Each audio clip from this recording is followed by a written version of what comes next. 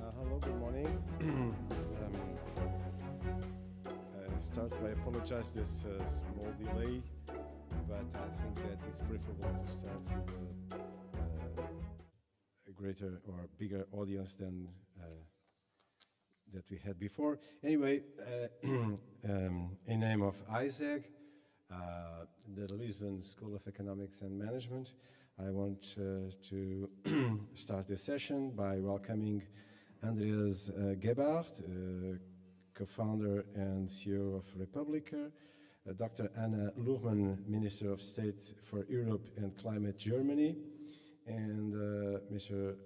João Gomes Cravinho, Minister of Foreign Affairs of Portugal. Be welcome. And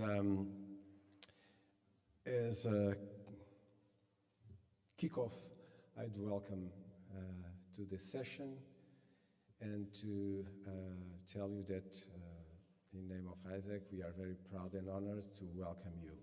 The session is being broadcasted by internet. I don't know which platform is used for, but anyway, for those that attend the school, I want to just to emphasize that we are really interested in welcoming these programs. Digitalization in a global and a bilateral perspective is in the heart of the development nowadays. We started to be a school of commerce. We extended research and teaching in economics, and today we teach and we do research in economics and business. And in this area of education and higher education, of course, digitalization is a must. We are under a severe revolution, I would say, not only based on digitalization, but because it promotes the intense use of artificial intelligence. And this is nowadays the hottest topic, I would say, in academia. What will be our future is under question. We don't know the outcome, but we know, at least in our school, we know that the future will be completely different from the past. And we have to find ways to use what is being given to us, being offered by technology, to be under our interests, aims, and of course, under methodologies. So we don't know the outcome yet. We don't even know the correct direction, because you are aware that different countries use different approaches, different universities are using differently technology and digitalization to incorporate in their programs and methodologies of teaching and methodologies of research. Everything is under question, and I would say that in these days, ethics and academic behavior will be the strongest pillars and values that we can grasp in order to do what we think should be correct for the future. So, again, in the name of Isaac, please be very welcome and have a very good morning and afternoon, actually, of works. I now call Andreas Gebhardt for the keep the works. Thank you again, and please, Andreas. Thank you.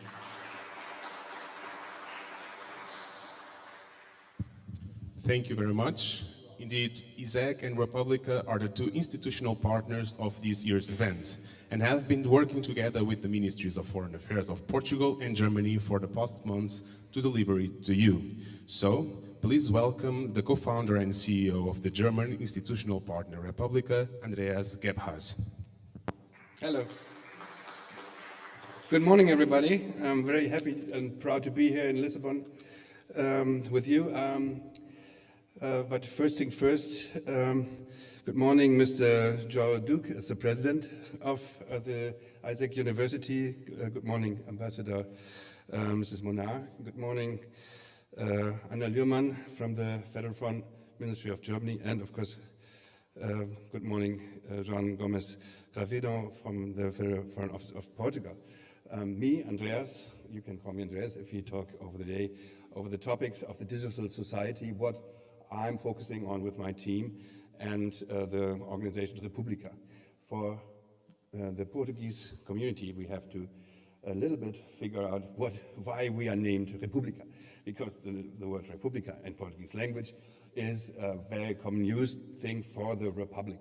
And this is what we are transferring since the last 15 to 18 years to the digital. So if you take a look back in 2007, when we start with our large gathering and conference, some call it Festival, Republica in Berlin, that was the year when the iPhone started. So it was the year where Twitter was announced. So if you take a look back in these days, there was nothing like a digital society, but it was somewhere on the horizon to come up, that we are all moving into a society which will be purely digital. If you remember the discussions we had in these days, the internet, that will go away at some point again. It hasn't. And we as Republica and the team, which I'm one of the co-founders and other co-founders also here in the room, Markus Beckeda, we try to combine the discussions on entrepreneurship, on businesses, with the efforts the society has to frame how this new landscape of where we're living in has to be shaped and formed. So it's a really large pleasure to be here today to start a discussion between Germany and Portugal, and also between Berlin and Lisbon. And for a few words in the end of my starting keynote here, which is not actually a keynote because I only have a few minutes, but I want to focus on 2 points. Point one is we have common threats in Lisbon and in Berlin, and it's the problem with housing, and it's the problem with a lack of money for the creative infrastructure. So I would like to take this impulse here from the business school and also from our event like Republica, that we discuss the situation of young creatives in both of the cities and the countries, which are under a struggle of making an affordable living because of the huge amount of money which is coming from the ecosystem of startups and the digital businesses.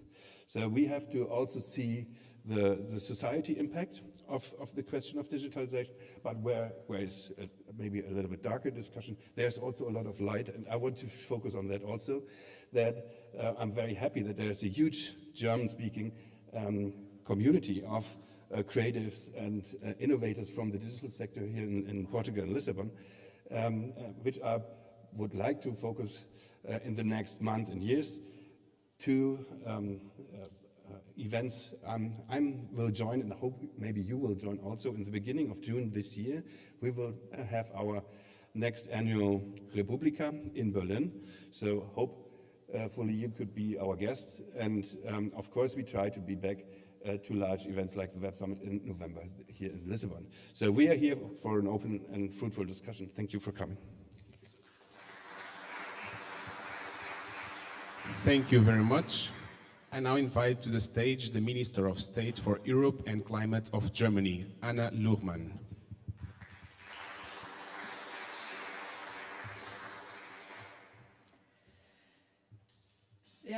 Estimado Senhor Ministro, dear Joao Duque, dear Andreas Gebhardt, dear representatives of German and Portuguese startups, businesses, incubators, dear colleagues and students, dear all, bom dia also to everyone following us online, as actually you're supposed to do when talking on following a conference on digitalization. It's a really wonderful community, and special thanks to Isaac for hosting us here today, and many thanks also for your personal engagement, Minister. And the idea of this space is really to embody, to live on this whole idea of the German-Portuguese Forum to build on our common past, to retool existing structures, to create them anew and to make them fit for the future, to connect our people, to connect our common lasting benefit. And this is now the first post-COVID edition where we can meet again in person, that does not take place online as the last forum did in 2020. And I'm very happy that we have digitalization as a focus now, because digitalization is really a catalyst and a key driver for virtually any challenge and any change that our societies are facing. And Portugal and Lisbon in particular have quickly established themselves as a very creative and dynamic hub for innovators and entrepreneurs. So Portugal has really a lot to offer, and I know that German entrepreneurs are very keen to join this growing and engaging community. This forum in general is a key element in our bilateral relationship. Since 2013, the forum brings together Portuguese and German civil societies, business communities, and academia, as well as politicians. It serves as an incubator, a term that is familiar in this realm, for experts from both our countries to share their perspectives and then also hopefully to work together to start new collaborations together. So let's really make best use of this forum. Let's talk about the future. I believe that there are 3 things that need to be done more in the future, in Portugal, in Germany, in Europe, and also in generally worldwide. First, we need a greener, second, a more digital, and third, also more equitable economy and society. To succeed, we need to learn better to link these 3 objectives and to explore how we can achieve synergy, because we cannot have a green transition without making use of technology and digitalization.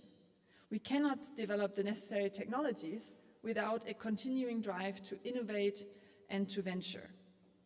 And for this innovation to take place, we need equitable, inclusive, and diverse ecosystems. As you know, in the beginning of March, our Foreign Minister, Annalena Baerbock, has presented our first feminist foreign policy for Germany. This feminist foreign policy means that a foreign policy that is inclusive and a foreign policy that is for all. For the issues that we're discussing here today, a feminist foreign policy means that a green and digital transformation needs to be gender equitable already by design. This will not only guarantee women's rights, but also contribute to an open, fair, and inclusive digital world for everyone.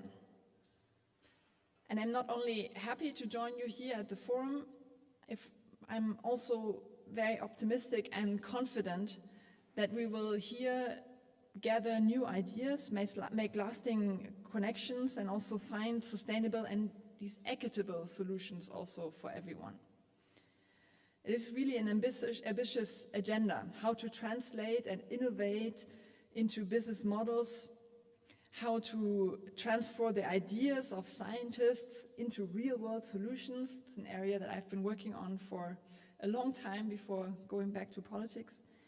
And this is really a challenge, this transformation of an idea into actually solutions that transform people's lives. And I feel that others in the past have beat us to the finish line on this final stretch of actually marketing an idea. The whole history of digitalization is full of these stories.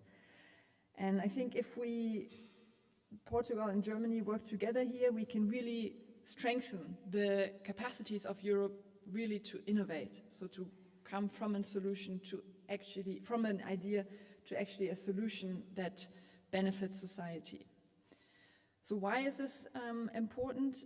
Of course, it's important for a successful digital and green transition, but from a foreign policy perspective, it is also important because we are living in an age of a geopolitical race for technological supremacy. And the capacity of societies to innovate is the basis for progress and prosperity, of course.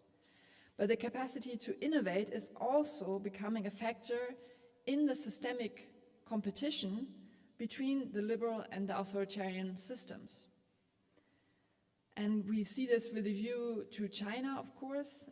We can only achieve the goal of EU sovereignty if we manage to preserve and to innovate our competitiveness.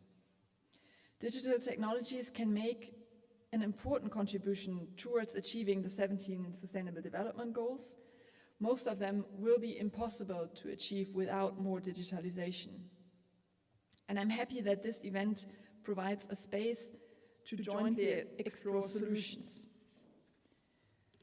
To succeed with the digital and green transition, we have to move fast, we have to innovate, we have to break things in the progress, of course, and create new solutions and spread them in society. This forum will be a valuable opportunity for us all to learn from each other and to work on addressing these pressing challenges. We intend to continue on this path. For the Web Summit in November later this year, Germany will be for the first time partner country, and we look forward to pushing this agenda there forward as well. Thank you for your attention, and I really wish you a very productive and really innovative forum. Thank you.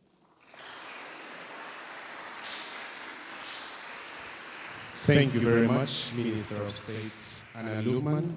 And finally, please welcome the Portuguese Minister of Foreign Affairs, João Gomes Cravinho.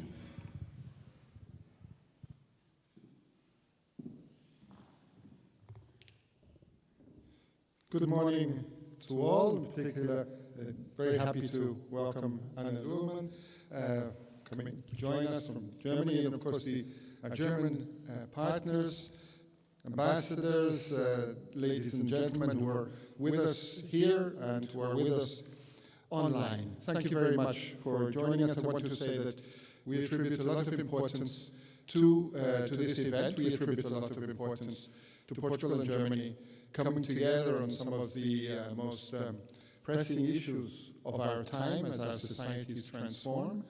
And I'm very pleased that when Annalena Baerbock was here in Portugal in January, and this theme was announced, of digitalization, the theme was announced as the theme of the Luso-German Forum for this year, that in my view it struck exactly the right chord. I have a prepared speech, but I'm not going to use it because I thought I would just add a couple of. Firstly, because I'm very much in agreement with what the points that Ana Luhrmann has raised, so I would just like to sign my name under that. But also to complement and add a few points with respect to what has already been said. One point that I would like to start by underlining is the significance of working in the context of civil society forums. Amongst the governments of Portugal and Germany, there is, I think, a very easy, positive relationship, one in which we are, on many of the big questions of our times, very much in agreement. The central issue, central challenge that we have, of course, is to create occasions, opportunities for our civil societies to come together and compare their notes about the practical challenges that they face and to identify common paths that they can develop. So I wanted to underline the significance that we attach to this event as being a moment of civil societies, different components of civil societies joining each other and coming to creating opportunities for finding common paths. The second aspect that I wanted to underline is, of course, that we have a certain imbalance in the relationship, not only in terms of the size of the countries, populations, and the level of economic development, but above all in terms of knowledge about each other. And this imbalance is greater than I realized. Last year, we had the pleasure of being, in the privilege of being the partner country at the Hanover Messe, the Hanover Fair. And this was a very revelatory experience. We had very good, strong participation from Portuguese companies. And I had the pleasure of being there together with a number of other, the Prime Minister was there, a number of other government colleagues, and it became clear to me, talking with German business leaders and entrepreneurs, that the usefulness of Portuguese presence at the Hanover Messe was essentially to showcase what was possible in Portugal and what was being done in Portugal, and this was a surprise for me. Many German business leaders.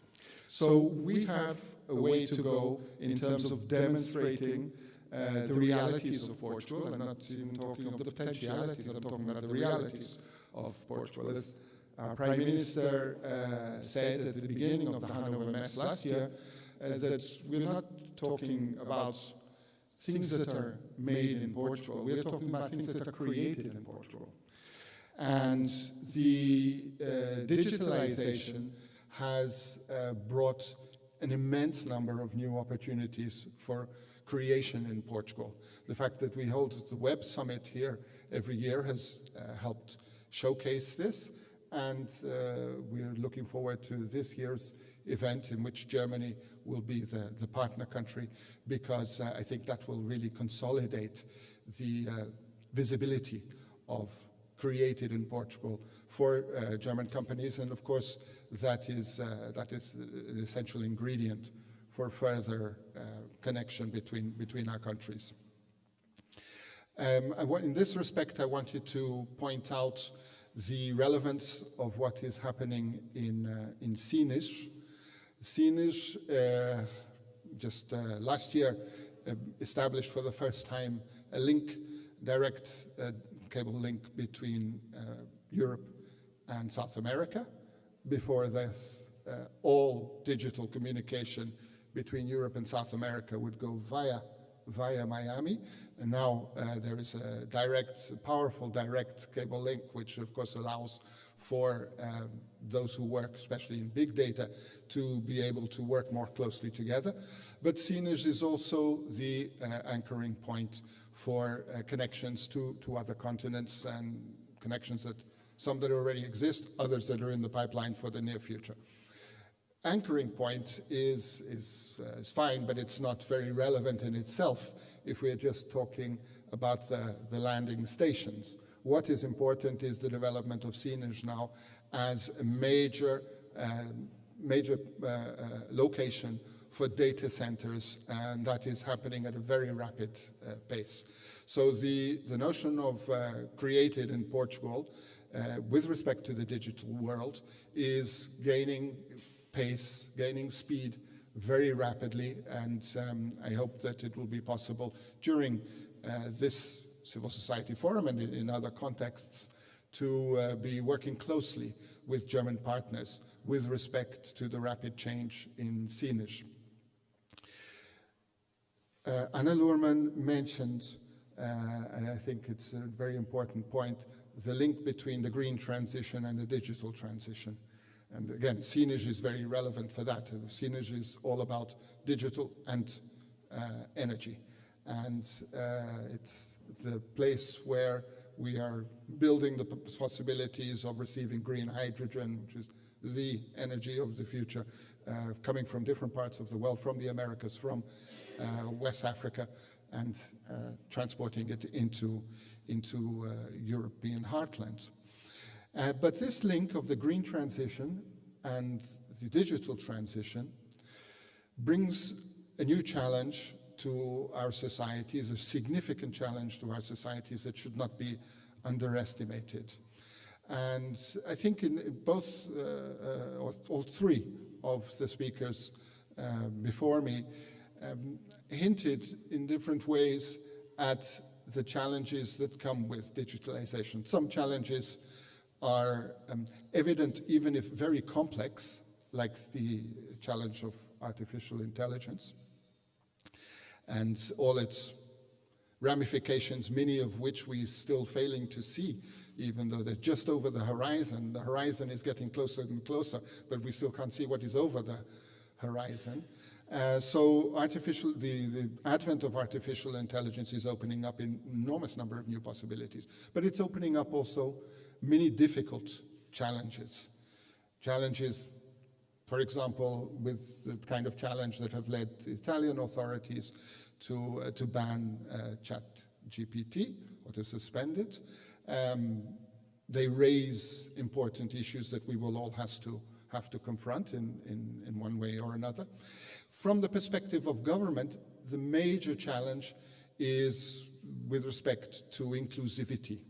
How to make the slogan, "No one left behind," into reality in an extremely fast accelerating world of transformation, which is wonderful for people like all of those who are in this room and those who are following us online, who are highly qualified, with many years of schooling and university and so on.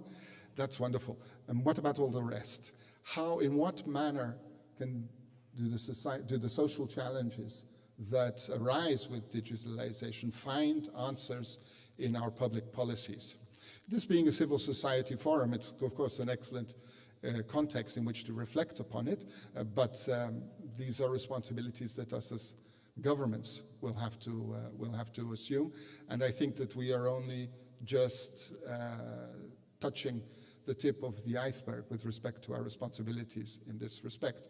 What is happening in Portugal in the justice sector is extremely interesting, where there is a significant investment in making justice more easily accessible through processes of digitalization. But it is something that with each new solution we find new problems that have to be solved.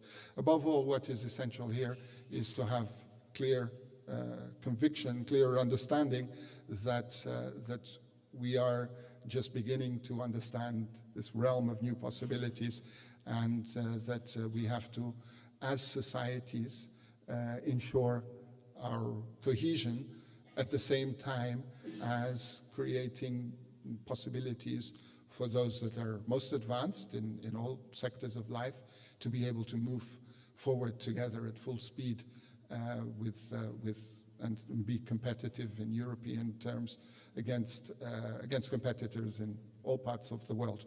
So those are the points that I wanted, above all, to highlight.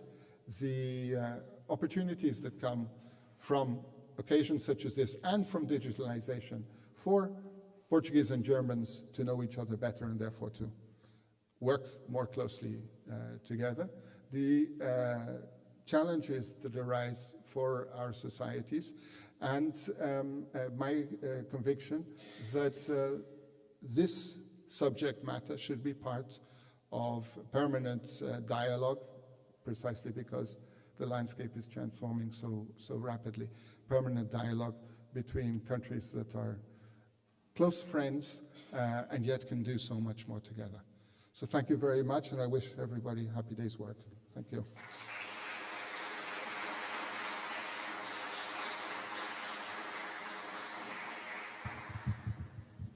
Thank you very much, Minister João Gomes Cravinho. We will now begin with the first panel. The theme of the discussion will be digitalizing entrepreneurship and startups. To help us scale up this discussion, I call to the stage the Executive Director of Startup Portugal, António Dias Martins.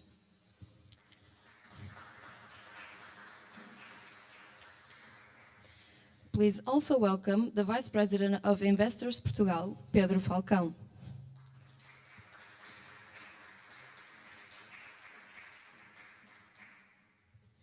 Our next panelist, Janine Heinrich, academic researcher at Founderland, will hopefully join us briefly.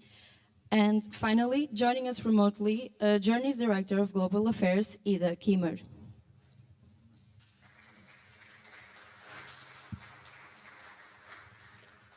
To moderate this panel, I would like to call Ana Venâncio, Associate Professor at ISEG.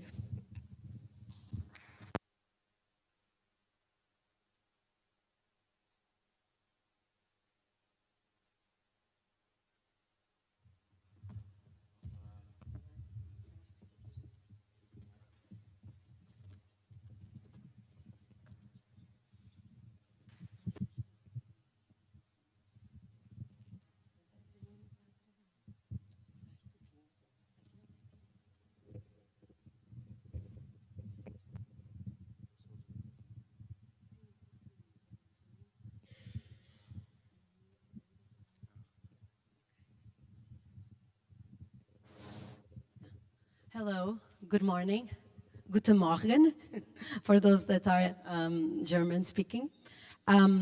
Welcome to ISEG and welcome to the first panel on digitalization, entrepreneurship and startups towards adaptation and innovation.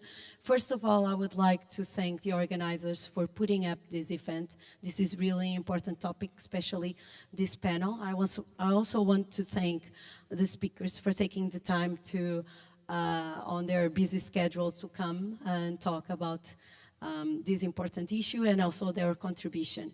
Currently, Janine is going to be a little bit late, but we are hoping that she can come and join us pretty soon. So currently, what we are seeing, we see that the landscape of entrepreneurship and startups is experiencing enormous changes. So there's the emergence of new technologies, digitalization, and this has posed countless opportunities, but also a number of challenges that startups and entrepreneurs have to tackle in order to be competitive. In this panel, Antonio and Pedro, and later on Janine and Ida, which is online, is going to address some of these issues. So I'm going to give the floor now to Antonio, who's going to talk for 10 minutes, and then Pedro another 10 minutes, and Ida, which is online, another 10 minutes, and Janine, if it's arriving. And later on, we are going to pose some questions and discuss this further this topic. I've prepared some slides to present Startup Portugal. I don't know if you can project and, okay, so how do I change?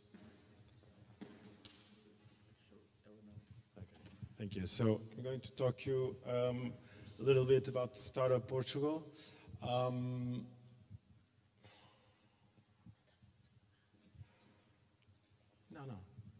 it's okay. Well, Startup Portugal is a private entity that has a public utility and aims to connect and to promote the Portuguese entrepreneurial ecosystem.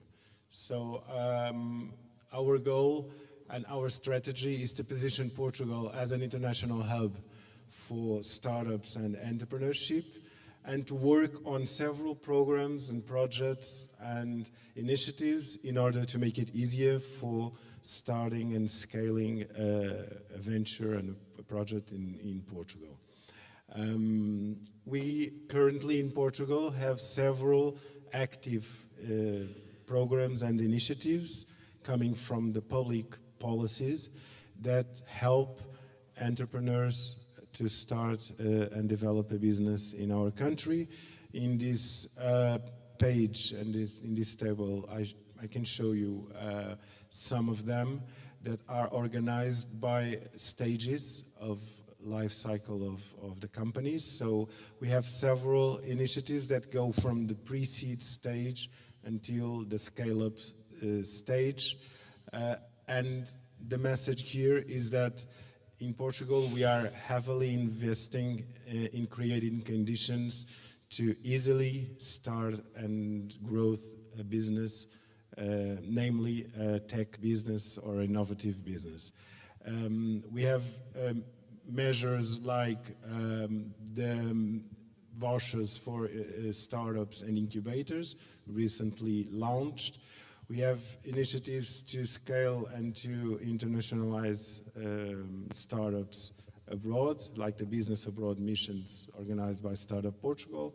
Last year, we had a delegation of startups in Hanover Messe, and I think it was very successful, despite Hanover Messe is more dedicated to industrial companies. We got to take a couple of interesting cases of startups that deal with industrial companies and that could showcase in Hanover, and the feedback was really interesting. But we also take startups to other international fairs and initiatives to connect with foreign entities, like South Summit in Madrid, like Vivatech in France, and like Web Summit Rio and Collision in Toronto. These are the missions abroad that we have planned for this year. We have programs like Tech Visa, Startup Visa, that aim to bring and to facilitate the coming of talent to Portugal.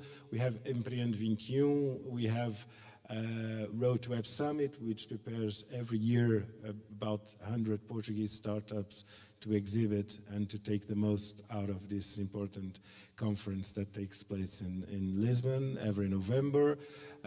We have other initiatives like digital innovation zones, like test beds, like bairros comerciais digitais, that are put in place together to facilitate the testing of new ideas, the incorporation of new ideas into companies, and to create friendly environmentals in order to entrepreneurs feel more comfortable and more supported in their mission to develop and deploy new ventures.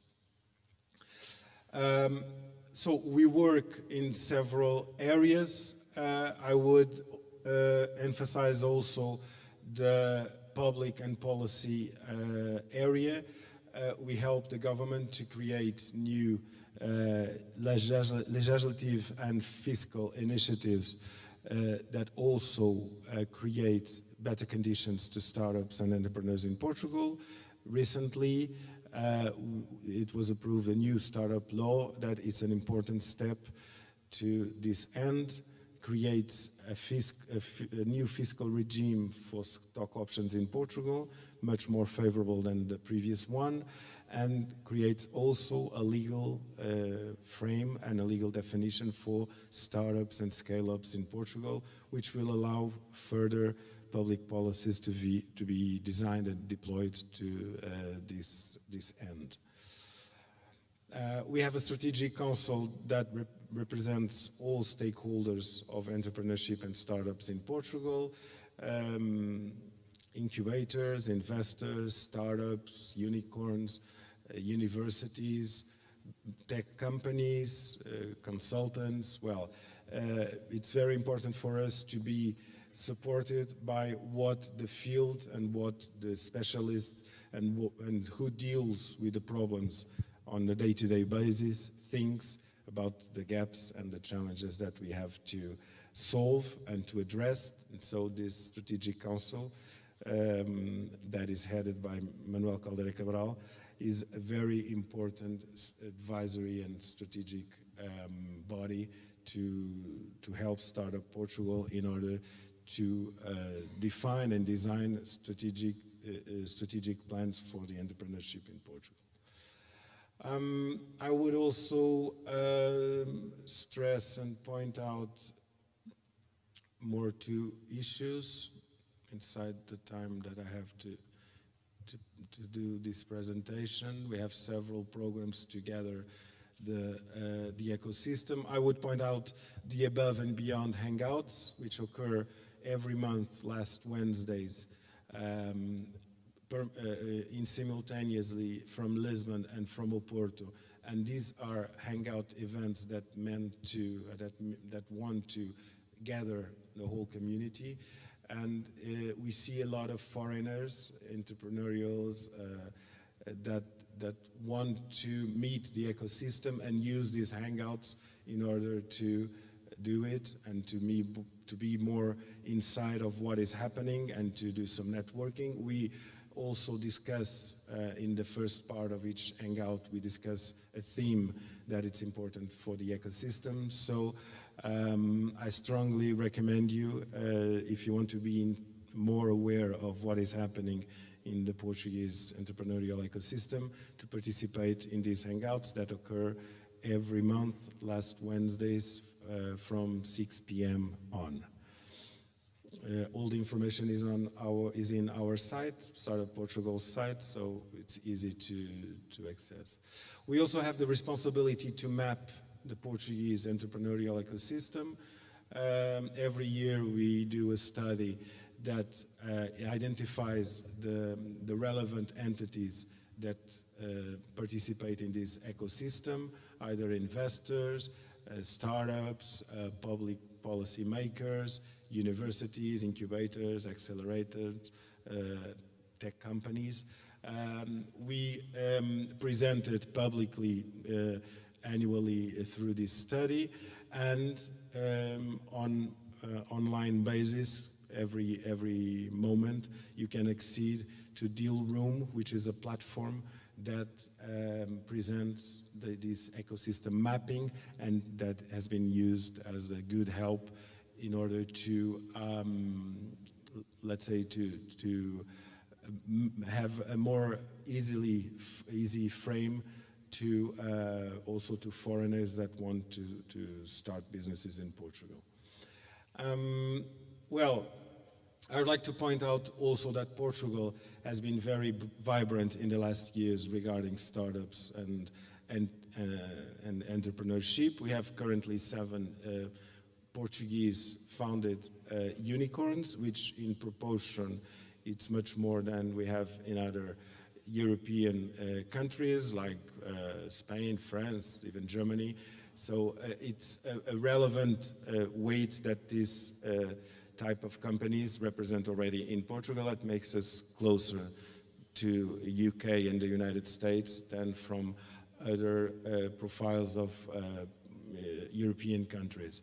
We also are very well positioned in several rankings that represent that Portugal is more and more the choice of digital nomads, entrepreneurs, and people that want to, let's say, develop an activity in a country that offers a lot of other interesting characteristics and makes them safe and makes them have a good life quality and a good equilibrium between work and leisure. Well, besides the 7 unicorns, we also are very well positioned in what relates to universities. We have 4 universities in the Financial Times business ranking, 7 universities in QS World University ranking. We are number 4 in top expats destination, number 11 in the world according to OECD in connectivity. We can easily access a market, a European market of 500 million people, and also we can be a bridge to Portuguese-speaking markets of more than 200 million people. So I think these are good arguments also to consider Portugal as a destination to investment and to entrepreneurship. I would end by talking a little bit of a recent initiative that Startup Portugal represents.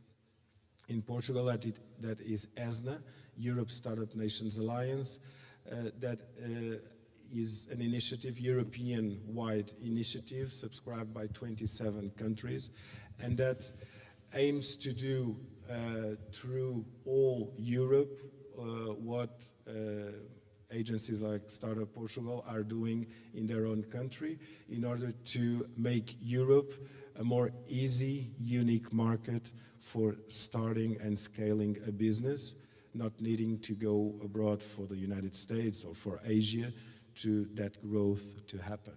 So this comes from the recognition that despite Europe has good absolute numbers in terms of number of startups, number of employees in the tech business, value of the ecosystem, when we compare it in proportion, we are still lagging behind other regions like the United States, Singapore, and even Israel. But, well, United States in terms of dimension is the most comparable to the European Union. So there's a lot to do in order to make the European market and the global European region more friendly to startups in terms of financing, in terms of scaling them up, in terms of access to new talent, and these are the roles of ESNA, Europe Startup Nations Alliance, which Startup Portugal is the Portuguese representative in this organism.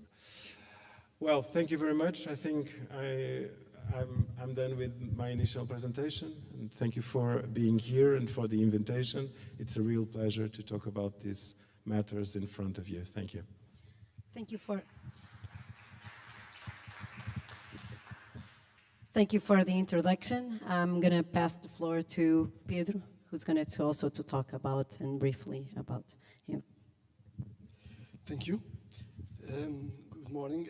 My name is Pedro Falcão. I'm Vice President at Investors Portugal. Investors Portugal is an association that represents all early stage investors, so from pre-seed to Series B in Portugal. So we represent more than 300 BAs and BA investment vehicles, along as many VCs and also crowdfunding platforms. So in total, our associates have more than 2,000 million under management and have invested in more than 2,000 startups, not only in Portugal, but also abroad. So we have a very keen role of trying to put together all of these entities. We also work together with entities just as Startup Portugal in the council that was recently referred to, trying to also influence the policies that are implemented for the ecosystem. We also have a project that's called Women and Money, which actually is an European-wide project that we work together with other institutions across Europe to try to bring more women to invest in startups and also to make to help more entrepreneurs, women entrepreneurs, to come forward, get funded, and to grow. It's a tough situation, and I would like just to share two quick stories, which they don't seem to match, but they will go into our main subject. My mother was, for more than 30 years, the top woman at Bayer Portugal. She worked there for several decades, starting in the late 60s. For 10 years, she was always promoted, and she, in the beginning, she had to drop out of university when my brother was born because she had to work, of course. That was the normal at that time. But when she stopped getting promoted, she said, okay, maybe it's because I need to have a degree, because although other men that don't have degrees get promoted, as a woman I have to have even more than men. So she went there, continued to work and study at night. When she was 45, she finished a degree, but then the promotion didn't come around. She worked with the directors and board members that came from Germany. For every 3 years they came and they went. Some even said, to me, you are not a woman, you are a man, you work like a man, which she was happy and not happy at the same time. It was a compliment, something that she didn't get from the Portuguese managers, but at least it was a little bit inappropriate. But then after some of them actually came back to Portugal, which was a bit exotic at the time. I mean, in the 70s, 80s, it was not the same as sexy as today. They said, how come after a decade you are still here? How come others that were, below you, they got promoted and they are clearly unprepared for the work that they are doing, and you are doing your job and their job? And she said, that's the way things work, right? Women don't get promoted after a certain point. So she was actually, even in the 80s, she was the first to introduce databases to Bayer, because me and my brother, we were working in the 80s. We were learning IT at the university, and so we helped her learn to work with databases. She was the first to fully digitize the process of import, export, and stocks. So whenever something was needed, in a click of a button, she would get the reports. So that's a story that I would like to bring about in a moment. More recently, in another startup, a Portuguese startup, a very promising startup, which is very innovative, using AI, ML, everything that, you know, the buzzwords today. We have female and male co-founders, but the main one is a male co-founder. So he's technically very good, but everyone knows that the female co-founder should be the CEO, right? She has the best skills for that. But she is the first to say, I cannot do it, because otherwise I would hurt his feelings. You will be less diligent as developing the solution, and the solution is the art of the company. So this is something that still prevails, you know, many decades later. Even internally, the women also, they jeopardize themselves and do not promote themselves to the front where they can lead the direction and the growth of companies. Also, like 20 years ago, I was involved as a program manager in 2 initiatives that helped more than 400 SMEs, many of them startups in Portugal, from all sectors, from all regions, including the Madeira and the Açores, to digitalize themselves. So we analyzed for free, it was something from a program from the government, we analyzed for free all the departments of a company. And we tried to find what solutions they could use to make them fully digital, and with that to improve their profitability, to help them grow faster, to help them export more. Many of them adopted that, but we found, of course, struggles in many of them. For instance, in a cork company, you know, Portugal is a world leading export of cork in the world. We found a fantastic entrepreneur. When we went into his factory, he had the story of the company sculpted in cork. So in the beginning, we had a small motorbike with, I don't know, something attached to it that could be used to transport cork. In this case, it was his first. As he started transporting cork and transforming it by hand at home. And then he built his first factory, and then he built a second one. And so the full story was there, all in cork. Fantastic. So he was the entrepreneur that made it. Okay, and he was not afraid of spending €1 million in a new machine to make corks faster. That was great. But he had also a woman that was the director of quality. She was keen on digitizing all the processes. She wanted to have everything automatic. She wanted to control all the ratios, all the things that were needed to keep the company moving as fast as she could. And so the quality will be always controlled by the second. But he was fully against it.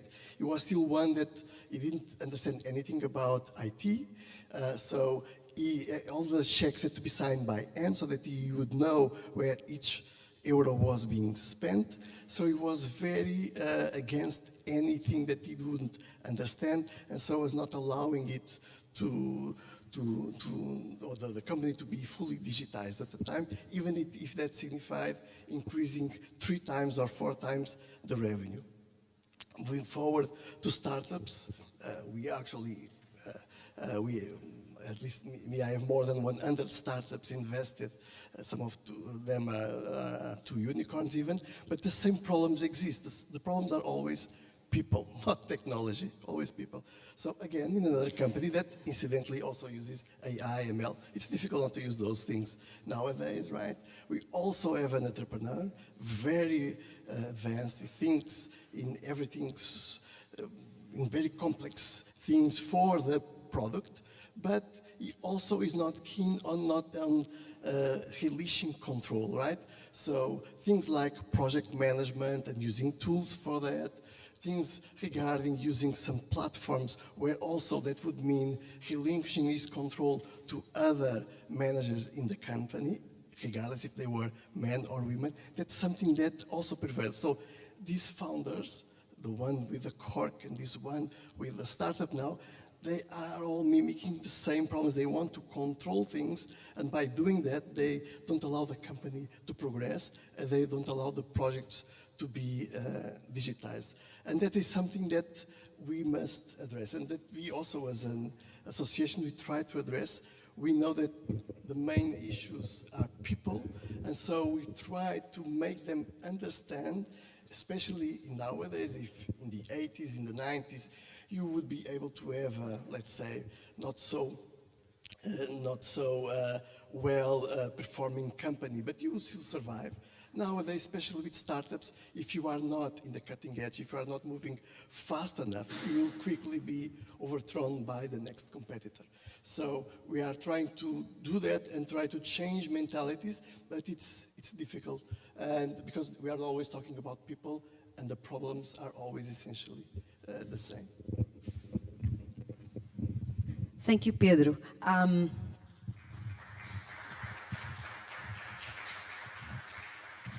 I'm going to pass the floor to Ida and to give you just more space to breathe. So we are just making a 10-minute presentation to introduce the topic and for you guys to introduce yourselves. Okay. Ida is following us online. Okay. The floor is yours. Thank you. I am actually just going to share my screen, so allow me a second to get all of that right, and I can see the screen coming up there. Yeah, so my name is Ida Kümmer. I'm the Director of Global Affairs at Journey, and it's really a pity that I can't be there in person this time, but also grateful for the technology allowing me to take part of the conversation still. And I have to say, before I start speaking about what I'm actually supposed to talk about, that Lisbon is definitely one of my favorite cities in Europe. And I've been closely connected to the developments into such an innovation hub that it has become for a long time. I'm really sorry. We are not seeing your slides. It's because I haven't started the video yet. Oh, so okay. The video is coming now. You can see just the dark. I can actually see the stage, so I'm looking. Okay. So I'm going to start with, let's see now if it works, and if it doesn't work, then you give me a shout again, okay? So I'm going to start with showing you a video, actually, to give you an idea of what we do at Journey. So if this doesn't work, then please let me know. And the video should be there. Can you hear it as well?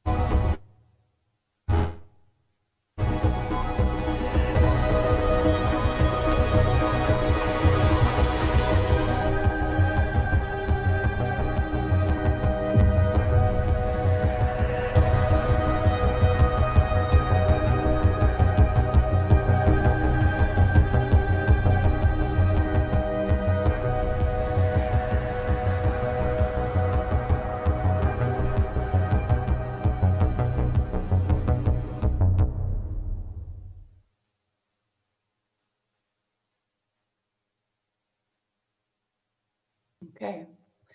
So this is, I'm just checking, there's the slide delays. I'm getting confused with the slides. I'm just going to hold that slide for a while now and see if we have the right one also on stage. Yes, there we go. Okay, so this is what Journey does, and I'll explain a little bit of what that actually is, because you've just seen a lot of interesting experiences, right? But I want to explain what we do by explaining how we got here. And Journey was really born out of this, what you can see on the slide right now. This is Heli. And it's an AI sculpture built out of Italian marble that one of our co-CEOs, a co-founder, Mio Leclerc, had just finished in March 2020. Okay. So both our co-founders are based in Berlin. And Mio had finished this amazing sculpture and was about to exhibit it. Lockdown hits, and you know the rest. And what do you do as an artist? And Mio is both an artist and a technologist, as you can hear with the AI combination with art. What do you do if you can't exhibit? Well, with Mio, he borrowed, I don't know what our other co-founder would say about that, but he worked together with some of our engineers and started to build a museum, a virtual museum. And as an artist, and as anyone that likes to work a lot with physical environments, you know, just putting something online isn't good enough. There needs to be connection, there needs to be emotion, it needs to be accessible. You need to have the feeling of a shared experience. So we switched from Unity to start working in Unreal. If all of this is Greek for you, just leave it and we can speak about it another time. We switched to something that is called pixel streaming. We also added multiplayer layer into our solution, and suddenly the phone started ringing and Journey was born. Obviously, we solved by accident the problem that people needed the show to go on, and this was a solution. Since we have a very physical background, and even myself, I come from performing arts, we were looking and thinking not about the technology first, but about people and human experiences. So where were we going to reach, and still today going to reach the most people? In our, looking at simple numbers, I think it's only 13% of US that today has a VR headset still. I think it's 171 million VR users globally out of 8 billion, okay? But 69% have a smartphone. So we work in browser, and in these browsers, you can experience those kind of worlds that you just saw. Your internet connection needs to be just like being able to stream a YouTube video decently. That's it. It doesn't put a requirement on your device. You don't need any download. You just click and you're in. So that's how we work. Obviously, as not in 2020, but somewhere in 2021, we realized what we do is called metaverse. If you compare with other metaverse solutions out there, ours is, you can see, it's on the right for me. I don't know if this is mirroring or what's happening on your side, but Journey, just click here. So for us, no download, no registration, no wallet, nothing, just click here and connect. And for us, that's how we can reach everyone. And in my way of thinking, I often think, can will my grandmother and my niece use this at the same time? And if we reach that, that's when we can reach everyone. Journey has, since the beginning, developed a lot. Basically, our solution today is this virtual world. So think those videos that you saw in the beginning, that's something you can step into in the browser. And on top of that, we have a lot of layers in the technology. So that means that today you can do e-commerce. It's starting to be called iCommerce even, or anything else. You can chat. Our avatars are now integrated with ChatGPT, of course, so you can have really crazy conversations with them. We have working on the interoperability as everybody else in the industry. We were very early with integrating Ready Me, if anyone knows what that is. It's an avatar that you can move across platforms, etc. So that is kind of what our platform is about. And the team is built out of a creative team. They are the ones that build this aesthetic that you just saw in the beginning, but we also have the tech team. And what we have realized more and more, and I think even more relevant the last month or so, since the complete explosion of AI technologies and seeing the generative AI also going into videos and 3D creation, is that we need to open up our technology. So we have launched Journey X, which means that anyone who builds virtual worlds like ours, they can use our technology. So upload the file, click different options, just like you would do with something like Squarespace, and then run your own world directly in the browser. Since 2020, we, now is my two bragging slides, so you guys ready? We worked with, we had an amazing opportunity to work with great brands, organizations, governments, and really got to explore what this can mean, both in terms of brand value, but also social good. For example, when we've been working with WWF. We're also the most awarded metaverse company in the world, something to be proud of, even if we're not that far into the metaverse industry, so to speak. And just to finish off with, if anyone is interested to experience anything we build, we currently have this case live. And this is Clinique on clinique.com's website. If you just scroll back, if you don't remember the link, you just scroll down on clinique.com and eventually you will see virtual lab and you can enter. If you want to go quick, clinique.com/virtual lab. So that's what I had to share with you.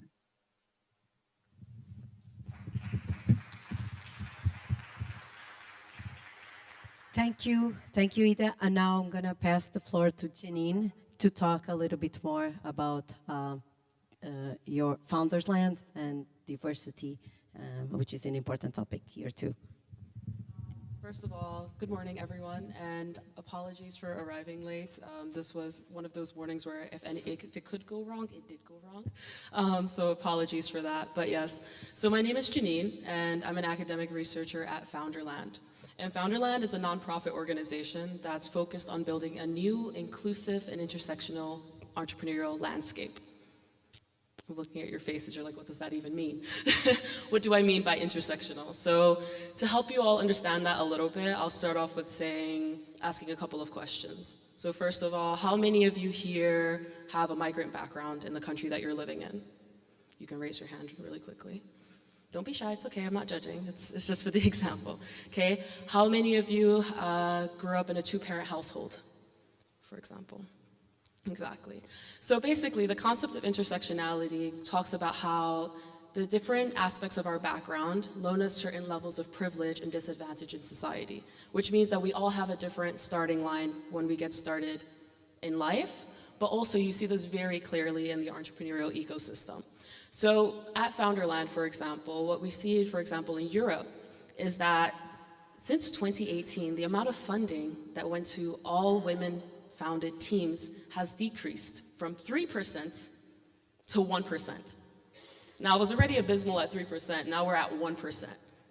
Crazy. And then when you break that down by ethnicity, for example, and you look at the statistics from the US, only about 0.35% of funding goes to Black women founders, for example. So not only do we have a gender problem, we also have an issue when you break it down by ethnicity, and you understand that these are all part of this concept of intersectionality. So when we were looking at this at Founderland, we were thinking to ourselves, why is this happening? Because if you've been looking at the European ecosystem for the last decade, there has been a significant uptake in entrepreneurship programs that are meant to support women entrepreneurs. So you would think the statistics would reflect that, but they're not. So at Founderland, we really started to question this. And one thing that we also realized, and we know at Founderland, is that entrepreneurship is a huge economic driver. Job creation, innovation in a country. And oftentimes what we found from our research as well is that migrant entrepreneurs are actually the founding group that significantly drive entrepreneurship. They're more inclined to take on creating a company. So clearly there's some kind of something here that's, the math is not mathing, it's not making sense. So last year in January, we started our research report, and our goal was to first of all understand the experiences of these founders, but also at the same time to be able to understand how we can better improve the entrepreneurial landscape so that everyone has a more equal standard. Actually, I always prefer the word equitable rather than equal, because equal is not equal for all. It's about equity for all. And so through our research, kind of I think what you said about people being the problem, from our research, it was people are the problem. Every single problem that we identified, whether it was prejudice, whether it was the funding gap, it always came down to people and prejudices, because you have an idea of what you see of a person. But in the entrepreneurial ecosystem, for example, what happens? People are introduced through warm introductions, oftentimes. But what happens with a warm introduction if you did not study at a certain university and you don't have access to it? The chances of you getting that warm introduction, slim to none. It does not mean that your idea is not good enough. It means that you're not well networked enough, for example. Then on top of it, you also have prejudices. And prejudices are overall, you walk into a room, within 30 seconds, someone has already passed an initial judgment on who they think you are without even seeing your credentials. And this is you approaching with a cold intro, let's say, for example. So all of these factors combined make it significantly harder for founders who have these very heavy intersectional backgrounds to have that same equal footing. And when you look at the German startup ecosystem, for example, so I quickly, during that research project, went through and looked at all the unicorn founders in Germany. They came from the vast majority, about 40–50% of them came from about 5 universities in the country. So when we talk about wanting to push for more economic growth and more job creation, we also need to think about how do we make it more attractive for people of migrant backgrounds or people who maybe don't fit this typical archetype of a founder to be able to reach a certain level, to have the equal opportunity and access.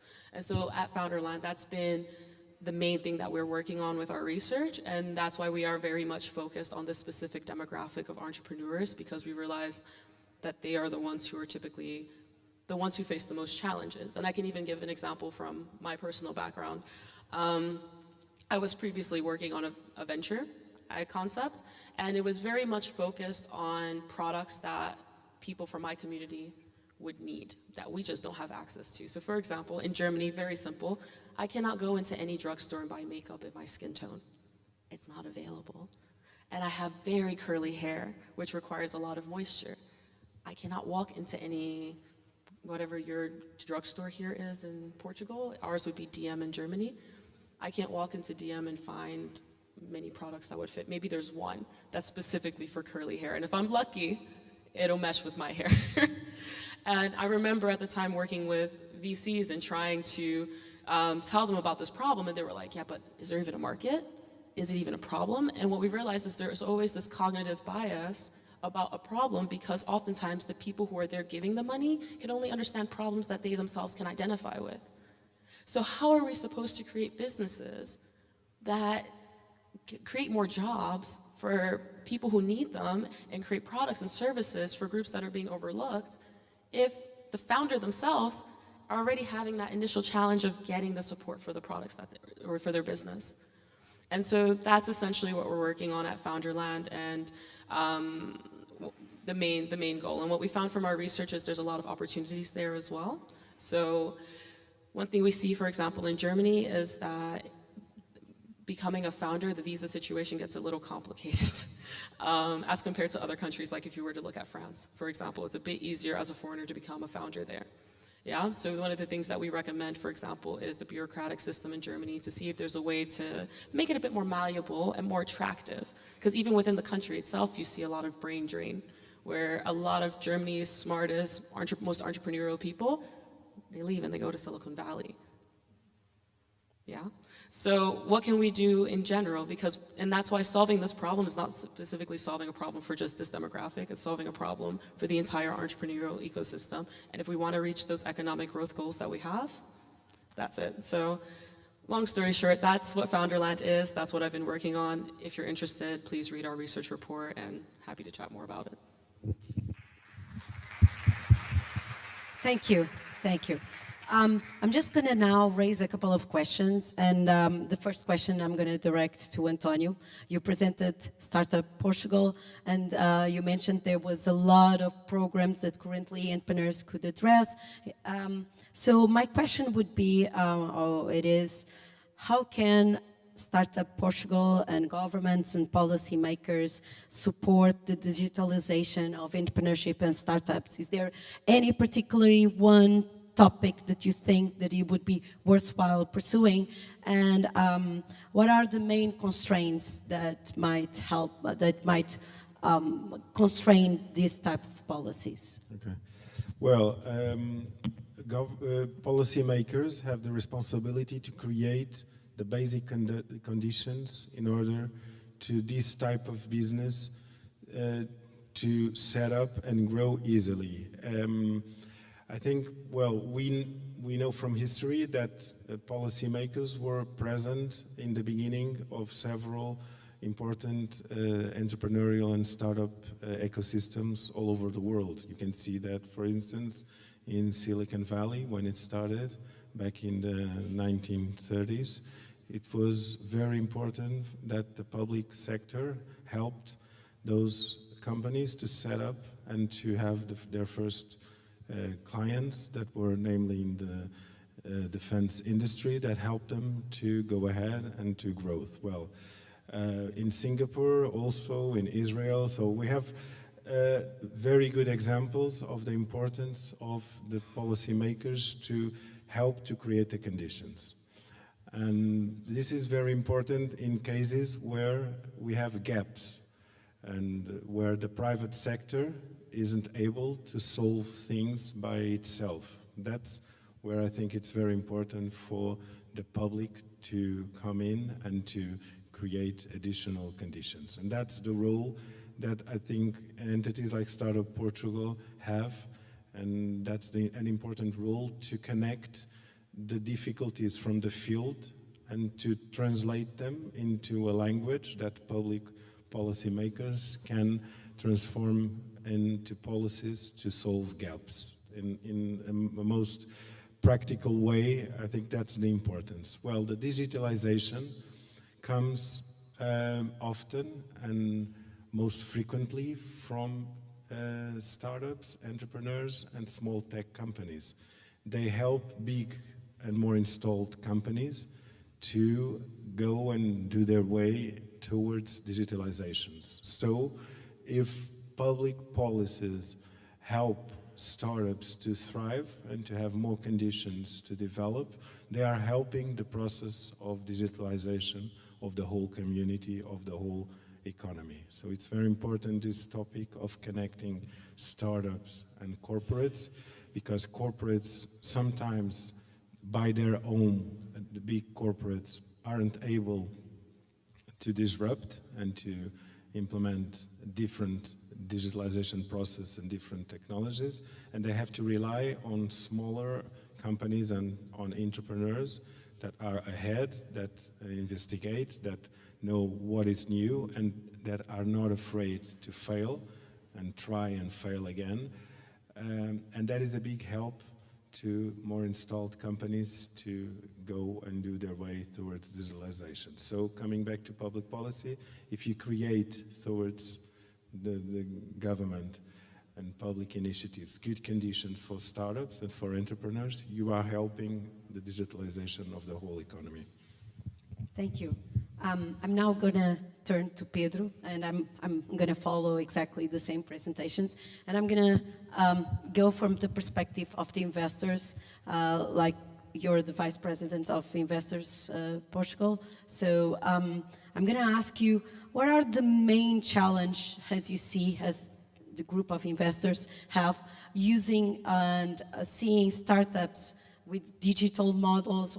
So how can you envision the challenge, and how can you envision what are the main problems that you see when you're investing in these kind of startups?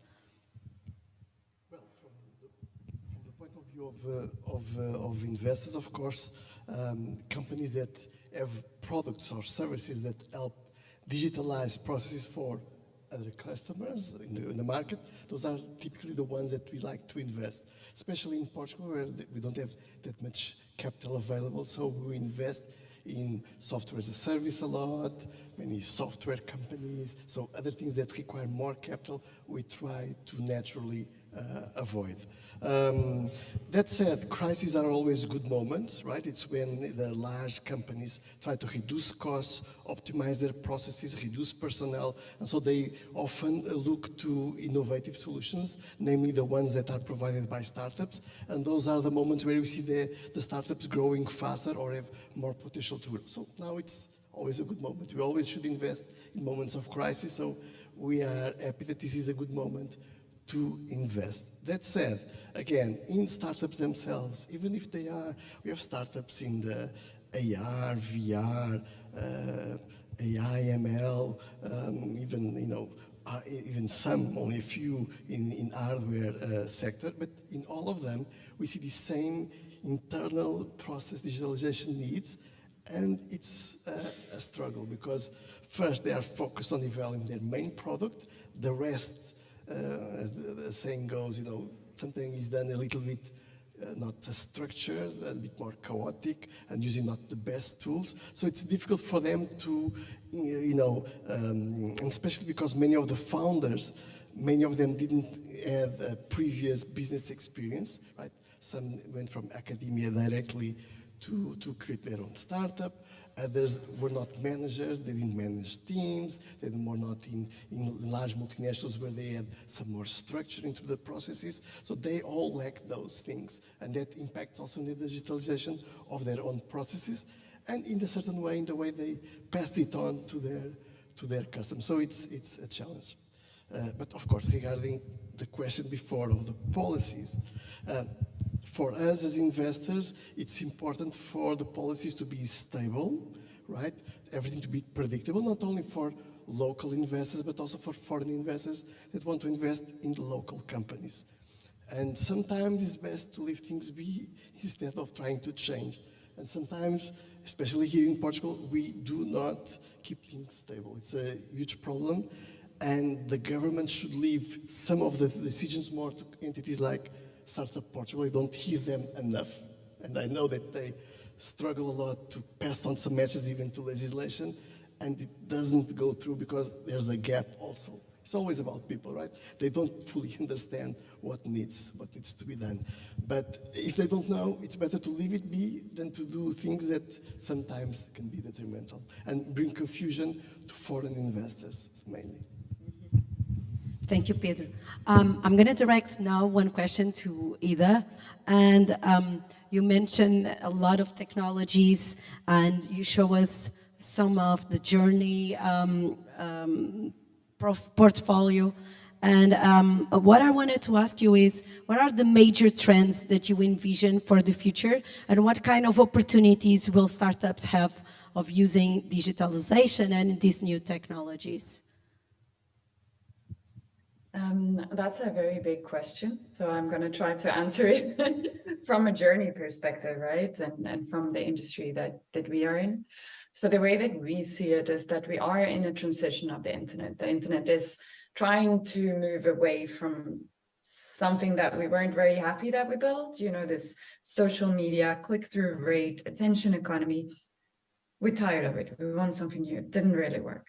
And what we are busy with in that transition is the 3D internet, so the immersive internet. That's what we're busy with. And we see huge potentials there for other companies like Journey to provide that to brands, to enterprises, etc., but also for small individuals, for small production houses to do the same. At the same time, we obviously see huge potential of any kind of AI that is supporting that growth and the type of communication that we will be using in that new, I don't know, it's not the new internet, but I like to think of it as this evolution of the internet. Thank you, Ida. Now I'm going to pass the floor to Janine, and I'm going to ask you one question. Feel free to answer one of the, if you feel to want to add in one of the comments of the questions of the other speakers, please feel free to step in. So you talked about Founders Land, you talked about diversity and some of the constraints, and how can digital entrepreneurship, how can digital transformation address some of this challenge? Can you see any way forward, or are we going to be stuck in this constraint forever? Well, I like to say I'm a glass half full thinker, so there's definitely a way forward. It's going to happen. I think digitization plays a significant factor in general when you even look at just this demographic of migrant founders, whether men or women. Oftentimes, what we found from our research is that they are actually a very highly educated group of people, typically with a STEM background, so science, technology, mathematics, engineering, which, for example, in Germany are some of the industries that are lacking a little bit and need more people with these backgrounds to be there. So from a digital transformation perspective, actually, I say that these founders themselves, given the opportunity, can significantly contribute to digitizing the society as a whole and helping to move things forward. So I do think that it's a possibility, and I think also at the same time, when we just talk about the topic of diversity as a whole, it's important that we're having these critical conversations and we're looking not only at the numbers, but understanding the why behind it. And yeah, so that's my whole point is, yes, it looks promising, and oftentimes these founders are actually the ones who are going to be able to significantly push that digital change. Okay. Yeah. So my last question, because time is running out, so I'm just going to do a overall question, and feel free to step in, those that wanted to answer. So we've talked about people, we talked about culture, we talked about lack of knowledge, lack of skills. What are the main challenges that you see currently for adopting these digital entrepreneurship, digital technologies, and how can we move forward? Okay.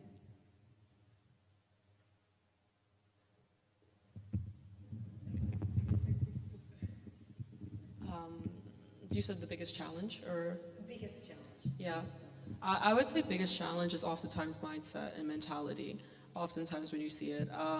For example, I can mainly just speak about the German economy and German startup ecosystem, but oftentimes what you see there is that it's very much like a checklist, oftentimes. You know, it's like, are there two founders, you know, if there's a solo founder, we're not looking at them. Where did they study at which university? And so oftentimes it's very much this gatekeeping that happens because people have these like check boxes in their mind. Also at the same time, the technology is moving very fast, but oftentimes the people who are these investors, sometimes there are younger investors, of course, but sometimes they don't always understand the tech behind it or the reason why this is needed or fully are understanding the purpose and the implications of these things. And so they see this tech and they're like, I don't understand why this is important. Of course, that comes down to the founders to be able to communicate it, but you do see that, I would say the biggest thing is oftentimes the mindset across the board, but yeah. Well, I would add to that I think we live in days where we are being challenged to change the ways we do things, and digitalization brought that, and recently artificial intelligence also challenges to change the way we do it. We are in a university, and I think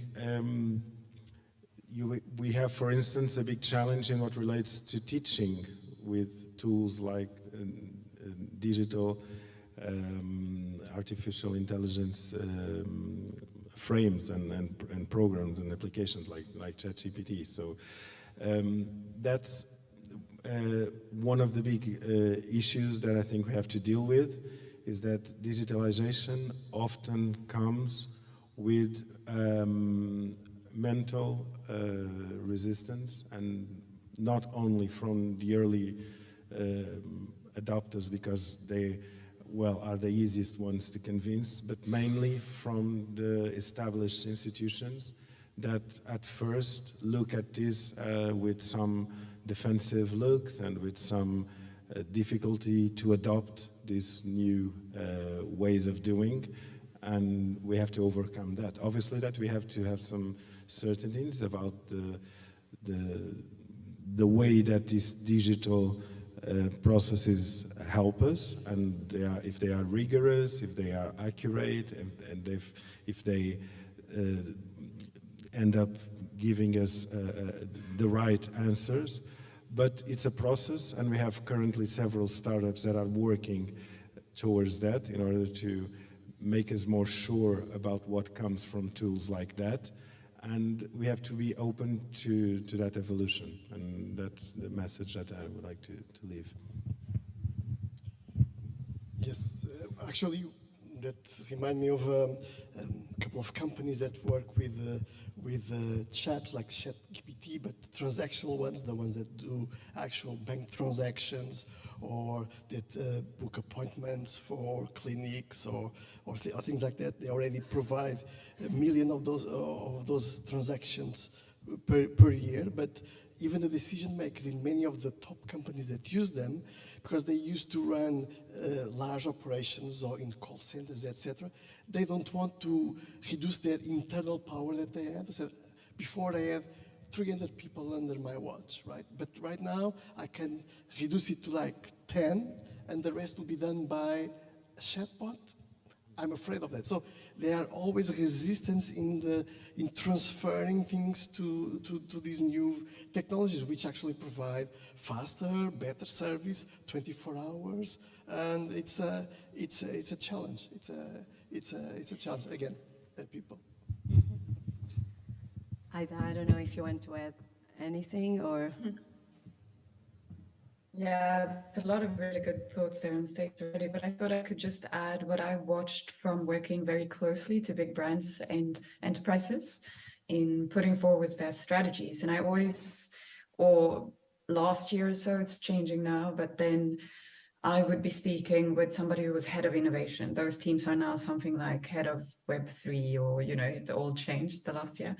But their biggest challenge, and maybe this is something to translate to digitalization entrepreneurship in general, was the problem to convince the decision makers to show the urgency. And yeah, so we would help with that. So we would kind of unite as a startup with our potential client to help to show their bosses, their leadership team, why they have to invest now.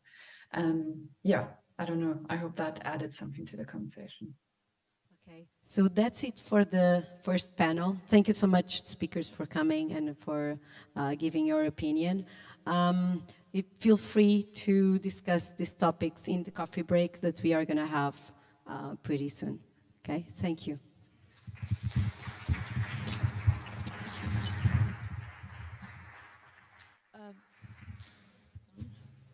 Please join us for the coffee break at the exterior courtyard. The second panel will start at 11:45. Thank you.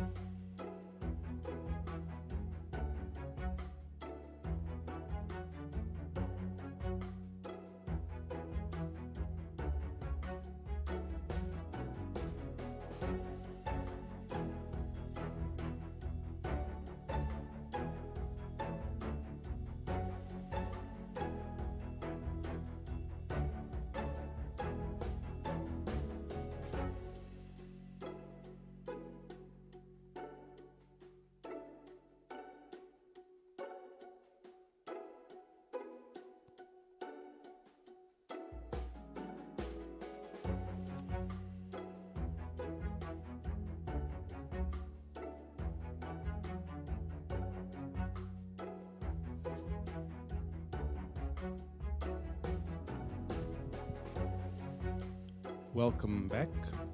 We will resume the session with panel number 2, titled Tech-Powered Opportunities and Challenges.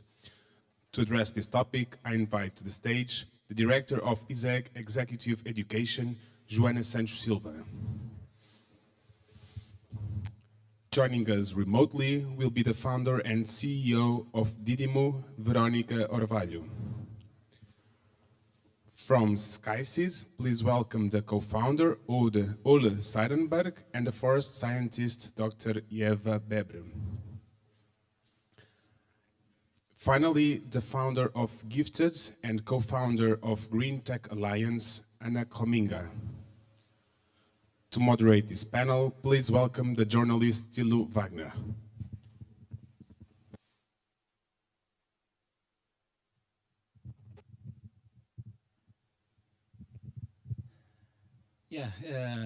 Good morning and welcome to the second panel of the Portuguese-German Forum. Thank you to the organization for making it possible to have all those great people here on the stage. And it's a beautiful day in Lisbon. It's 31, 32 degrees. It's a great summer day, except it's not summer. It's mid of April, and there's a Portuguese saying which is Abril, águas mil. April, 1,000 waters, or Abril. I would reformulate maybe for now this month, Abril, águas nil. There's no water falling down. And we have 6 districts in the south of Portugal which are in maximum wildfire risk level in mid-April. So yeah, you get the point. I'm talking about climate change. Antonio Guterres said a month ago, the climate time bomb is ticking. And we have lots of more problems in this world to solve, beginning with war in the Ukraine, but this weekend there's a war starting in Sudan. We have famines, we have a huge array of problems to solve, which the United Nations tried to address with the Sustainable Development Goals a couple of years ago. 17 of those. One is climate change, but climate change is maybe the one which is probably connected with a lot of those.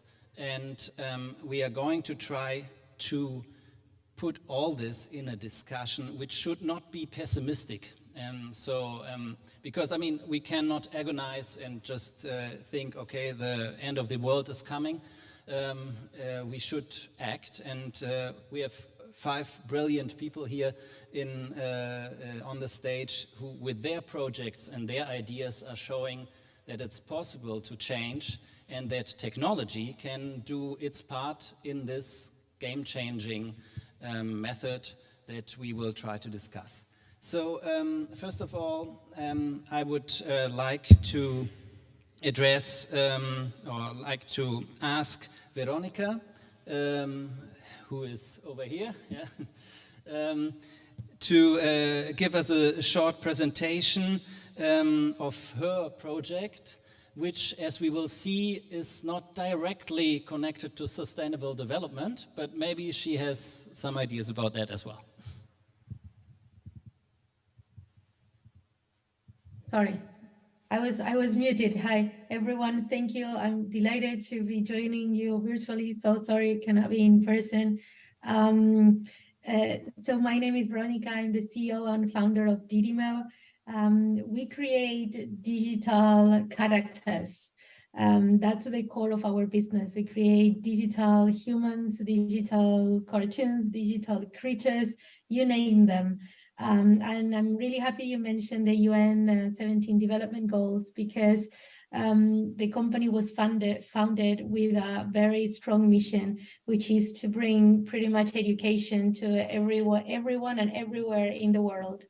So we want to allow the creation of our virtual selves in such a way that we can cross cultures, we can cross diversity, and we can make anyone that speaks different languages available to connect in a more human way.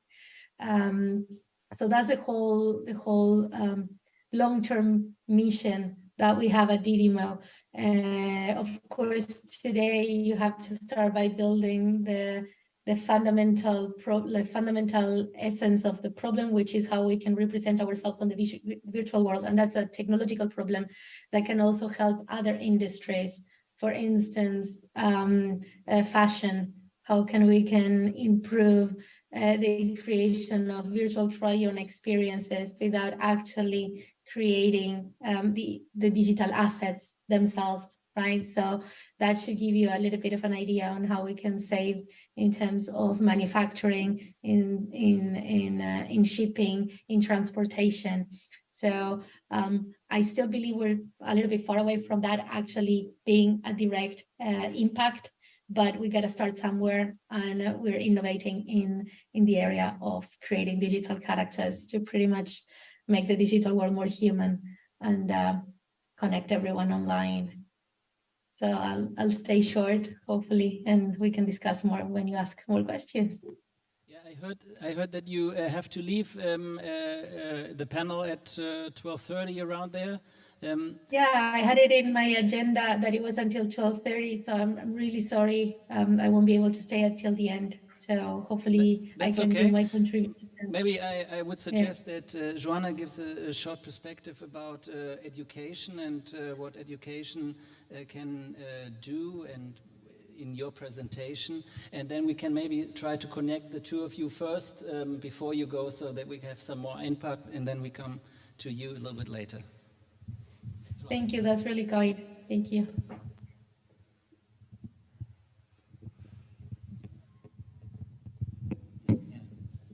Is it on? Yeah. So first of all, I think I have to explain, I didn't really do education. But of course, education is extremely important because, of course, we're talking about awareness, but more than that, it's about changing behaviors. So hopefully, I sort of will touch on it indirectly. So I prepared a bit of slides, sorry for that, I know, but I was trying to understand how I was going to answer this question, because this idea of technology and sustainability, are they friends or foes? It's a little bit complicated, right? So you're saying don't be pessimistic, but I think I sent you some comments were possibly not so optimistic as that. So the way I looked at it was, I teach several topics, amongst which problem solving. And I come from a science background, so I'm very much sort of the engineer type framework. And Albert Einstein had this really great way of looking at problems. He would say if I had only an hour to solve it, I would spend 55 minutes defining it. So that's what I tried to do first. I sort of looked at the problem, where do we stand with technology in terms of its impact on sustainability, and then how can we move forward? So the first part is slightly pessimistic, meaning let's do a diagnosis of what's happening. So just guys, if you have an idea, the tech sector is actually responsible for 2 to 3% of global greenhouse gas emissions, which is more than the aviation industry already currently. Depends on the source. There are sources will say that it's all currently actually closer to 5 to 6%, which would be more than livestock, which means agriculture and most of the food that you eat. So in fact, the tech industry as an industry itself is actually a big contributor, of course, to climate change and a lot of sustainable problems. Of these emissions, many of them come from data centers, networks, and of course, devices, and biggest device here in terms of weight is your smartphone. Just so you have an idea, one smartphone emits about 10 years of use, but we only actually use them on average about 2 or 3 years. So in fact, it's extremely unsustainable from the perspective of use. If you want to look at it from specifically, so if I pick up the 3 big ones, right? So in terms of data centers, just so you have an idea, data centers globally, if I exclude cryptocurrencies and blockchain, actually use 1% of global electricity needs per year, which is insane, right? And your smartphones, which is when we think of the consumer from the digital perspective, that's your device, that's your main device, of course. They have to be built with a large amount of different types of raw materials, many of them that come from what we call rare earth minerals. Just extracting minerals themselves usually lead to deforestation, contaminants in water, etc. So it is, a dirty business, let's put it this way. Besides that, of course, then you have the issue of electronic waste, which means that every year we throw out a lot of stuff that in most cases is not even properly or formally recycled. So tech definitely, let's say, contributes to part of our problems.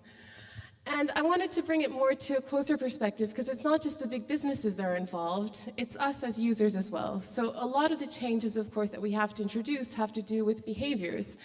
So that's why I put in this, my son wasn't happy with this slide. He's like, well, you can't say, who are we kidding? I'm like, yeah, we can, because ultimately we're not really being perhaps clear about our own impact in terms of how we use technology. So it's estimated 60% of online traffic is because you guys and myself, of course, as well, we're watching videos, okay? And sorry, I was saying this outside to the break to my colleagues that we watch a lot of cat videos, guys, maybe too much. I know cats are important for self-esteem and whatever, but maybe we could taper down just a little bit. So just to have you an idea, that's 1% of global emissions from watching videos, okay? For just the change of changing from watching 4K or high definition to standardized transmission, you would actually save 1.7 million tons of coal if only about 70 million people did that switch. So that's huge, right? And once again, even from our global consumption, you probably have noticed that a lot of the things that you have at home have a little red dot that's always on, which means it's in standby. And that's 10% of your electricity at home, residential electricity, or stuff that's not even on, we're not using. We're not even probably aware on how we contribute to a lot of this waste, because that's what it is, right? So this was sort of the negative part, and I wanted to end this negative part with the guy who is Tim Unwin, who is a part of the United Nations, and he says digital technology sector is basically based on a business model by definition, which is unsustainable. Now I'm going to do a twist here, and I'm going to got inspiration from one of my favorite poets, if you allow me that, which is Mr. Jagger, and he says, you can't always get what you want, but if you try real hard, you get what you need. So my point was, okay, now, of course, technology, and I do firmly believe this, the solution for most of the issues with sustainability will come from technology. It has to come from science. But of course, it has to be linked between science, technology, and of course, human behavior, meaning we have to make a real effort and clear effort on how we're going to change.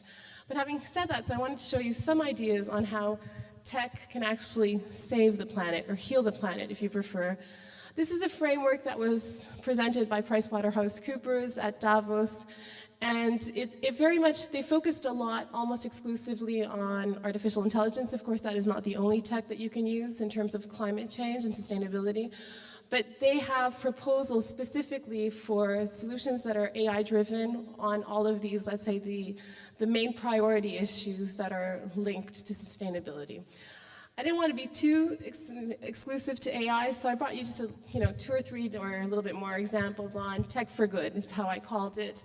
So you have this idea, for example, I love the name of the project. It's from bait to plate, which means I can track fishing, specifically, I can track illegal fishing of tuna in the South Pacific. This was a joint venture between 3 countries, World Wildlife Fund, of course. And once again, so it's an application of blockchain, which is very energy intensive, but it's being used for good. You have another example here where you can use global mapping to understand what's happening in terms of deforestation, mining, many of these activities that are actually quite negative for climate. And just a couple more. For example, in terms of wildlife, the rangers at the Masai Mara National Park now use thermal imaging, which helps them not only identify poachers, but actually hinders poachers in going into this activity and killing wildlife. So different types of technology, different types of applications. Food, which is one of our biggest issues in terms of sustainability, is using more and more data-driven systems. I remember it actually came from MBA students, the first idea where they integrated basically data-driven decision-making in the actual tractors. They made a lot of money because they sold it to John Deere. And now they can I can tell if a plant is thriving, if it's having issues, is it going to be sustainable, will it develop to maturity? I understand where I put my resources when I don't, right? So I think they're all really good examples of tech for good. So of course, technology is going to help us.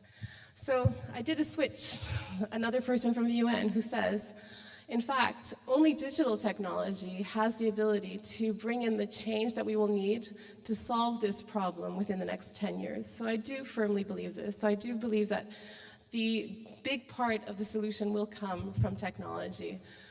So if you like my 2 cents in terms of final sort of thoughts, if it were up to me in terms of, so if it's a problem, I need to create a plan to solve it, of course. So the first step always has to do with diagnosing. So to me, it's this idea of developing tools, algorithm approaches that so we can really diagnose and understand the problems we need to solve.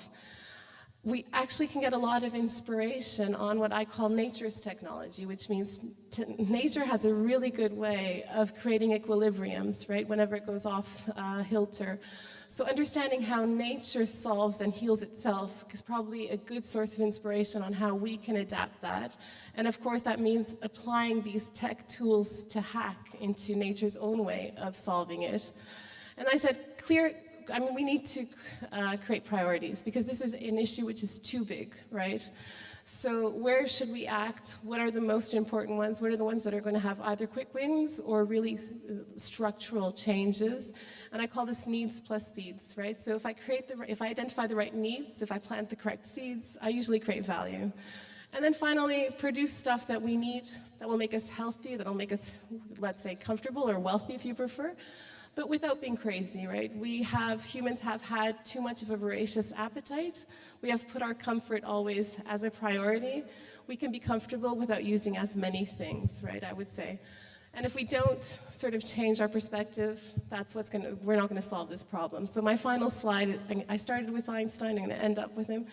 So he says, the world as we have created it is actually a reflection of how we think. So if I don't change the way I think about an issue, I won't solve it. So ultimately, it is a behavioral issue. It is a decision on where we invest. And it is a decision also mostly on how we educate people and the priorities that we set forth. Thank you very much, Joanna, for this very complex and very intense and content-strong presentation. Maybe, Veronica, just, we were talking in the panel before as well about virtual realities, about creating spaces in the internet which are stronger, which have a 3D experience, which can capture us more, even more maybe than cat videos. Let's see.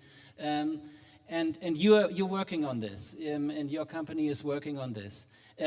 What do you think? Don't you think that we are creating an alternative digital world? Maybe because we don't want to see the rubbish and the problems that we create in the real world? Isn't there a danger that when we get too much into virtual reality that we will forget? Because in virtual reality we can pretty much erase everything that we don't like. So how do you see that? Yeah, that's an interesting question, right? So on one side, when you work on virtual reality or augmented reality or any type of immersive technology, we have the chance to actually either simulate the actual real world with the actual real behaviors or create a complete new one or a mix of both, right? So we can, virtual reality has been, for a very long time in the industry, but in my humble opinion, it hasn't really picked up tremendously compared to, for instance, augmented reality. So in VR, we have the chance to actually feel embodied.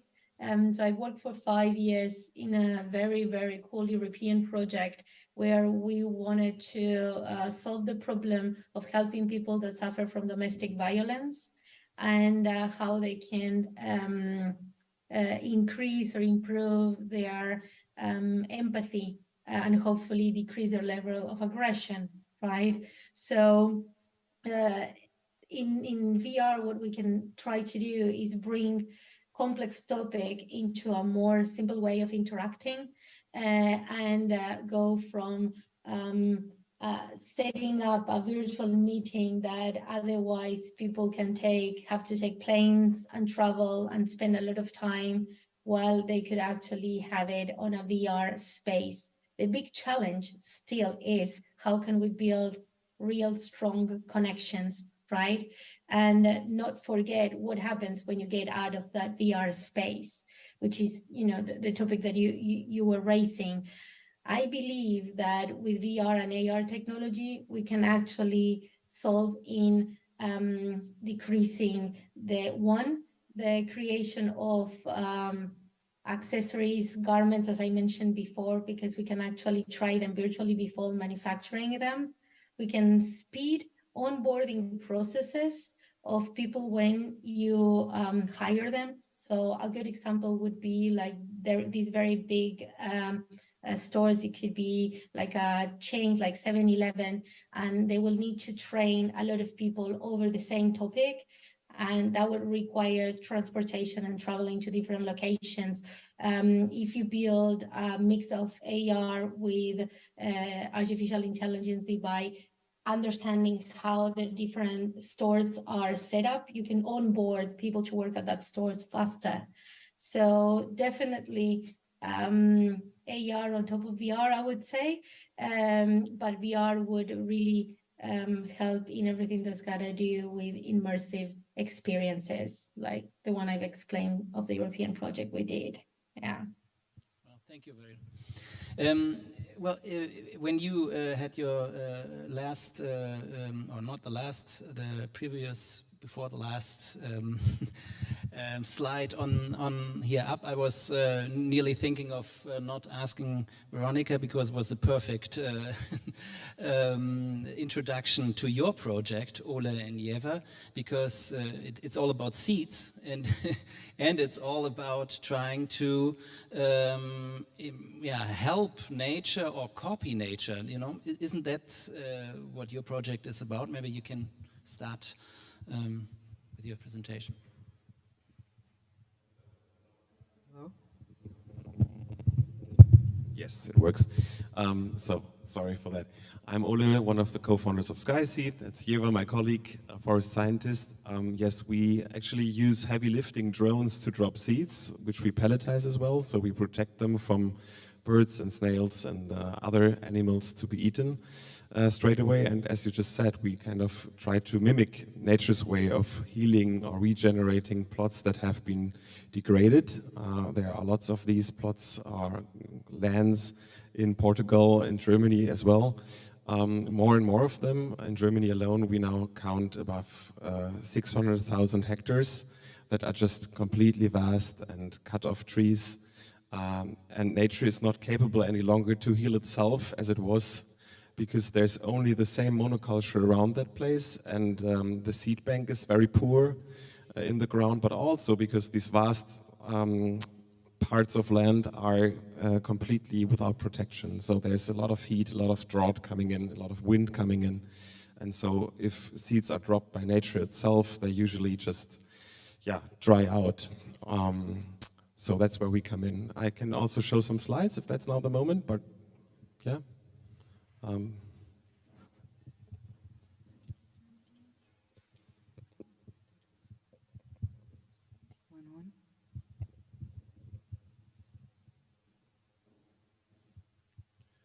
So as we just said already, basically we are, let me see, it's not working. I have to put it there or there. Very tech powered. Mm-hmm. So technology is not working. It was okay when the other way, it's down. Okay, sorry, that was my mistake. Human error. So what we're trying to do basically is use technology, as stated before, but only to enhance what nature would do naturally, and to enhance in this way or accelerate regeneration of forests across Europe by rebuilding ecosystems that might be more resilient to what's happening with climate change. Is it working? Yeah? Okay, good. It's hard to tell. Okay, yeah, so where is the problem then generally is, I think we're all very much aware about the climate change and the risk it imposes and the stress it imposes to almost all natural ecosystems we have out there, I would say. But when it comes to forests especially, they are more frequently becoming subject to anthropogenic and natural disturbances, anthropogenic such as human-caused fires, for example, or the rise in average temperatures also caused by humans, or some natural calamities such as storms, pests, diseases.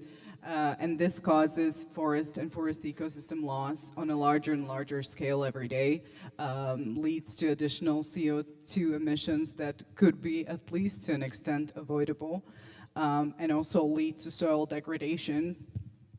And usually forestry was very easy, even when I started to study it like 15-ish years ago. It was like, okay, you cut down your trees and you plant new seedlings, and then you watch them grow, pass it down to your kids, and when they're oldish, they're gonna cut it down and do exactly the same thing. Now it doesn't work like that anymore. And it has a lot to do with how the climate is changing, how unpredictable it is. So we kind of never know what's gonna happen. We're playing lottery. Maybe we're just throwing our money on the side there, maybe something's gonna happen. So what we are basically trying to do is to offer another solution to kind of stop this irreversible ecosystem loss. So yeah, that's what we basically do. We sow pelleted seeds of 30 plus different species with heavy lifting drones. You can see one of our drones flying just there in the picture. And we strive to be as close as possible to natural processes. So when we built the company, we also thought to ourselves, well, what would nature do? They actually drop seeds and they fly somewhere naturally. But as you can see in this area, for example, it's close to southern Germany town Freiburg. It's already very vast land that's completely degraded, and there's no more seeds flying in, and even if they would, it's just very dry land. And so you can see another plot of ours, for example, here. It's our testing plot close to Sauerland. You might know the region, maybe you've heard of. It's one of the crisis regions in Germany, as Harz, for example, as well. And maybe, Jeva, you can elaborate a bit on the studies we're doing there. Yeah, so since our company is pretty new, we need to get as much of internal data as we possibly can to also prove that our method works. So here's like 2 examples of what is happening in one of the first areas that was seeded. You have a picture or a snapshot from a wildlife camera with which we're assessing the seeded areas every day. And my big dream that I hope will come true is that once we have enough of these photos and something starts growing, we can start to see these green patches increasing and increasing. Fingers crossed about that, but in case it's not that obvious on the camera, we also have plenty of sensors on the side. Here they are on a standby, so the picture looks good, but they are all distributed across the site, and they measure soil temperature, soil humidity at different depths, because that is one of the big issues we have, is that just the soil gets too hot. So we want to see if we seed what we seed. So, for example, herbaceous plants, would they provide enough shade to the soil surface since they grow faster than tree seeds? Would they provide enough shade to kind of improve the microclimatic conditions at the soil surface, make it a little bit cooler and make it a little bit nicer than for the trees to grow? Yeah, that's the whole plot, and that's other examples just from different regions in Germany. And that's parts of our team with parts of our clients, as you can see here. So that's the seeding drone as it looks as of today. It can carry like 15 kilograms of pelleted seeds and needs just 20 minutes, mostly just 10 minutes for 1 hectare of land. So there's really some perspective to get 20 hectares done per day per drone. And we're actually here in Portugal. We've been invited very short term. But we already had a date at this very exact moment, because we are visiting this area tomorrow, Idania Avelia, because we just got to know a landowner over there who also wants to start to work with us and try whether we can help with regenerating his land. Yeah. Yeah, I mean, I mentioned it a little bit, or I think both of us mentioned it, that there's a lot of things, that kind of stop the natural regeneration or make it harder for planting to take place. And one of the big things is high temperature at the soil surface level. And here you can see someone did the job of measuring it up to 54.2 degrees Celsius at the soil surface. That is, as you know, at around 48 degrees, a lot of biological activities halted. So basically at this point, there is just continuous soil degradation taking place, and it's not a suitable habitat for trees to grow. So about digitalization and ecosystem restoration, I think what's important for us to say is that yes, there's a huge potential to use digital technology to enhance natural processes. For example, to be more transparent about the data, where we actually are seeding what, then also to be more effective and more fast, and also cope with the pace of climate change, because the normal way of replanting would be to go with seedlings and shovels and really take a long time for just 1 hectare. So it's not enough speed. And to also scale up the whole processes. That's a huge potential. But on the other hand, we also have some challenges. Yes, certainly. And I think something to start with are the interdependencies that digitalization often includes. I mean, it can be on like business to government level. There could be some governmental agendas of digitalization, but at the same time, maybe there is not enough data support, as we sometimes have it now with seed sourcing and different federal lands having different suggestions for what they would like to see seeded in their forests, but we're still technically talking about the same species. So it can get always very tricky, and the digitalization can still, on a company level, include a lot of manual work to then gather that information from the sources from different federal lands, in case of Germany, for example. The other thing is customer buy-in, but from kind of two perspectives. One is that forestry is still rather conservative, especially in Germany, and very often legislation does not catch up to the climate change. Currently, right, there is not that much leeway to, for example, the species we can choose. We can see that the climate is changing, maybe it's becoming more suitable to the species from like northern Portugal, let's say, but based on forest legislation, we cannot use it, right? And so yeah, that's the one side of the coin is the forestry being conservative. On the other hand side, it can also be that, oh yeah, this looks cool, let's all do it. And then you have this perception of people that you have come up with a cure-all, but there isn't one, right? We need as different approaches as we can. Those approaches should be scalable, should be made possible to assess their impact. Like all these elements should be there, but there has to be enough diversity there, so we can fill these different gaps of ecosystem requirements. Because every time we talk about nature and we talk about forests, we need to talk about the immense heterogeneity within very small spatial scales. Yeah. So to wrap it up, basically there's a lot we can do, and sky is the limit, literally, but nature is still very slow and takes time and is very complex, and we just figured that out or experienced that as a startup, because investors usually expect you to scale very quickly within 2 or 3 years to show your traction, to show that you're ready for your Series A investment, and so forth. But in nature, for example, we always use 1 whole year to see whether it actually worked. And so in our first season, we just dropped normal tree seeds on those plots that I just showed to you, and it didn't work mostly. But we had one experiment, and one experiment only, where we also used shrubs and herbaceous plants, and they worked pretty fine. So now we combine those two, and are hoping that the herbaceous plants grow faster and provide the shade that the tree seeds actually need to be able to survive underneath.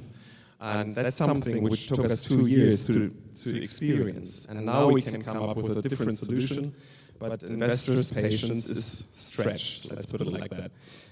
So yes, and to sum it all up, digitalization from our perspective needs to be ecologically meaningful. I think there is it's not an end in and of itself. It has to be a means to an end to actually change something, because there's so much homework to do on this planet at this moment. Thank you. Yeah, thank you very much. That is really a very interesting project, and in Portugal, as you said, you might as well be in action in Idania Nova, Aveia.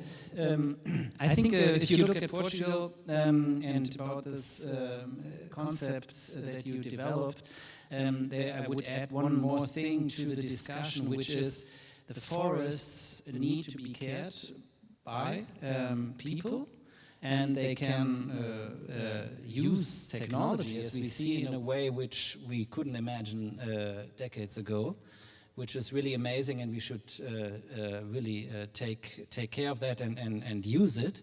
But the first part of that phrase, it still needs the humans, is especially true in Portugal, where you have to manage the land. In the northern part of Portugal, where you have huge wildfires, it's because there are no humans anymore in the areas, that the forests, which are small properties, just are not treated.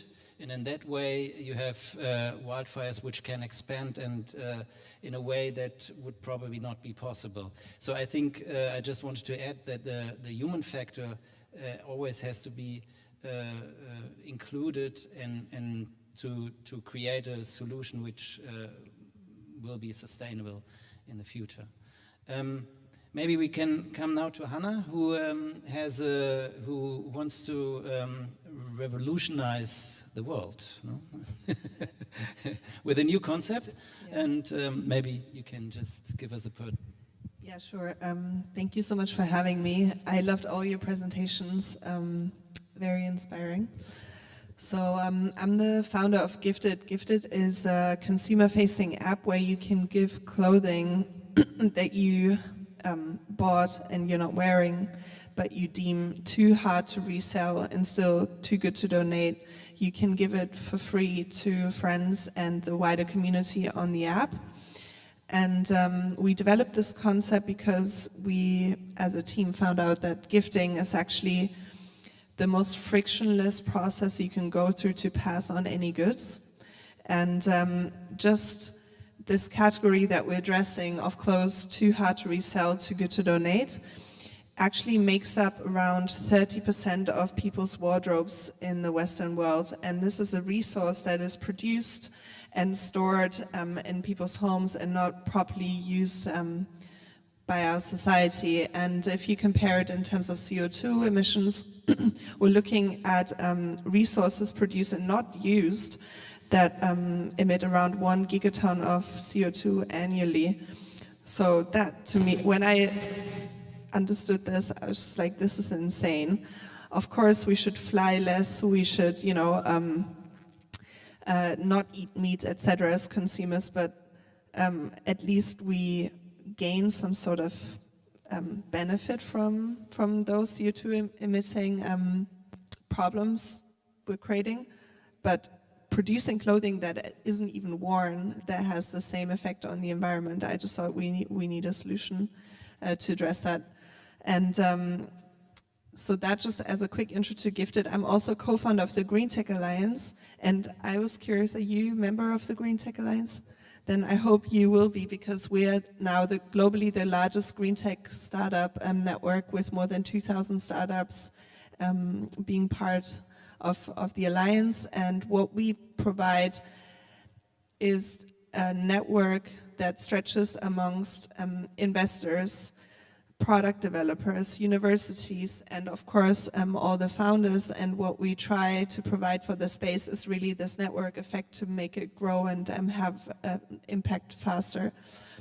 So I think my personal mission on both levels as a founder myself, but then also with the Green Tech Alliance, is really to enable people. And I think this kind of comes back to your presentation about behavioral change. I think that yeah, I just want to quickly also go through the hypothesis of my work, not present so much about my company or the Green Tech Alliance, but I think on both organizations, it's very much focused on the behavioral change that is required for us to actually achieve the SDGs. So if you look at, goals like no poverty or good health and well-being and gender equality, etc., those are all soft goals that require the strong behavioral change and actually require to reform our global societies. And I feel like it's very important that we look at technology as a change agent, and we don't see it as an answer to the problems we're facing, because if we as individuals aren't willing to change, if we as global networks, like with the Green Tech Alliance, don't empower each other, then how are we going to achieve the shift that we require to really, change the world we live in? So I personally believe that tech fixes won't bring the required shift. It's very necessary to have technology, but in the end, what we really need is what I call a revolution of the mind. And I want to talk about this just a little bit more, because I think that's what we're doing with Gifted. Is at Gifted, because everything is free and it's based on the principles of the gifting economy, we are trying to create an environment for people where they feel safe, where they feel connected, where they feel provided for. And I have this impression that in our current capitalist system, people are mostly in a state of overwhelm, so they're just trying to simplify their daily lives, not have more burdens put on them. And I feel like this huge insurmountable challenge of climate change for most people is just too much. They're like, what should I do, I can't solve this as an individual, really, even if I hate my neighbor for still eating beef, it's not going to move the needle. People know this. And I feel like what we need to do is create startups and create global networks that create an environment where people can feel healthy, safe, and connected, where they feel enabled to actually be kind, do the right thing, and not be punished for it. So yeah, that's my personal mission, and I think if we have this shift in mindset on a mass scale, we can actually create the best chance for all of us to then together create the world we want to live in, and save our environment and have a more equitable and better way of living on this planet. So yeah, just as an intro. Thank you, Hannah. I think that what you said and what you wrote on your website, this idea of gifted economy is really something that that is something we should all think about. I totally agree that in this neoliberal economic state in which we are living, there are a lot of things which the system, inside the system, is probably not possible to solve anymore. Now, we can't just go back to communism or whatever, any other political structure, but it might be at the beginning of your revolution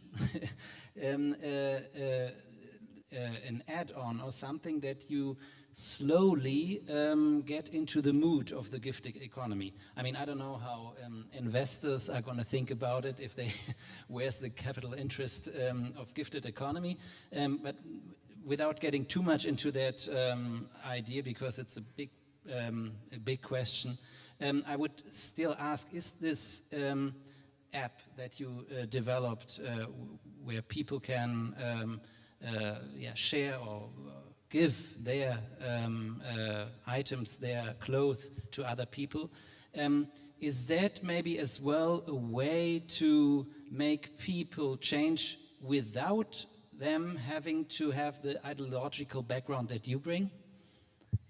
Exactly, I think you got it. So the idea of Gifted is that it taps into an anthropological predisposition that everyone has, regardless what culture they grew up in. Everyone knows why a gift is magical, why it makes you happy to give something to someone else and also receive a gift. This is something everyone's experienced and everyone can tap into. So that's also the sort of amazing thing about what we're building, is that you can tap into it really quickly. It's not like it has to be learned, or no one has to really have a change of behaviors, or even needs to have another thing on their to-do list that they need to do to become a good person. No, everyone actually feels drawn to gifting. Veronica, you are still here. That's nice. And I don't know if you could follow a little bit of what we have been talking about. But maybe you can give a little input on that. How does technology help to make people do things that they wouldn't do otherwise, but which are good? First, I was mesmerized by everyone's presentations, and I really love the last one about gifted. I think it's really, really, really good, and the name is just brilliant. So I couldn't stay without saying that. So going back about what you were asking, I think technology has a key role, and I think it was the first presenter that said, technology is really part of the solutions of our problems from the future. I completely agree 100% on it. And in fact, this is not an AI panel, but I can't stay without mentioning it, because when we started creating Didimo, we are in the mission of, making the world more human. And what we saw the past few months is we have 5 years of strong deep tech and R&D, and we find a problem worth solving within a very niche area. In our case, is the gaming industry. And in 2 months, we build up a whole product on top of our backend technology that we launch it and find, customers using it. And that's because of the fast speed and how technology is helping solve the right problems if we're capable of detecting the problem, and then simultaneously having the know-how on how to apply the tech that in our case we have been developing.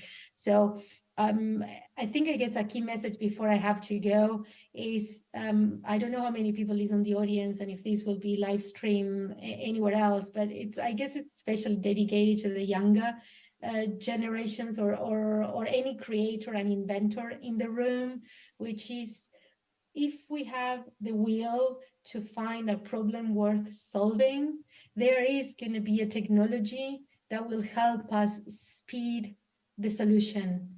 Of course, we have nature, as it was presented in one of the talks, right? That can be, we have to go at the piece of nature. But despite that, I think technology, well applied, can really, really help save lives, communicate between each other in a more human way, and pretty much, make our life better. I think that's a key message I would like to keep to the audience before I leave. And everyone in the room has a value and something they believe on. If we act upon it and we build a solution, technology will be our best ally, I would say. So, thank you, Veronica, for joining us at this panel as well. Maybe we can... I have to go. Okay. Bye. Lovely meeting you. Bye. Ole, you worked before you started this project as well with big companies, smaller companies, startups on green issues or regarding that. What did you experience in that time? How can technology be a door opener maybe as well for companies who don't have a green agenda, or who use the green agenda still as kind of a giveaway, but at the same time maybe pollute the earth more than we know?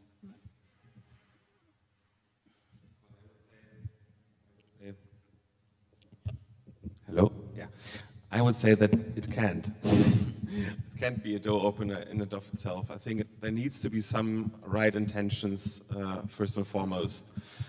We worked a lot with big corporations and tried to find arguments why they should turn more into sustainability in the core of their business case and not just as some kind of CSR measure or window dressing, so to say, but rather in the core businesses. And I think there's a really good case for green business cases at the moment, because otherwise we will just fail completely. You won't earn any money on a dead planet, that's pretty obvious. And none of us will. So we can see that in the energy transition going on right now, there's a huge potential of tech helping with that, like for example, smart metering with PV and wind energy and so on and so forth, to really just use the energy when it's cheaper and start the washing machine at night or whatsoever. But it's not the door opener in and of itself. I would say you need the intention to see and accept that we are in a deep crisis, and to get out of that, you can be in the forefront and build business cases that help that, and then you will also maybe be rich at a point in time. Or you just, kind of fail to see that, and you keep going with your, whatever it might be, fossil fuel-based industry or whatnot, and then you will fail, and we all will fail if there's too many of them.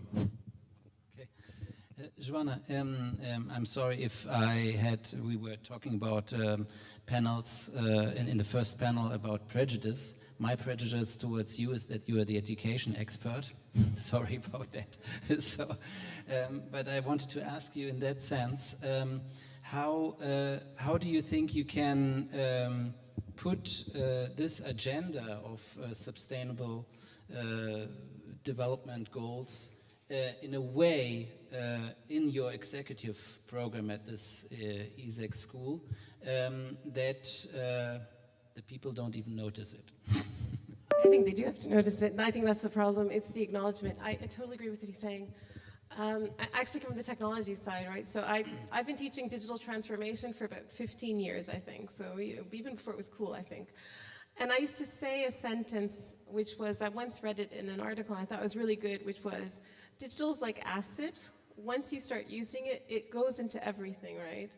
So this idea that it was sort of like, it originally was sort of like a silo in companies, right? How do I use technology? And I used to call it a lot of times digital lipstick, which means we do a little thing here and then we do another thing here.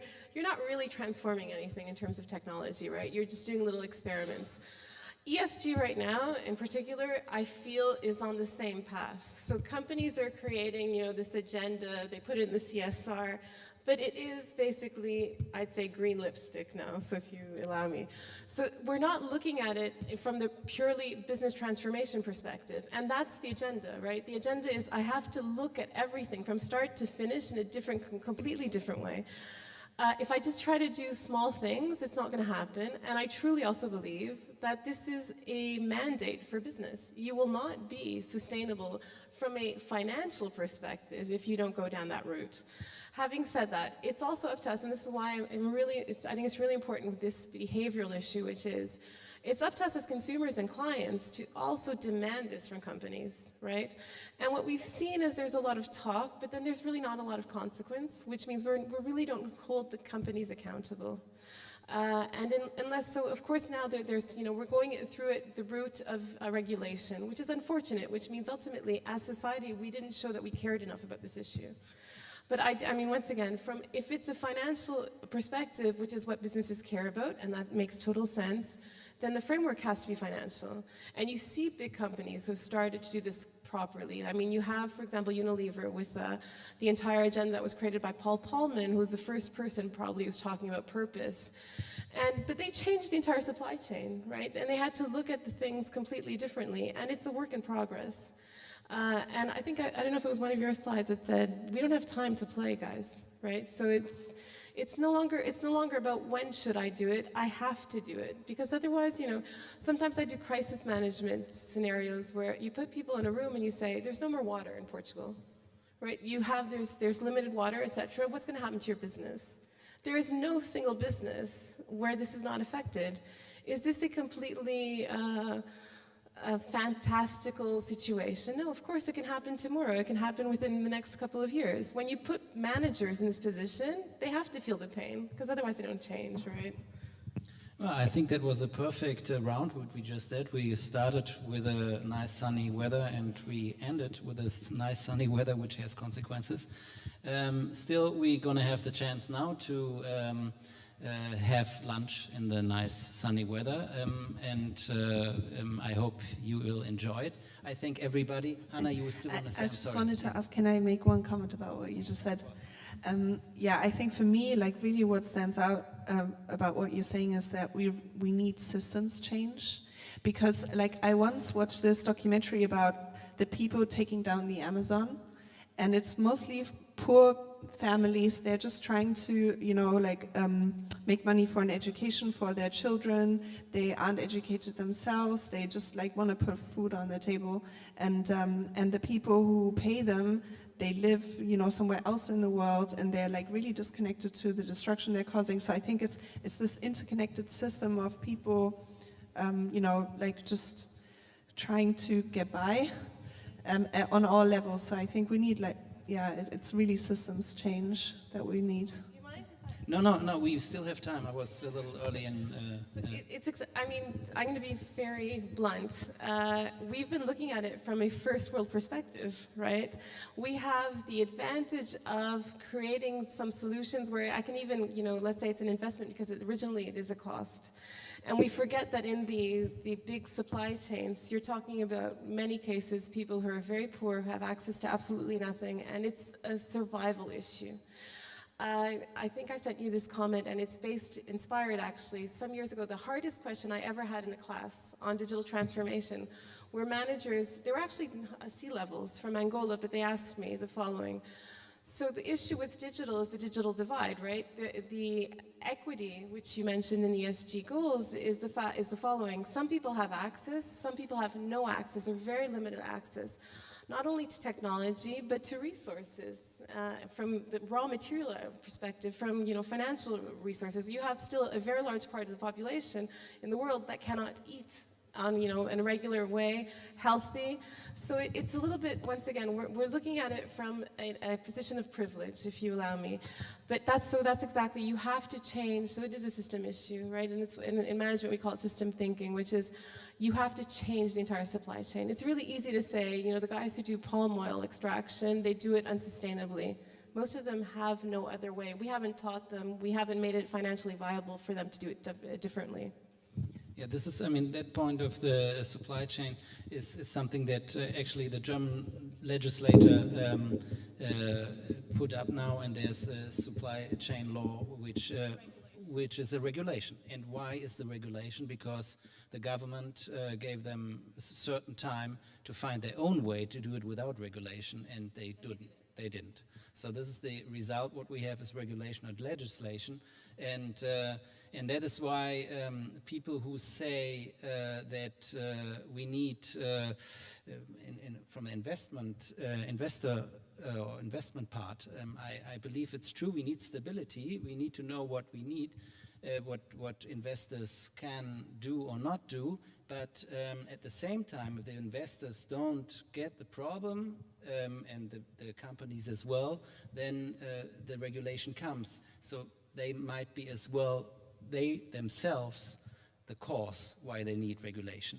And it's not that somebody else in a room thought, well, let's do that regulation just to change something. Any other thoughts about that? I would be very much hoping for this thing called true cost accounting. I think that's maybe the key to use our capitalistic system and further use it, but in a good way.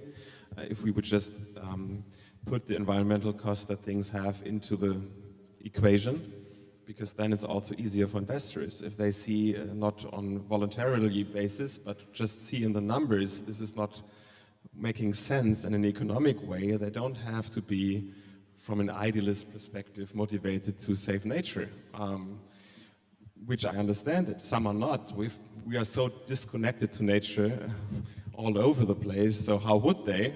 But you can put it in numbers, and I'm just hoping for the EU or whoever to make a first step to actually make that the normal way of doing things. The easiest way to win an argument is to speak that person's language, right? So if you want to win the business argument, you put it in cash. You put it in cash. Okay, so we have I don't know if there are any questions from the public. I don't know if this was planned, but if there's any commentary. Somebody who still wants to side, something else, some commentaries on the. So at the end, I think if we want to summarize this, is that technology can be a big help in creating a more sustainable world. But it is not the objective, or it's not something that changes the world just by existing. It has to have the people behind it to use it in the right sense, and to use it in a sense that environmental issues and other sustainable goals that we have as well taken into account. Well, thank you very much for this very interesting discussion, and we will see each other at 2:30, if I'm right, back here after lunch break.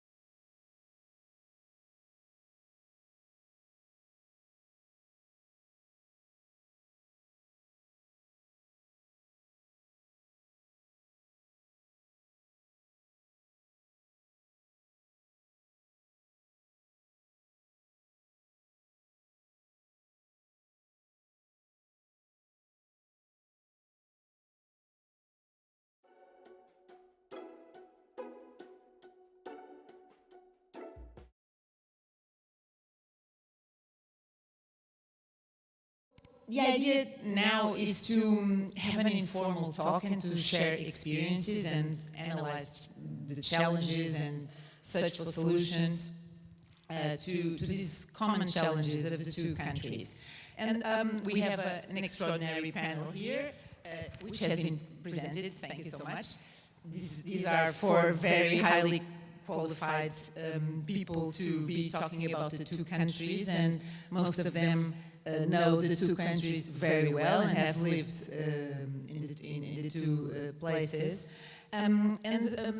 Gilles, maybe I will start with you.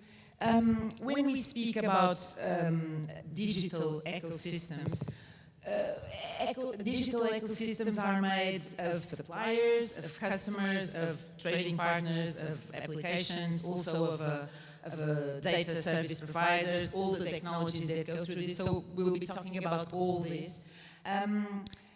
When we look specifically into the Portuguese startup ecosystem, it is young, of course, it is still young. It accounts only for about not much more than 1% of the country's GDP, but it's growing, and it's growing really fast.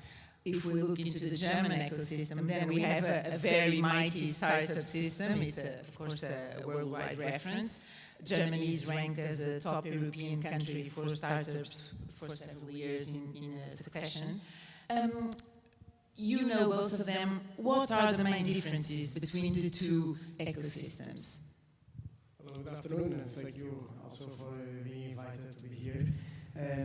So, as you said, the Portuguese ecosystem is quite young and had to grow in a very fast pace in order to start becoming relevant. And I think that's where the differences start to appear. So you cannot build a full house in 6, 7, 8 years. So of course, as you grow and you grow quite fast, there are things that don't get as developed as you have in a more mature ecosystem. So in case of the Portuguese ecosystem, talking specifically about the Lisbon ecosystem, which is one I know quite well, in the last 5 years, and comparing, for instance, with Barcelona, which is also quite a significant one, we were a third of the Barcelona ecosystem. Now we are exactly the same in terms of size. We are a 20 billion ecosystem, which shows that how fast Lisbon grew recently. And with this, so the ecosystem to be successful, as you said, we need the suppliers, we need the startups, we need the corporate world, we need the investors. And what we've seen is that in certain areas, they don't grow as fast as the full ecosystem. So we are always trying to go behind and trying to identify who are the players that need to move fast in order for the full ecosystem to continue to develop at the right pace. So in terms of, and I'll pick the example of investors. Germany has all the investors globally looking at the German ecosystem. If we go to Berlin, everyone is there. In Portugal, it's not the case yet. So in Portugal, still our investors look at small-scale startups.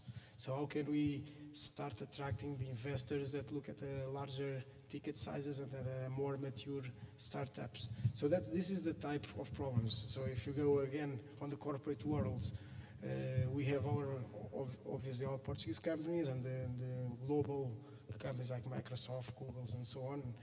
But we miss a bit of the middle layer of companies that are not only the local corporates, but they are also not the big multinationals. There is this layer that, again, an ecosystem as mature as the German one would be attract that are already there since forever. So that's the key challenges. And the main difference is that we are growing, but we need all the players to grow together with the ecosystem in order to catch up. Isn't this happening?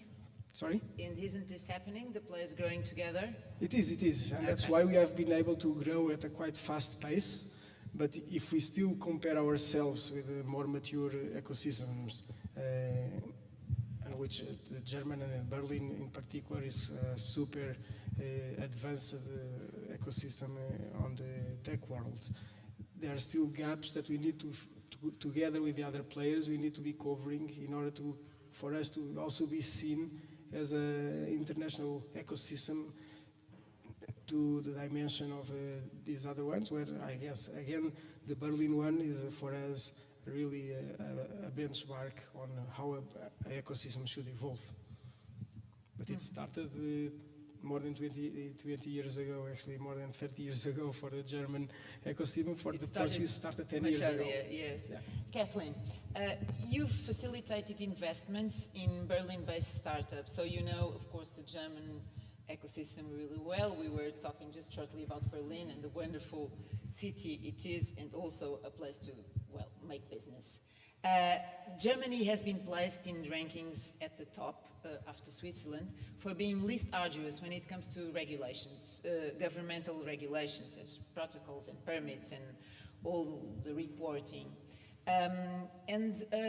Entrepreneurs, are they particularly attracted to this low regulations and also low corporate tax rate in Berlin?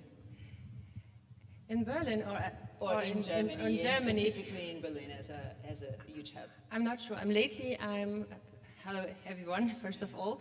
I'm quite involved with the crypto and Web3 scene. And I guess what was true for the Web2 startups is quite different for the Web3 scene. It's like there are different regulations which are attractive. There's different ecosystem needs.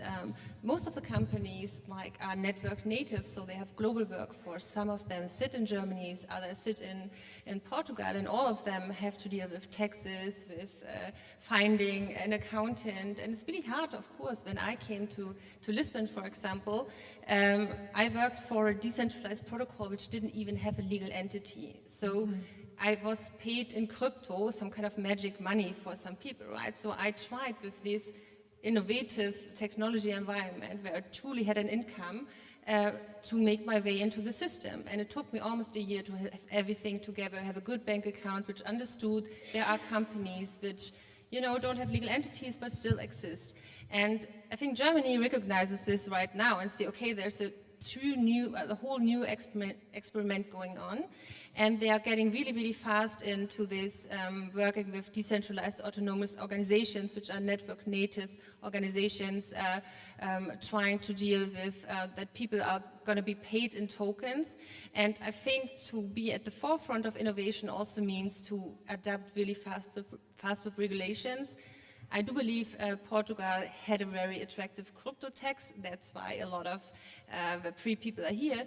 But Germany comes in now with looking more into regulation to give a safe environment for innovative companies. So I think Germany and Portugal could work closely together because the workforce anyway, the companies somewhere in the network might be not even located on the ground, but the workforce is located in both countries and deals with the same problems. Frederick, you are presented as a serial entrepreneur, not killer, thank goodness. So if we look into the three biggest ecosystems, Berlin, Paris, London, if we take a look at the three biggest startup ecosystems, what do they have in common, which is exceptional? I was surprised you mentioned only European cities. So for me, this panel is fantastic because it feels a little bit like exactly what you said. I would have been said 15 years ago or so in Berlin. Because we shouldn't forget there's one much larger ecosystem than all the ones mentioned so far there, which is San Francisco, Silicon Valley. Yes, well, and it has been started even some decades ago. And I lived 5 years over there and was really digging into it. And it's so nice to see those trends. They had a head start with silicon industry in the 80s. Berlin followed up, but it feels exactly, that's why I'm here, the same vibe yes, I'm we're feeling in about Berlin. Europe, but of course Silicon Valley is a reference. is in Portugal. So I think it brings together great universities. We're sitting in one of them. I think it was one of the main elements there. Country and landscape and a lifestyle people want to live here. That's one of the things which are amazing. And that's different to Berlin. Berlin, we needed to tell them it's cool. And, a lot of my friends, we actually had press campaigns. We worked on that. It didn't come by coincidence, but people are already here. There are so many people working remotely out of Portugal. So it's a fantastic ecosystem, and I think it's ripe to develop. To come back to your question, you know, I can't talk about Paris, but I can talk about London. I've lived a couple of years in London, and London is very focused. It's a fintech ecosystem, and it's a starting point for most American companies coming to Europe. And that's a little bit about it. It was mentioned before, a couple of years ago, Berlin surpassed it. And we've seen a wave of innovation in Berlin coming out basically out of Germany or German-speaking Europe being the largest market. And the first wave of innovation, I have to admit I was part of that, was basically the copycats. So we did the same as the US and put it in the largest market, and that's how it evolved. And we are now, since I would say the last 5 or so years, at the phase where we have original innovation coming out of Berlin. We have the financing ecosystem, and we're going now in deep tech. Some of the cryptos also coming out of there. I'm seeing some promising health tech startups there. But I think that's the key thing for the further growth in Berlin. And one of the things you need for it is talent. And I'm really interested to see if Portugal can basically leapfrog the way of the copycats and go directly with the strong talent which is already here into its own innovation phase. Yes. Sylvia, you have a very extraordinary personal story. Maybe you can tell us a little bit more about it. But in May of 2021, you were appointed CEO of Mercedes-Benz YO, and you are leading a global team of more than 500 people from Portugal. And why was this, and how does this happen? Because it's not an obvious choice, I would say, maybe 20 years ago. Yeah, indeed, exactly. And Frederick mentioned a very important word, talents. So if you're working with the digital transformation, the key really to get these results is to work with the people. And we look for talents. We started our teams in Germany. So we had the first location in Stuttgart. And we're developing the whole products for the areas of sales and after sales for Mercedes in the digital world. And then the option to come to Lisbon is really the concentration that we have here from talents. But then let's go to your question. How do you lead a team with all those countries? I think that it's extremely important to have a very strong culture. And the culture, you're going to look about it when we are hiring the people. So, of course, you do our interviews with the hard skills challenge, but then you have an interview dedicated for the culture fit. And here you are looking for people with this growth mindset, respecting the difference, and really be able and open to accept the other difference and make the best of it. So when you have this together, of course, you won't then do the dedicated teams in the locations. We mix the teams. So when I have my products, I have employees from the locations Berlin, Stuttgart, Lisbon, and also in Braga, that we have done a very pure diverse, and you can get also best components of this mix. And for me as a leader, what is very important then, it's really to ensure that you have an environment with psychological safety and that you then are able to hear those voices and get the whole assets that they bring with themselves. So we have, for example, every Monday we do a tribe space. That's how you call us, tribe, still a tribe. It's almost 600, but we're still a tribe. And in the tribe space, you share the highlights that we have for the upcoming week. But the most important thing is that we come into the dialogue. So I really do go there, put my face in this video, and I'm open for any question that you have in the company. And this is something that I think this feeling of belonging and the contribution that they can see their impact in those products and for the whole, this is one of the important secrets, I would say, in the transformation. Yes. And that's a good lesson that you can share also with us. Okay, Gilles, back to you. Portugal, when we speak specifically about Portugal, and when we speak about attracting talent, which is the most important thing when we are talking about startups and these ecosystems, people like Portugal because of the quality of life, because of safety, climate, also culture, and this business-friendly environment. Do you think that Portugal, because of these characteristics, can capture talent from all over Europe or the world, as Frederick told us, because people can come from America also here? Yes, so I think that if we look at the recent years, and especially throughout the pandemic, Portugal has really been attracting a lot of international talent. If we look at in terms of digital nomads, if we look at entrepreneurs, former entrepreneurs moving to the country, former investors moving to the country. So we have been able to really create a quite strong community of international talent in different areas already in Portugal.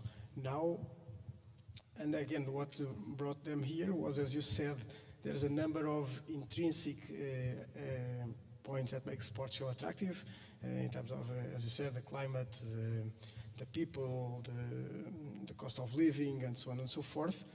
But at the same time, it's not a big country.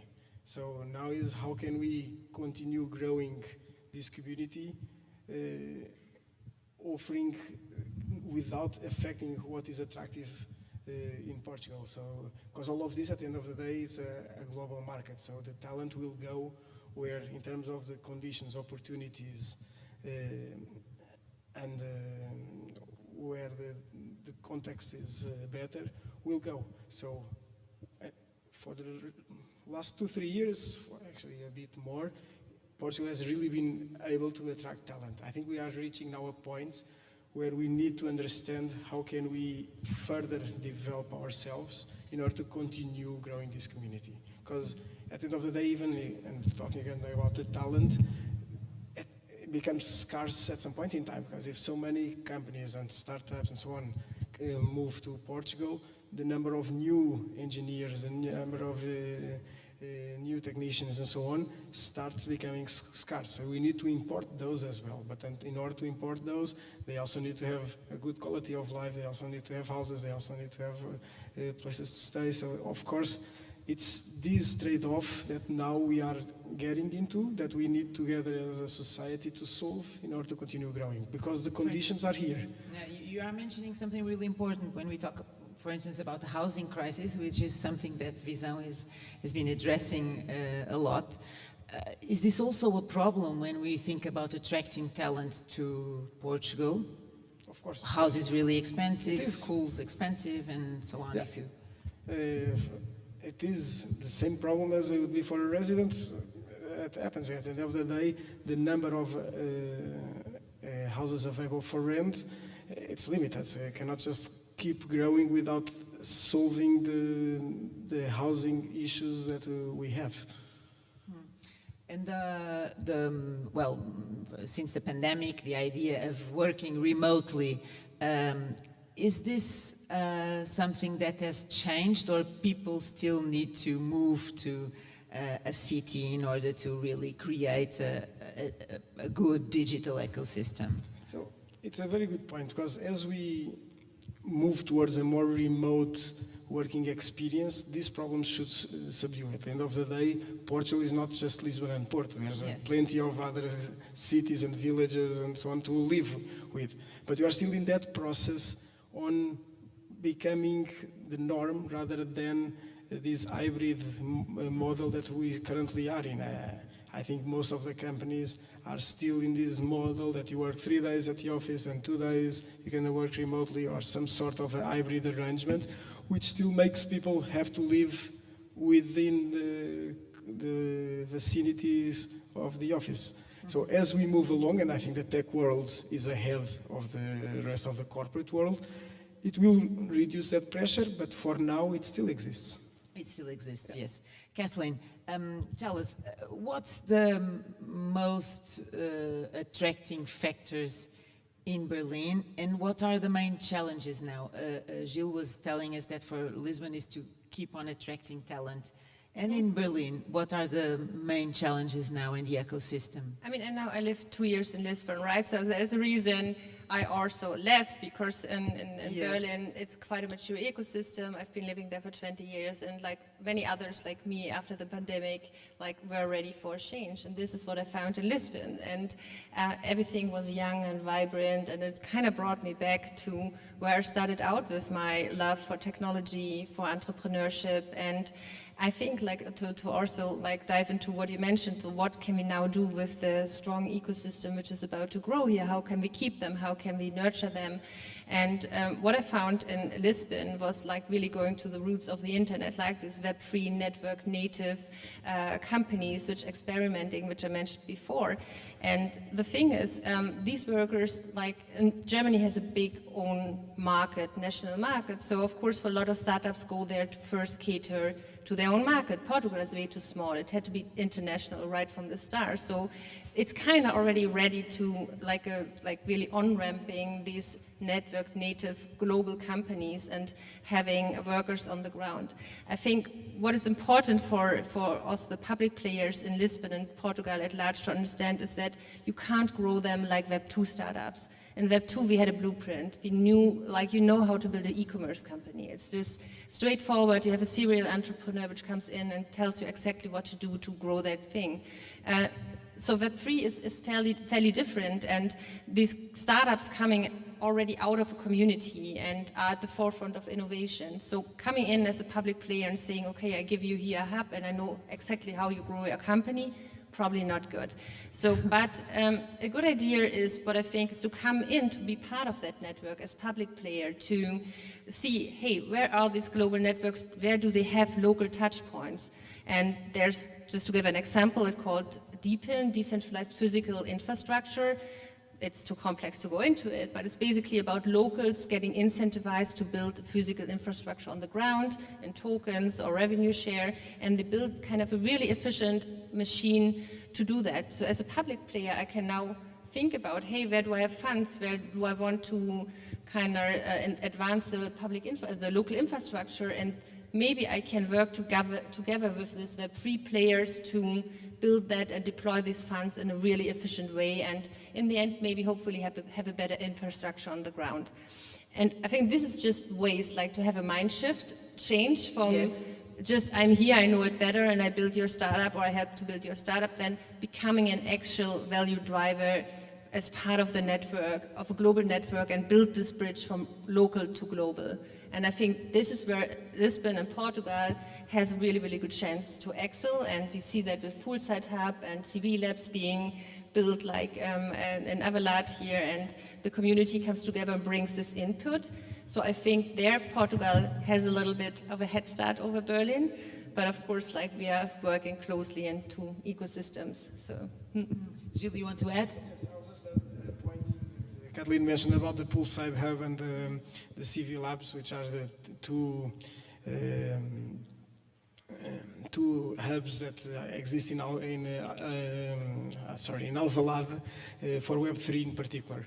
And with these, that shows again what Kathleen was saying, that our chance to move from local to global. So if we are able to start creating a group of companies and hubs in a certain vertical, and that starts by itself becoming a point of attraction for more talent and more companies and more innovation and so on. So it ends being a bit of this flying wheel that the more it grows, the more it attracts better and more ideas and so on. So I think the example of the Poolside Hub with the CV Labs and other hubs that can appear on Web3 in particular, given the example, is how we can evolve as a city and as a country in terms of technology.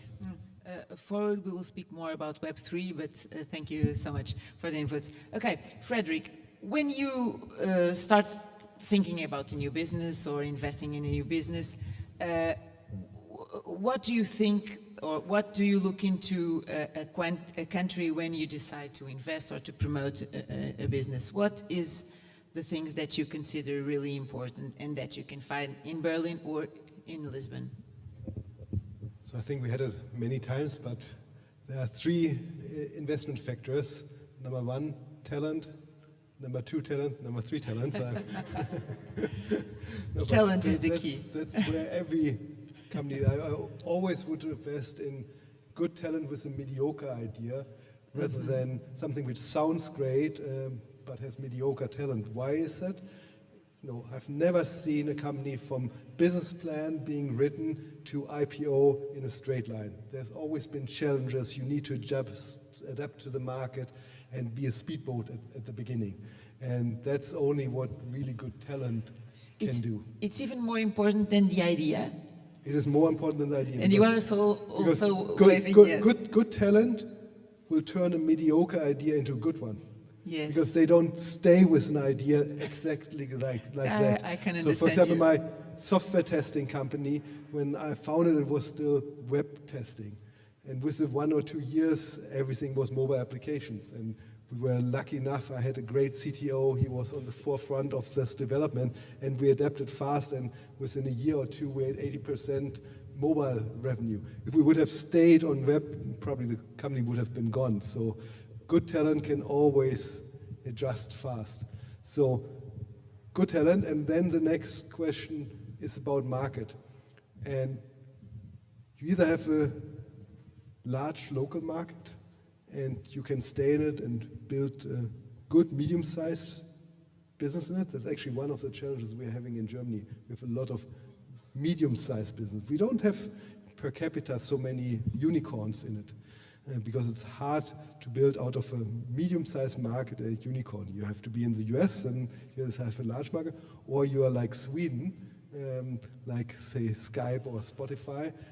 From the day one, it needs to be a global company. If you want to build something out of a small market, you have to be global and global-minded. I think that's one of the big opportunities Portugal has, both from market size, but also from the talent being available, that is international talent. That's that you that can mind build. shift that Kathleen was speaking about, right? Yes, to build truly international companies from the beginning, they're perceived as a global company and not as a local company. Yes. Okay, Sylvia, you, when we look into Portugal and Germany, lots of prejudice about both countries still remain. Did you feel this prejudices in your journey? What do people get wrong about Portugal and about Germany? I would say maybe I am privileged to be in this environment where we are mentioning about this growth mindset, and I get more the positive side of it. So I would say, and I don't want to make stereotypes here, but from my perception, when I see the teams working, and I see a huge contribution for the Germans, for example, in terms of structure, in terms of looking for the things in a very long perspective, sustainability, bringing critical questions, and maybe you can say, oh, those questions, the things will not work, but they are important. If you know what will not work, you're challenging this community. And at the same time, the Portuguese in this environment as well, with a high flexibility to adapt to the things and hands-on pragmatism, let's try it, let's make it. And this combination of those profiles, I think you bring a huge experience between them. And I truly believe that if you shift the mindset and try to put the attention and how you can complement each other, and then you have the recipe for the transformation. And if I may, I will touch even in the other topic that you were asking, Joe, about this mobility. Yes. Yeah, the part with the remote work. And this is also something where I had a big learn. After the pandemic, where our teams and everybody they were working remotely, and the work was there, and we're accepting that, and then we start again physically, and let's make a rule for that. So let's say how many days you come to the work, right? So what I did, I just conducted a survey in the company and asked my people, how often would you like to come to the office? I need also to plan the office, physical space, money. So how often would you like to come? And then in the survey, result was, 2 days a week. Then, okay, I talked to my legal colleagues, and then we say, let's say we are going to say people should come 4 days a week, 4 days a month to the office, and we made a rule. and the reaction was not good. They didn't like it. And I said, but you mentioned you would like to come to these weeks. Yeah, but we don't like the rules. We don't need to do things if they are not needed. So it's just, and I like that because this challenged me as well. And I needed to find ways to also, come to this environment and work on the thing. So we decided that, and I say, okay, I understood it. So we are 100% flexible. It means if you work in Portugal, you can work wherever you want in Portugal. In Germany, it's the same way. And of course, I truly believe that culture and sometimes coming together is an important part of the game. So I think, and then I challenge myself as well, so let's create inspiring moments. So I have, breakfast every Friday, and then we have happy hours, and we have also now the nice office where they can conduct the workshops, and things are coming a natural way. So not that it's fixed, but people also see the advantage of it, and through the experience, it develops further. And I think that's also the beauty in this transformation. It's not just that we are saying how the system should work, but open to hear the voices and then also adapt ourselves. But for the leaders, it's more challenging to lead in a remote environment, right? Or you don't feel it that way? Then that's also the person. I personally like a lot to go to the office every day, and and then it's a conflict. If you're doing that, do you also expect? And I let it very clear, because this is also something that should not mix. You also need to respect the individuality for the people. And for me, each day that I go to the office and have also the opportunity to go lunch and also to exchange with others, it fits, and it fits also in my private model at the moment. I don't have a routine that would have a conflict in a remote part. But I truly, and even, I have certain groups that say, no on meetings on Friday, for example. There are certain that they say, okay, would you like to do that? And say, just go for that. Or there are other groups as well with some moms that have in the morning a routine for their private life, so that we try also to hear those needs and to adapt. And this is always, I think, not rules, but more hearing and adapting ourselves. Yeah. Frederick, you want to add? You work with teams remotely. I have a question which I'm struggling a lot with at the moment is, how do you pay? How do you pay? Have in portfolio companies, we have purely remote companies. Everybody can live wherever they want on the world. Yes. But traditional pay is based on geography. Yes. You get paid a certain rate in Berlin, in Portugal, and San Francisco. And normally it's tied to basic cost of living. It costs 150,000 to live in San Francisco, so a freshly baked engineer needs to make that. They make half or a third of that in Berlin. But if it's completely remote, I think the only thing which would be fair is pay on performance. So it doesn't matter. But that would mean that people couldn't, if it's like the average of the world, they could never live in San Francisco, and in other parts of the world they would be overpaid. So what is fair? So I haven't found a solution, so I would love to learn always from international companies. That's a good question. Yeah, that's a good question. But I think first, as I mentioned, you can work everywhere we want in this country. So it's important that if you are here in Portugal, you have the flexibility in the country. And then you are following the rules, because you have the government rules when you are going to talk about pension, about tax, and many things could transform in the future, but you still have a restriction. So this we are following, and the salaries, they are going to be with the reference for the life costs. So we follow the Mercer. I think you know that. The Mercer is the big researcher in salary structure and so on. And then you have the reference, so we have those models. Still, I am also with you that this field will be transformed and challenged for the future. But we are following this, and I have also here, I'm very open to my, to people in my team. So if there is somebody work as let's say front-end developer here in Portugal and in a certain position, and even then making the salary review for the person in Germany, and this person sees this huge difference.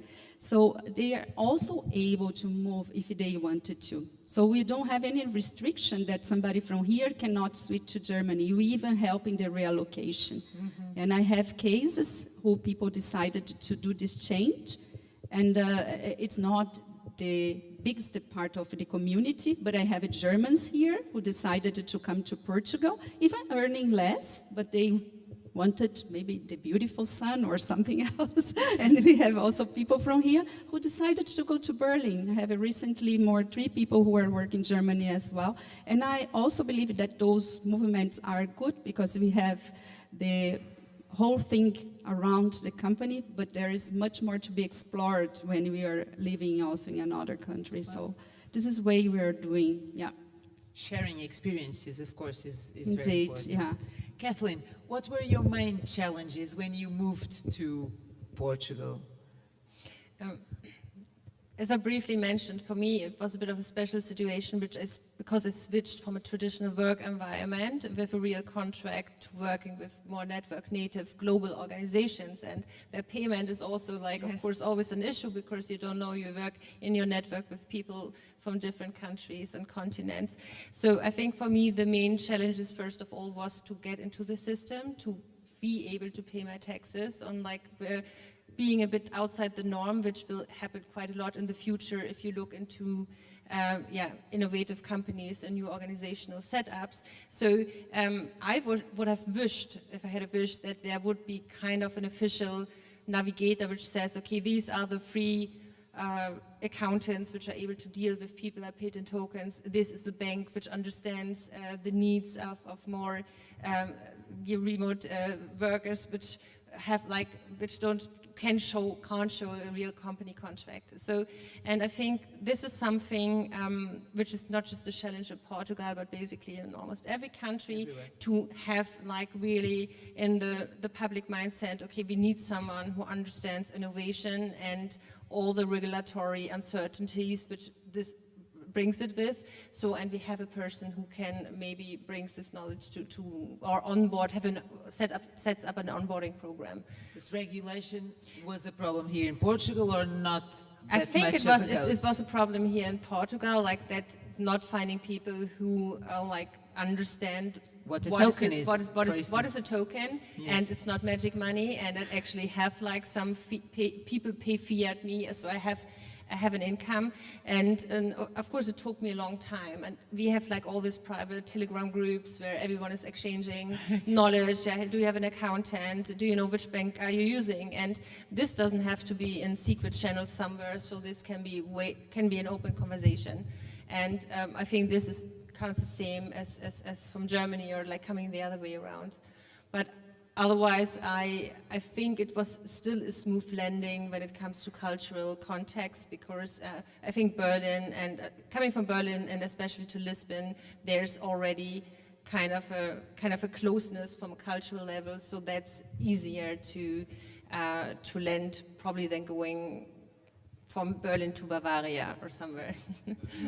Yes, that's quite interesting, right? Not the cultural, similarities are bigger between Berlin and Lisbon. And a lot of people go back and forth, so I know a lot of Berliners who go regular to Lisbon and the other way around, so I don't think it's just, for a lot of people, it's not an eternal decision, now I'm going to Portugal. Of course, if you once gone through the whole NHR and banking setup, so you probably want to stay here for a while, but in general, people keep it more flexible, which I think is also a good model for the future to kind of cross-pollinate the systems. Yes. Gil, as an executive director of Startup Lisboa, what are your main ideas or needs to get better, or in order that we can attract more talent and make this environment grow? So I would split in two different areas. One is what we can bring, and second, what would be the needs that we would also require. What we can bring is that Startup Lisboa exists now for 11 years. So it has been really in the beginning of this ecosystem when it was created for the first time. During the last 11 years, it has established as the main incubator in the city and in Portugal. So in terms of the network of partners, in terms of the network of mentors, in terms of network of investors, it really is, it's difficult to beat these networks that we have been building over the last 11 years. Now we need to be able to grow this beyond Portugal. I think that the key difference is until now has been networks mostly local, and now we need to be able to link to those investors that are abroad. We need to link to the corporates that are abroad. We need to link with mentors that know other markets, because that is what again will change from us to be an ecosystem that is mostly focused on the early stage to an ecosystem that can go way beyond and can be to the size of with the size of Berlin will be obviously quite difficult, but we would at least start competing at a more global level. Because again, and I think our discussion has always been around that we being a source of talent, we being a source of a great place to live, but now we need to talk about we being a great place for these entrepreneurs to develop themselves and to grow their companies as well. So for us, it's about moving globally and being able to create these networks globally, and at the same time, as a country, and we talked that earlier, how do we overcome these problems that are normal as we grow? So in terms of housing, in terms of regulations, in terms of all these steps that all countries go through. So it's how efficient and effective are we in addressing these problems as we grow? Frederick, what are your, lessons that you can introduce or add to this discussion of competing on a more global level, which is, the challenge for us here in Lisbon right now?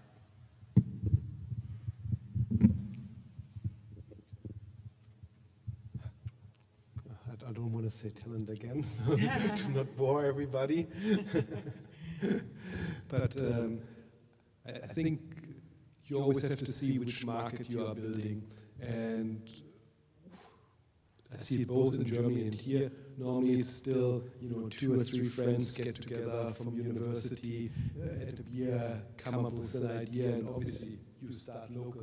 So you start with your local market first, and you don't start with the market which is best for your product or idea you're bringing out.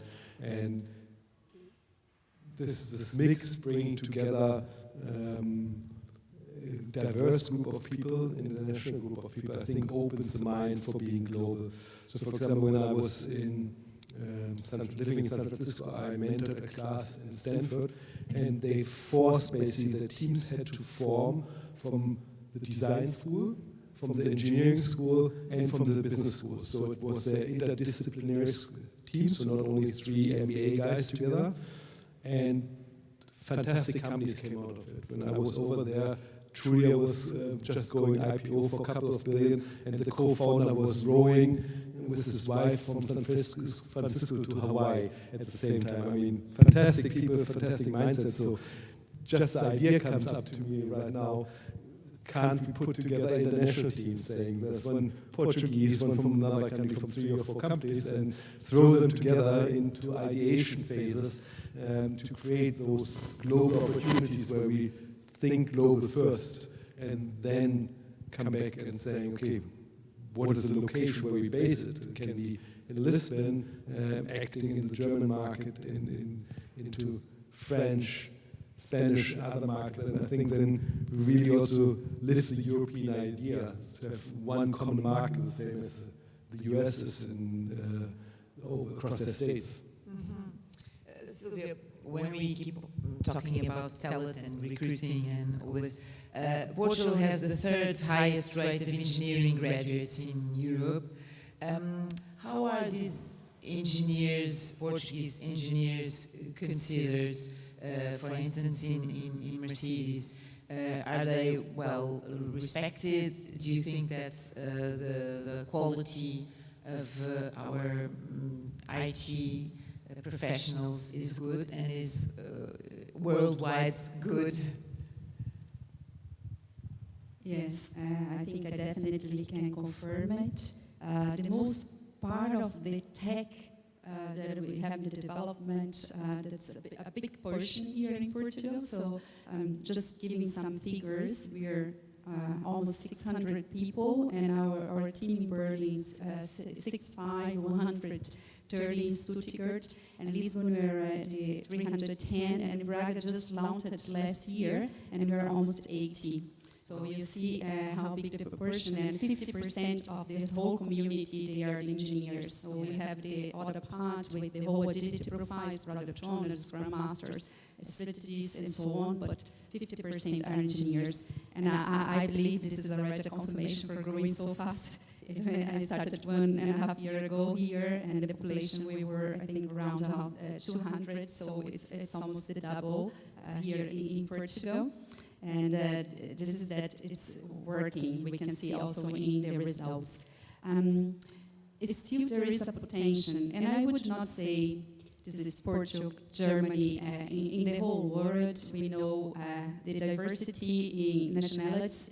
We are pretty good. Like if I look for MBO, we have 42 nationalities. For our size, that's not huge. It's good, but the diversity in gender, it's not good. It's not good at all. We know that gender in IT in the whole world, McKinsey has shown this is even decreasing, and it's a big work to be done there. So it starts with the whole awareness. It comes from different perspectives, but it comes from the awareness, and it's a big, I think, job that we need here. Everybody, government, companies. It's worse in Portugal than in Germany, for instance? At the moment, the index, by the way, I read it yesterday, it's still 20% here, and in Germany 19%, so it's almost very close. In the company, what I'm doing additionally, if I just go with the flow, women who are finishing the university, it's not enough. So I think I needed to work here in the transformation. So what I started recently, we have here the Escola 42, that we are the sponsors. So we just started with the awareness, and it was such a good experience. Just invited for a coffee, and the girls who were studying there, and just to tell them what's behind the area of digital transformation. And some of them really challenged me. Yeah, it was very inspiring, but what should I do to come and work in this company? So, okay, let's make a plan. And I thought in this day, also very spontaneously, I took some people from the team and say, let's work on an academy that we are going to offer. We have in the company a certain portion of our time that's considered impact time, and say you work in impact time, and you're going to teach certain things, soft skills and certain also hard skills to transform these profiles. And we are already in the middle of this journey, and we say, and after the academy, they get an opportunity to do an internship in the company, and if it's always, if it's good for them and also fits to the company, then they have already the open position there to just confirm then this step. And I think this is one example, and if it works in this profile, I would like to then scale what I do see opportunities, because then complementing with this academy, and not just this company, I think we can do this, many others, aspiring. We need all of us to invest a lot in also converting. It's not just attracting people from other countries. We have much more demands than people work in those areas. So it's a big need that we really work here in the transformation, that people get really the attention in the direction of digital transformation, in my opinion. I think we have a very good potential for that. Yeah. Sylvia, thank you so much for the introduction of this theme about gender parity and inclusion. Does anyone else want to add something, Frederick? Yeah, I just wanted to share an experience on that. So a couple of years back, we started our own university in Berlin, Code University, a bunch of entrepreneurs, because we thought traditional computer science is just too outdated. And one of our main missions was gender parity there, and we didn't achieve it from the applications. So the team even went one level further. So they went into high schools and did coding camps for girls, and just to show it's not as perceived a guy's thing. And this was very impactful. We got a lot of applications out of that. So we're inching toward 35%. We haven't reached our goal yet, but this almost doubled the applications from girls. So maybe also an idea. Great experience. I would just like to add on. Sure. One thing that we decided to do at Startup Lisboa actually is in our internal team, which are a bit more than 15 people now, and more than half are women. And that was something that we did on purpose because we wanted to show that if an incubator can be on parity, then we can show to the startups and so on that they can also look for talent on a parity. So that's something that we did as a goal to start pushing those percentages up. And in our case, also in the past we have supported an acceleration program called Women in Tech, that is an European program, and we continue to looking for opportunities to bring these opportunities to women, because at the end of the day, that links to the universities, as Silvia was saying. If the universities produce much more engineer men than women, of course that then impacts all the chain going forward. But if we start with this type of programs, including the academia, including the corporates, and including the other players, we can really start shifting that percentage. Yes. Before we go on to the audience for thoughts and ideas, I must hear about Kathleen, about Web3, of course, which you are going on and on about. An expert. And if we think about a decentralized and blockchain-based internet, it promises to revolutionize almost everything: industries, finance, gaming, social media. But this also presents quite huge challenges for us all in governance, decision-making, regulation. What are the main challenges here, and also the opportunities for people to understand it?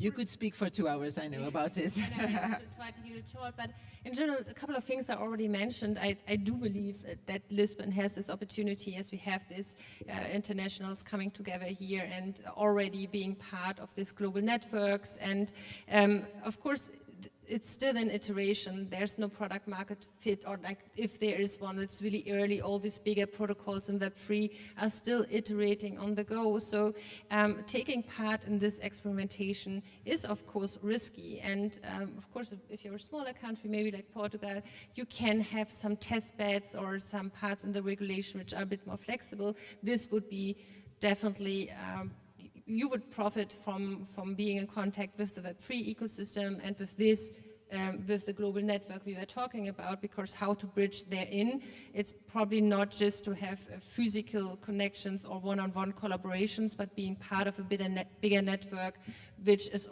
working on a collaborative primitive.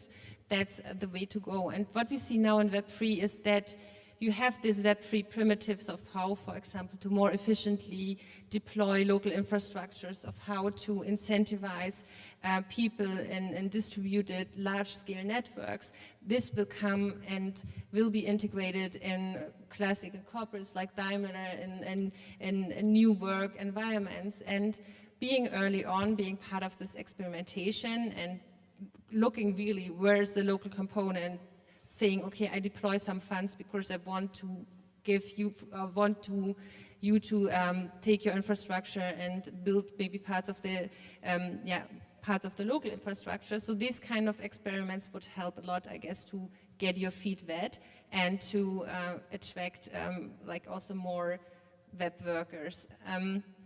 So of course there are challenges, but there are always challenges. I think now, probably it's always a tipping point when the internet got started, like when it was wild and Wild West. So of course it was risky, but we ended up on a note where we had a regulatory environment, and it will happen now as well. It's just a question how fast you want to go and how many risks you want to take. But I do believe in Lisbon right now, there's a momentum. because we have them all here right now. And they are not really, you know, they're not locked in. They are like it's like a beehive. So they land on a flower, and if the pollen is attractive, they stay a bit and then they move on. It feels like sometimes living on a train station here, but it's good because you bring in knowledge. Also, the offboarding is maybe a challenge. So if you then come here for 2 years, want to maybe create some kind of legal entity, so how can you take it with you if you leave? Like, or what is the framework? Like, not talking about e-residency, but maybe lightweight framework we can take from Portugal to the other country and share it maybe with other Web3 native workers. Gilles, do you agree? There is a momentum? Yes, I do, and again, using that example that Caroline mentioned earlier, and I also touched on the pool side and so on, in terms of founders, ideas, investors, we, over the past couple of years, we attracted a lot of talent to Portugal, and they are a bit in certain areas, like the Great Lisbon, you go to Braga, Porto, there are certain areas where it attracted the most, and now our goal, it's part of the Web3 community also, is to be decentralized. So how can we connect these communities to make a larger community that will benefit all? So, but the momentum is definitely here. And sorry to interrupt you, but Sylvia also mentioned Braga. When we talk about Portugal, we are not only talking about Lisbon, exactly. Of course, also Braga and other communities Correct. In Portugal, yes. And the Web3 is a great example of there are way beyond Lisbon, there are other communities, and how can we link them together to create a stronger one? And that goes then to what is our vision for the ecosystem, is how do we connect and link everyone in the country rather than just a city, because we only gain scale with the collaboration of all. On Web3, yes, we do have the momentum. The economical context is not the best right now for Web3, but in terms of what we have already in Portugal, there's a lot of potential to grow. I was in Paris at Station F, which is one large incubation center in Paris, and they were telling me, look, we want to be one of the European capitals of Web3, but actually we believe you are in a better position to achieve this. So they were the ones say that Portugal has better talent right now than other cities, those cities that you mentioned earlier. It's quite interesting. Okay, let's pretend we are in a circle, that this really is a fishbowl discussion. And please let me hear from the audience, not only questions. Do you have a microphone to share with the audience? Yes. Not only questions, but also ideas and thoughts and, well, sharing experiences. Who wants to begin?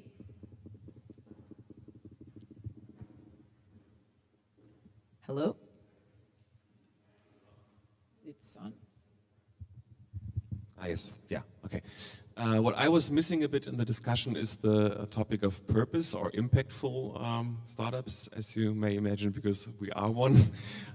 Because I think that also roots startups back to the ground where they're actually working. For example, I think it doesn't matter really whether you drink a Galao in Lisbon or you drink a flat white in Berlin, but it matters if we are in this climate zone or you're in that climate zone. And we have many things towards climate change happening over here much faster than they happen in Germany. And we can learn from each other because of that. For example, the tree species that we are going to work with in Germany maybe will come from Portugal or Italy in the future because the climate zones are shifting. So I think that also needs to be added to the discussion, that founders also talent needs a purpose, what they work for. And the most pressing issue is obviously climate change. And we can see that in the interlink between Portugal and Germany as well.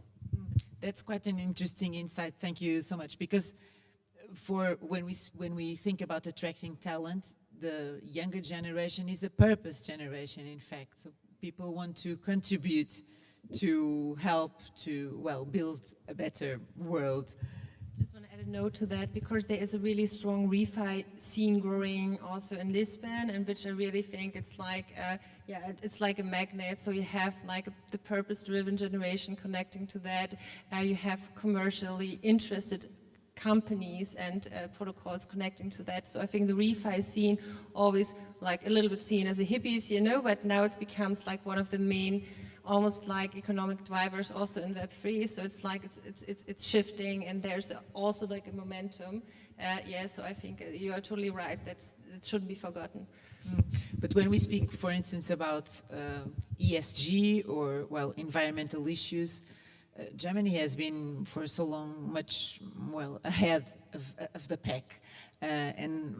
Thinking about me, for instance, I was living in Germany in a family 25 years ago, and the first thing people taught me was, this is the garbage, this is where we recycle. And in Portugal, it was something completely different. We were just, well, starting thinking about this. So what can Portugal learn from Germany in terms of our environmental issues? I know this has been addressed in the morning, but maybe you can add something, because it's very important. Does anyone in the panel want to? I can give it a try. I think that indeed we are typically, I think, as a people, less structured and less keen to be more conscious, but that is changing very quickly. And I think that we just launched, and I was just speaking with Sylvia just before, a Clean Future program for the first time this year. I'm sure that in Berlin they are, or in other cities in Germany, they are having acceleration programs on clean tech already for a number of years.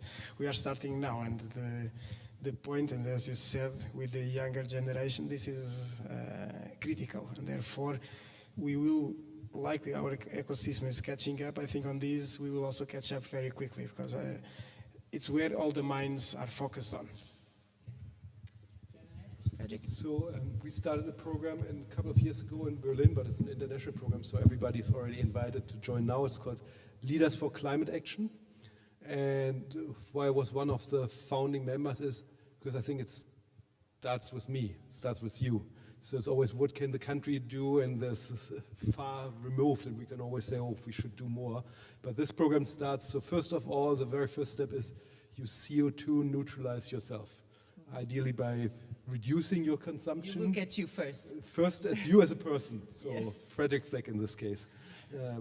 And then the next step is your company. So CO2 neutralize your company.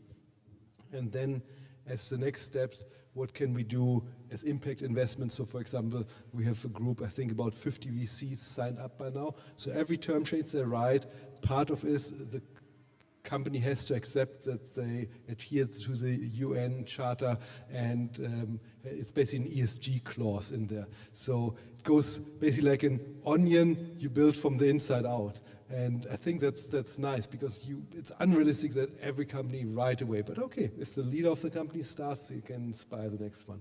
Maybe next day they manage to get their company involved, and then next year the partners, their supply chain. So it goes outwards, and it started a very nice trend. I think we're about 1,000 leaders or so signed up by now. So it's a nice initiative. But of course, when we speak about sustainability, there are huge business opportunities there. So not only, well, helping change the world, but also make business during this path there. Does someone want to add about this? Yeah, maybe. Well, in the car industry, of course, yeah, everything is changing. Exactly. This is a huge part of it. But just I was more reflecting when you mentioned exactly the example with the garbage and certain things that you're seeing. We launched it also in the company, this Green Sustainable Day, and we are trying, of course, regarding printing and also the whole files, small things, and also how we're working with the cloud, those measures that should have a discipline, but we are also trying then to work with certain behavior that I have in general here. Something that for me was, I have lived 22 years in Germany, and then now since 1.5 years in Portugal, going to the supermarket and the plastic bags. They are very, so we're just distributing those small bags that in Germany you can most of the time buy them by DM. So we have a small bag that you have always in your bag, and then we go to the market, and then you have your bag, you take it again, put it in your bag, and you have here something that you can promote, I think, and create a small sign in behavior. And I think Portugal has so much potential in the beauty that you have if you look to the countryside and the small producers, in the, in the arts, in the products that you have, things done by themselves, what is in Germany a huge value. And that's also something that I do appreciate in the Germans, how they put value in those things when they are homemade, and really then give opportunities to all those people in this direction. And I think this is something that in Portugal you needed to, I would say, there is potential for improvement to advertise more those things. You have here in Portugal a huge potential in this direction. When you go to the countryside and you see what's there from culture perspective, from the goods, from the arts, and then you can put so much appreciation on that, and also, and then connected to your question, even make business around it. Okay. Yes. Okay. Some other thoughts or questions or ideas from the audience?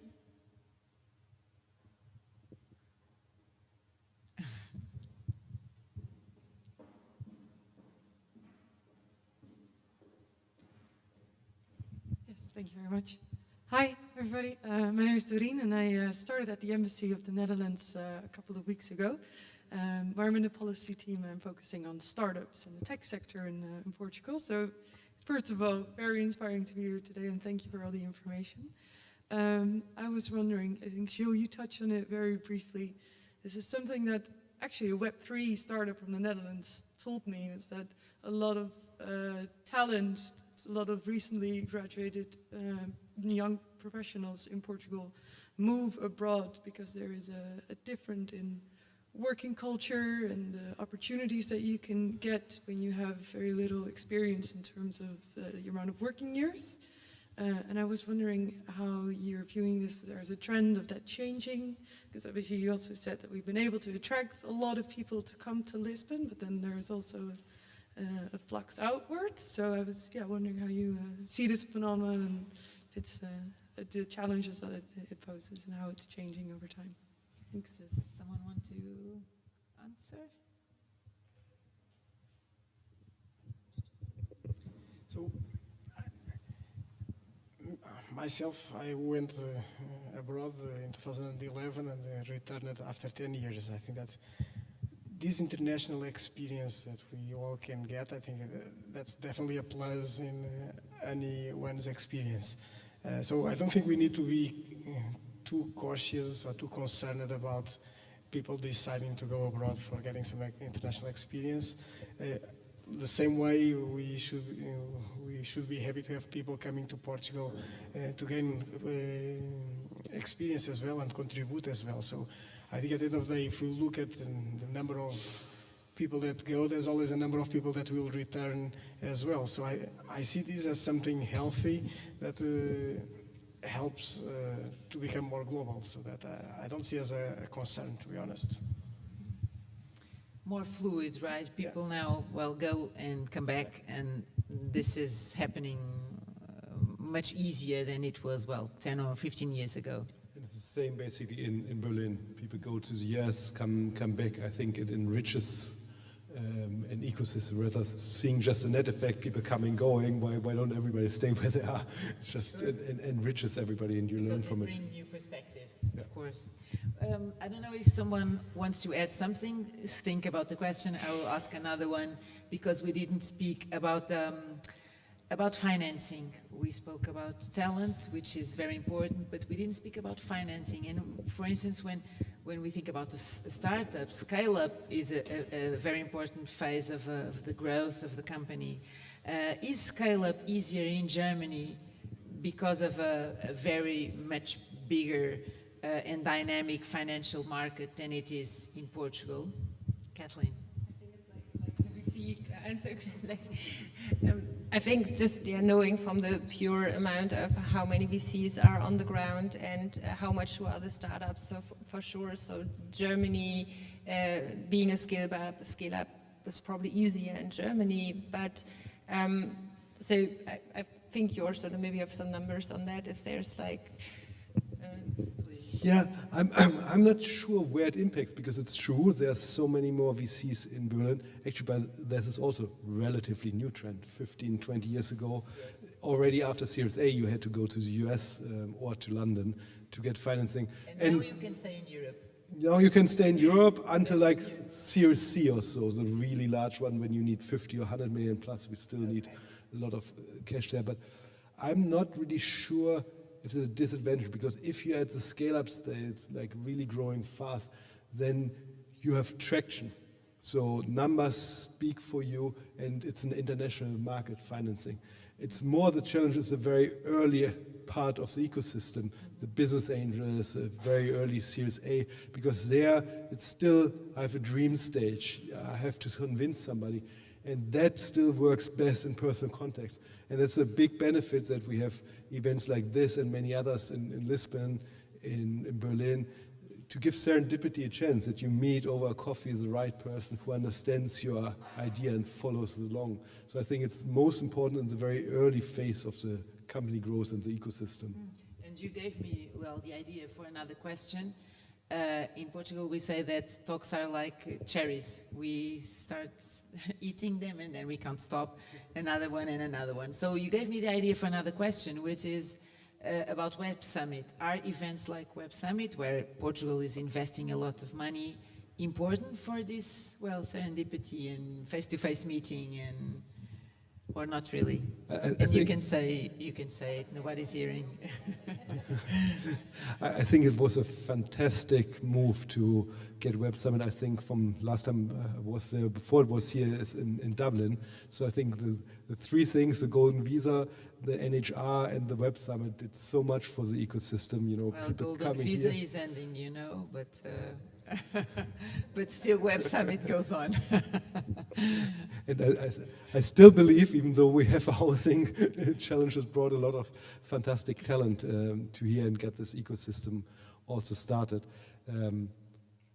But coming back to Web Summit, I think those events bring people together, and we need that even more, especially what's happening around Web Summit. I don't spend much time at the summit anymore, but most of the time in coffee shops, bars, and everything around it, and that's the serendipity I was talking about. Yes, yes, thank you. I can add to this that, for instance, as we were designing our scaling up program as part of the Unicorn Factory Lisboa, we were contacting a number of different incubators and other ecosystems internationally. And because of the Web Summit, we were considered to be a central ecosystem as well. So although we are peripheral, and there are multiple countries that have 10 million population, even higher, that are considered peripheral. So in our case, because of Web Summit, everyone in the global ecosystem knows about Portugal, knows about Lisbon, knows about the event, and that is super helpful in opening doors and making sure that we have the international visibility. Otherwise, we'll be just another market like others that are on the smallish side. So the $128 million were well invested. I wish one day someone will do the math on how much was really the upside, because that, I think, would open a lot of eyes. Yes.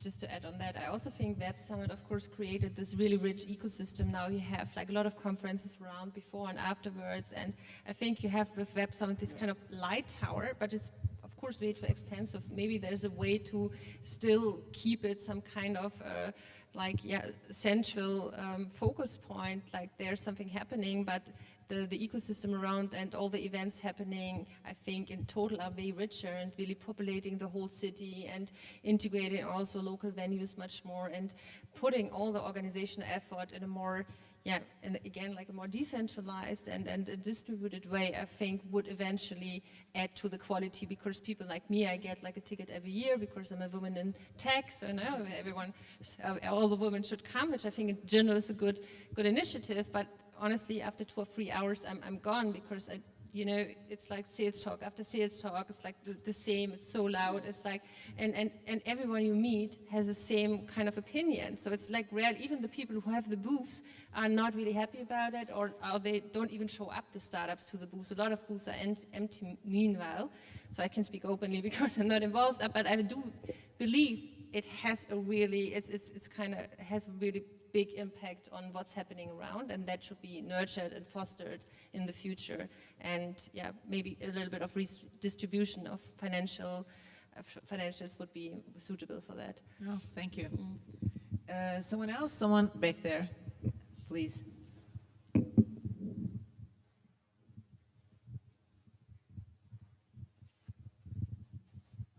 Thanks a lot. Thank you for this amazing panel. Thank you very much.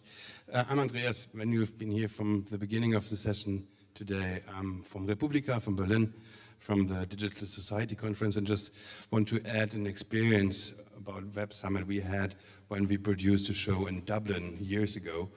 Right 1 or 2 years afterwards, the Web Summit went away from Dublin. And there was a very huge sadness and very angry environment of people. So just a small advice to the city of Lisbon: use what you have in the time you have it and not crying afterwards. So I don't know how long this will exist, but it is a gate for Europe to the global Web 3 or in before Web 2 ecosystem, and it's a light tower, which is very, very amazing. And to come to a point or a remark afterwards in the discussion at 4:30 session, we will have a couple of tables to discuss beyond topics, and I would love to talk with you and all the others who want to what can come out of this session and the conference today, and maybe the time of the Web Summit in November can be a next appointment to go on with the connection between Berlin and Lisbon and Germany and Portugal, and of course beyond, and that's already an invitation to the session later. I just wanted to add a very small Web Summit story, coming by the way from the Web3 world. So being international, a friend of mine met at a dinner Tim Draper, and on that evening, on a $10 bill, they signed basically on the investment of, which was later 5 million ETH mails. So that's international, and that's, you know, Tim Draper wouldn't come for a small event in Europe. That was a good beer, right? Okay, someone else who wants to add from the audience? We have, well, 5 minutes. Latest thoughts. What do you want to add when we think about Portuguese and German ecosystems and things that we can learn together and create new opportunities? Get more flights to Berlin. Cheaper. For me, like being more experimental, risk-taking, creating test beds, playing with organizational setups which are beyond what we know right now. It's just a good time for that. And how do we promote risk-taking? Because that's something that it's not easy, of course. I think test beds, usually like creating sandboxes, like areas where you can contain the risks. That's usually the way to go. It's to have more of a pilot program context. Usually that helps, and then rolling out what works afterwards. Sylvia, do you want to add something to the discussion, or that wasn't mentioned? No, I think in general, the big challenge as well when you were looking for the whole regulation, so I think we can also hear the government offer a contribution on that. We know the challenge that we have in AI and the potential that we have on it as well. So here combining the strengths and really looking forward to pragmatic solutions, but at the same time that are going to be sustainable ones. This is where I see also big potential. Yeah. And Jill? Along the same lines, I think that's our goal is really to create stronger connections between Portugal and the other ecosystems, being the German one of the strongest in Europe, and that's something that we need to have as a priority. We are lucky enough to have already a number of very strong German talent here that we can take advantage of to create those bridges. Bring some case studies and role models to the next generation. Maybe next time we can also invite the students here. I think it's always very fulfilling, both at high schools but also at the universities, and share our stories there. And I must, well, I'm a moderator, but I also add information because, well, that's my business, and information is key to, well, get to know both countries and, well, destroy some prejudice and stereotypes. And this is also what the, well, I'm seeing at the audience, someone very important for the German-Portuguese Journalism Award.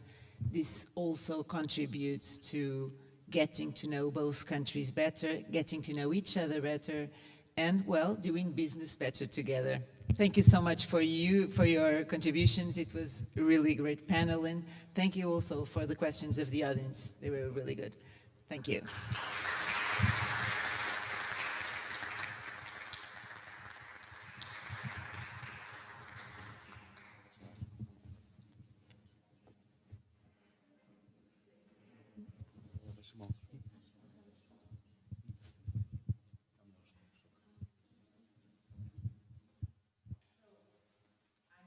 Still here because I'm still here because I want to call to stage Thilo Wagner. He's a journalist. He has been moderating the previous sessions, and also Ana Venancio. She's associate professor of ISEC, also moderating previous sessions, and we will be talking a little bit and, well, making a sum up of the day and a recap.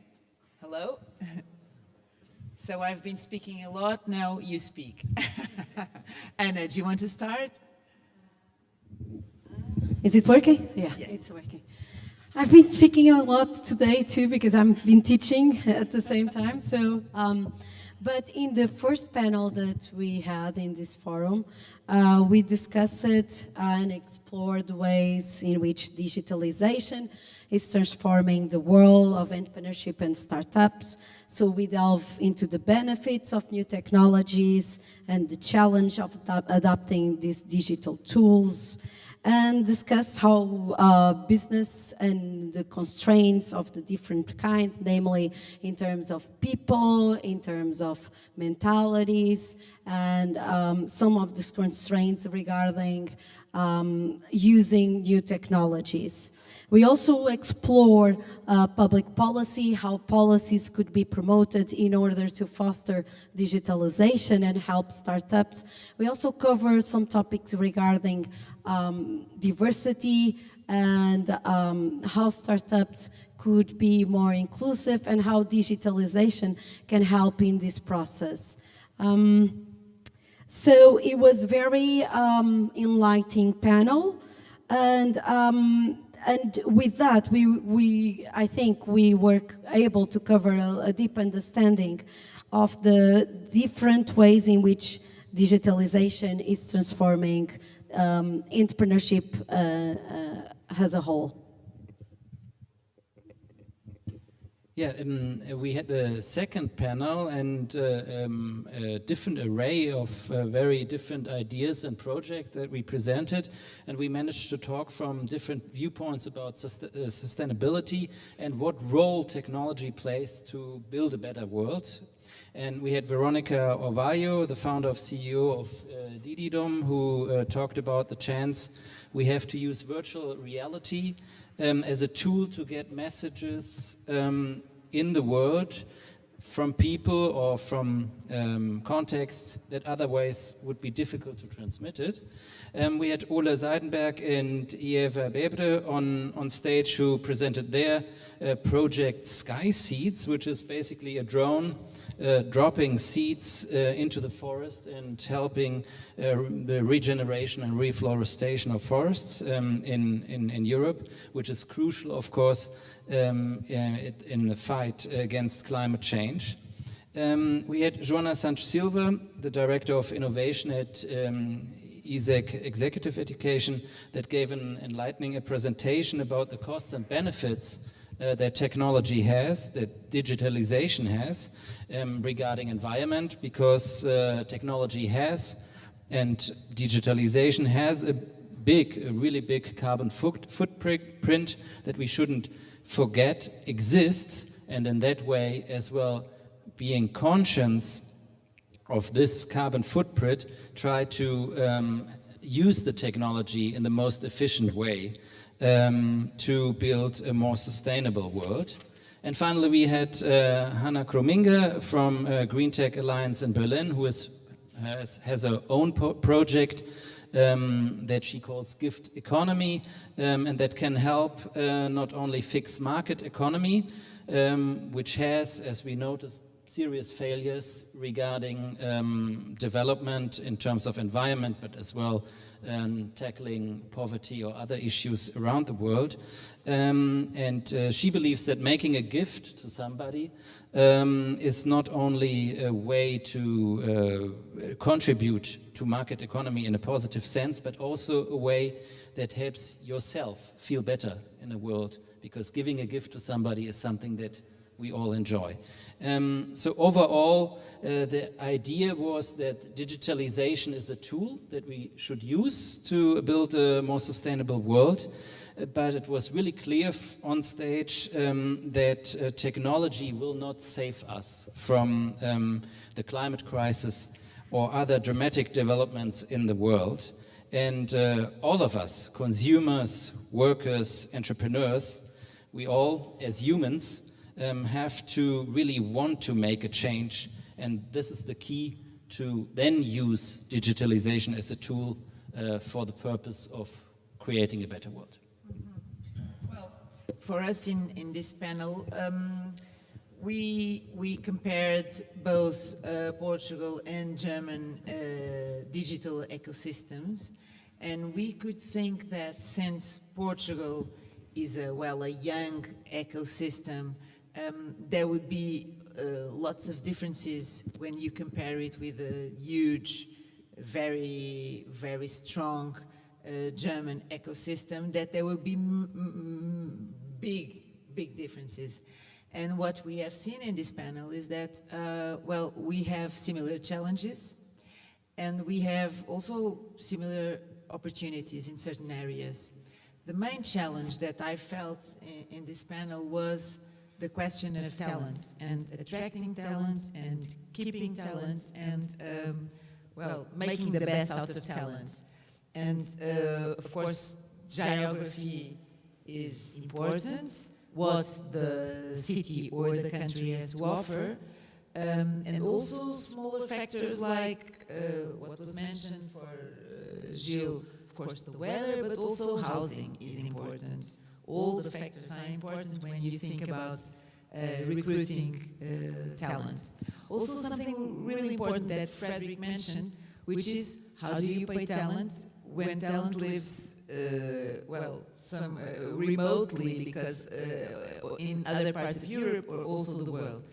Now, the question of remote work was also discussed in this panel, since after the pandemics, of course, this idea of people being able to work remotely from all over the world or the country or Europe has been, more of a norm than it was before.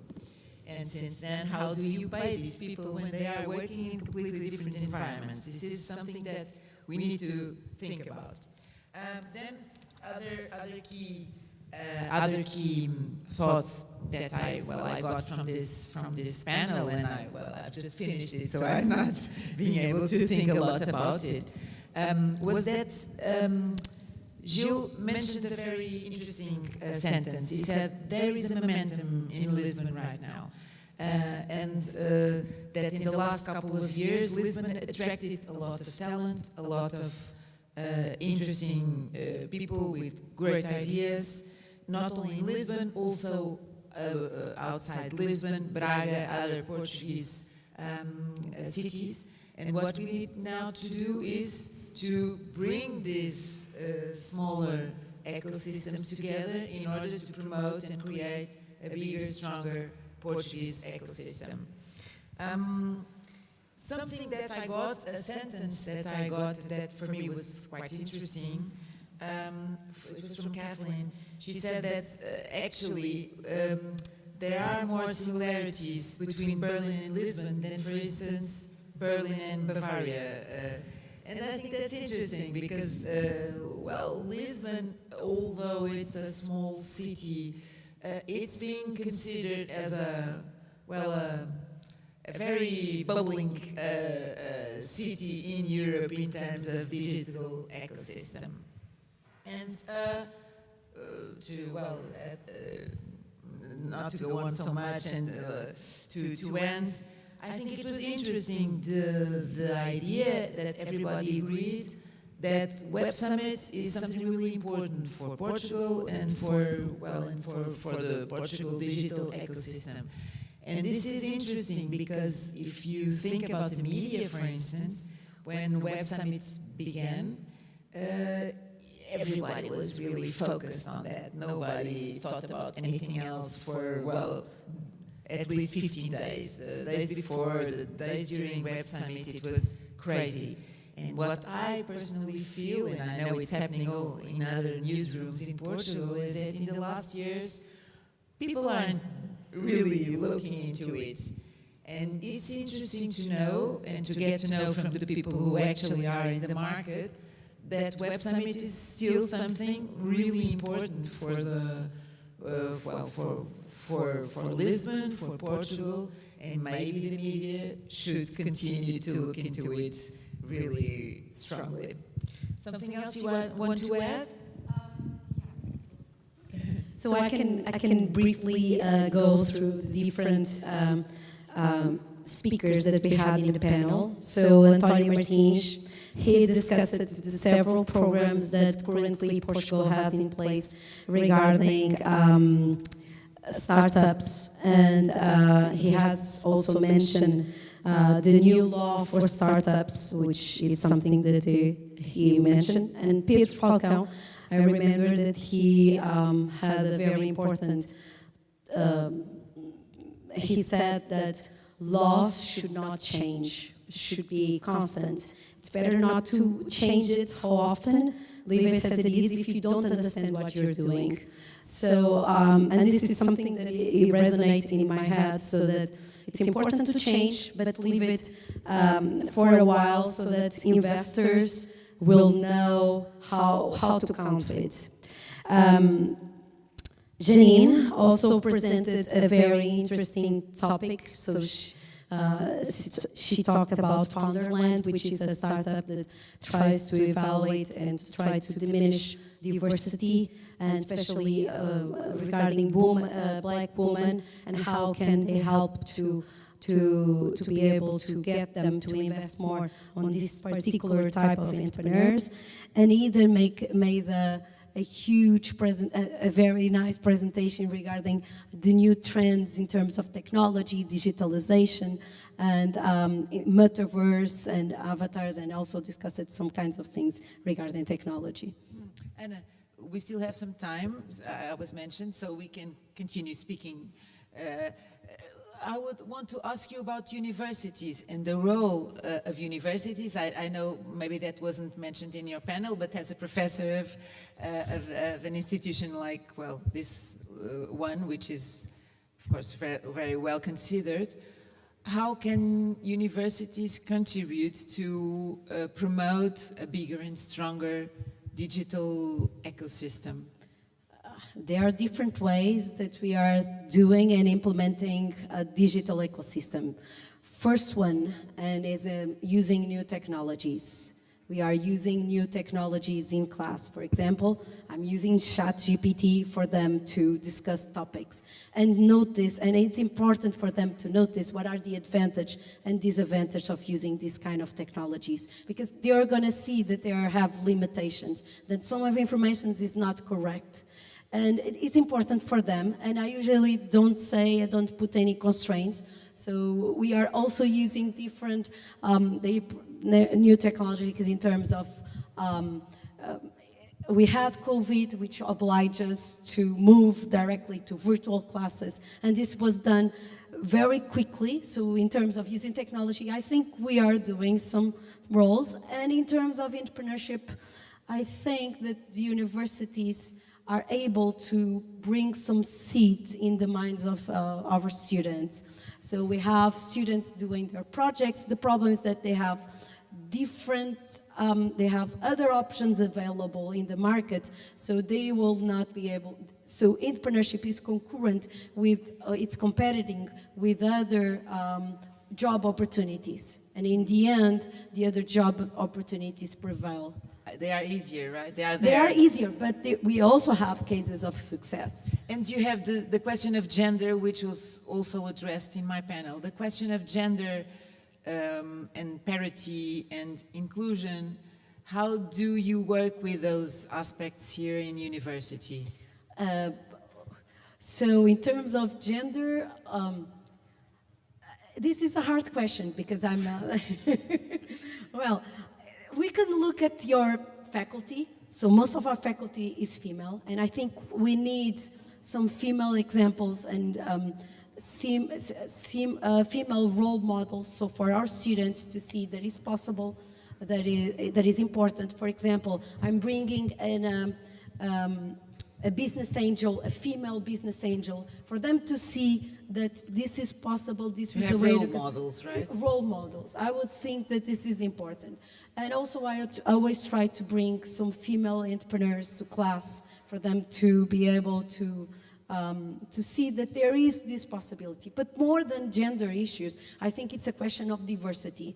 We've seen that female is important, but there are other cases which we have to promote, like immigrants, refugees. So there are different minorities that also need help in the process. Mm-hmm. But we also have some new curricular units which tackle these issues regarding social equity, gender issues, sustainability, which is also another way to go. Tilu, do you want to add? Yeah, I just want to add one idea that was at the end of the panel as well, was left by Ole, and I think it is a really good thinking, is how we can foster sustainability in entrepreneurship in companies. Yes. And it's not only the classical business model that works there, because there's one factor which he as well mentioned, which is that the external costs of not working sustainable, the external costs for polluting the environment or whatever are not in the calculation. And I think in the whole, if we don't, I think we all agree that, or I at least think that market economy is pretty much the only chance we have to give as well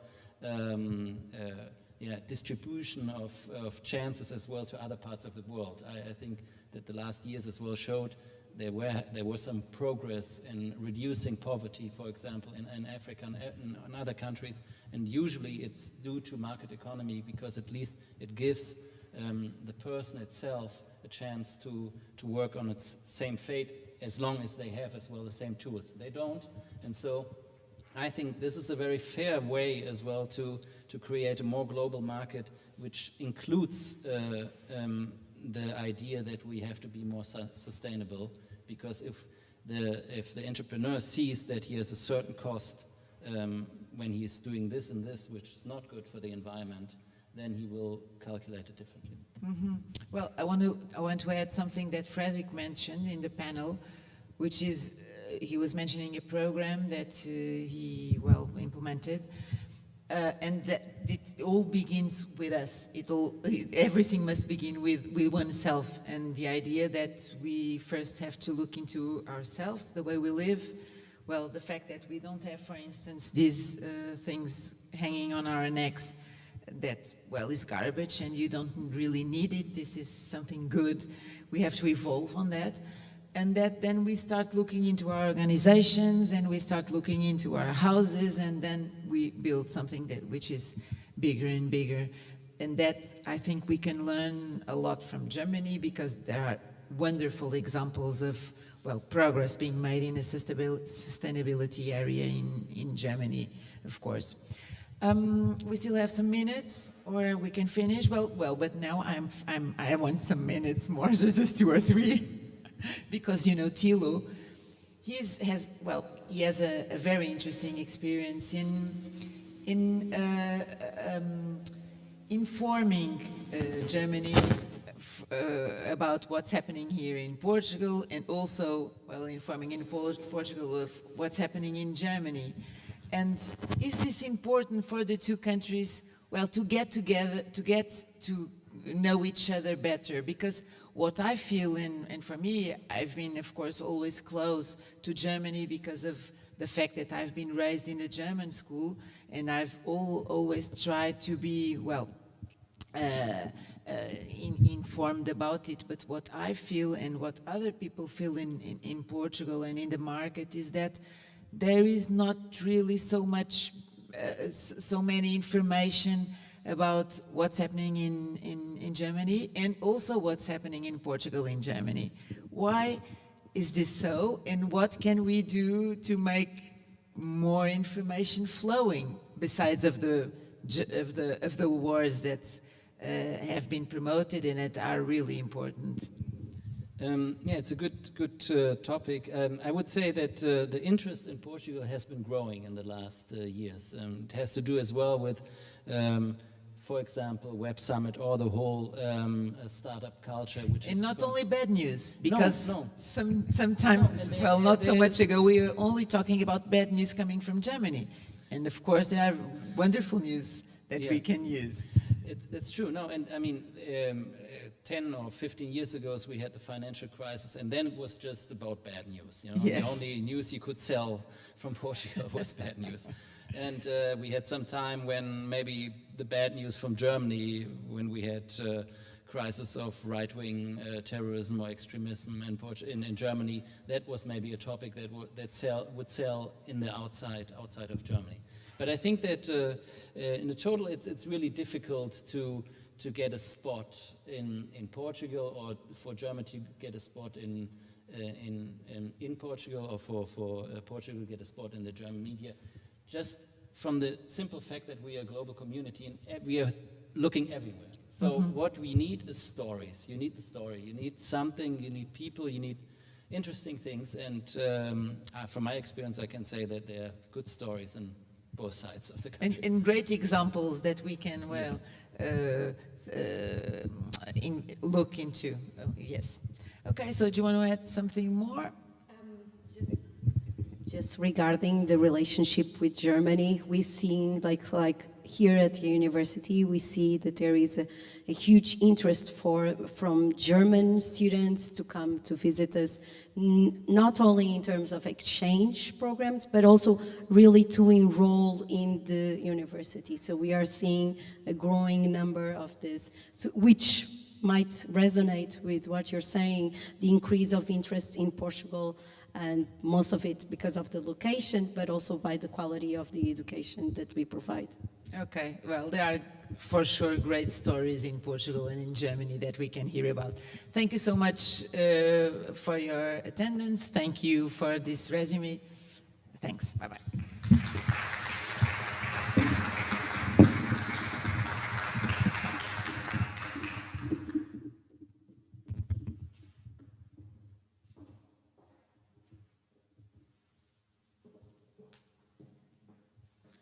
Thank you so much, and Venâncio, Thilo Wagner, and Mafalda Anjos for this comprehensive day recap.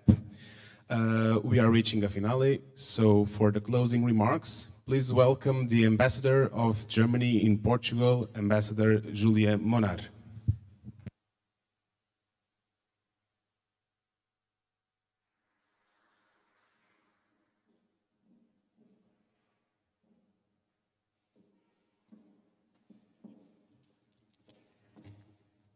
Yeah, dear audience, I almost fell over my colleague from the Goethe Institute. So,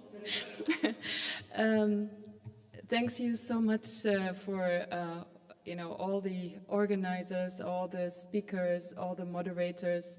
I was unfortunately only able to be here in the afternoon, but let me just tell you, I was here at the opening of the forum. and then had to leave with our state minister, but we actually went to a place that also resonated the same spirit that we heard today.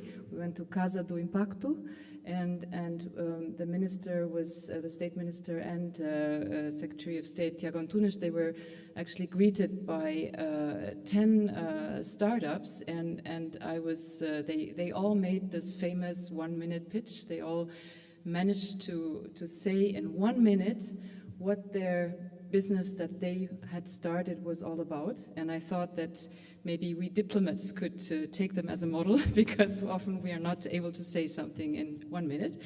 I was very impressed by the concept of the Casa do Impacto and these young entrepreneurs who not only had a brilliant idea, an idea that they thought would be successful, but that also had an idea that they thought would make an impact in society, whether it was climate action or aging population or health, or somebody who was training unemployed people to become software developers, and then had a 95% of chance of getting them into jobs. So it was a very impressive hands-on and real experience of what it means. And of course, all these startups, without digitalization, they wouldn't have been able to implement their ideas. So that also fitted nicely into this day. I was particularly also struck by the exchange on the Portuguese-German ecosystems. I think that probably I know more about the Portuguese ecosystem than I know about the ecosystem in my own country. But I think we saw that there is a lot happening, and I think that it was interesting to hear about the lessons learned maybe from the German ecosystem, and also vice versa, about the dynamism and about the innovation that the most experienced entrepreneurs from Germany can see here in Portugal. So I thought it was a great exchange. For us, for the German Embassy, the German Foreign Office, and together with the Ministry of Foreign Affairs of Portugal and of the partner institutions, that's what we want to do. We want to bring the partners together. We see each other as mediators in that way, and we want to learn from each other and also help others to jointly develop new ideas and solutions for the future. So I want to thank especially the partners at the MNE, the República ISEC, and I want to mention in particular Fernanda Parente from República. Is she here? She's probably not here, right? And Hernanda Laime from ISEC, is she here? No, but I was told that without them, this forum wouldn't have been possible. And I want to, so. I want to let you know that Berlin Partners will soon organize an event with a focus on blockchain technology to bring the Berlin and Lisbon digital ecosystems even closer. And of course, as was mentioned already this morning, Germany will be the partner country for the next Web Summit in November. And I think that will also provide us with future opportunities for more bilateral cooperation. In about 2 weeks, we will have a first delegation here from our Ministry of Economic Affairs. And we know about the responsibility. We are the first partner country ever, so we will, in the coming half year, we will work to make that partner country status a success. Today or yesterday, we also had another event that reminded me of last year. The Hannover Messe just started again, and last year, we all know, Portugal was a partner country at the Hannover Messe. And I think that maybe leads me to my last point. I was struck that today also we finished by saying maybe there's a lack of information on Germany and Portugal, and maybe also a lack of information on Portugal in Germany. I was struck when I first heard it last year, because I always thought in this day and age, how could there be a lack of information? We are so close. I can read a German newspaper here every day, but I understand that there is maybe a need for specific information, and I can see Mr. Ostermann von Roth here in the audience from the Bartholomäusbruderschaft.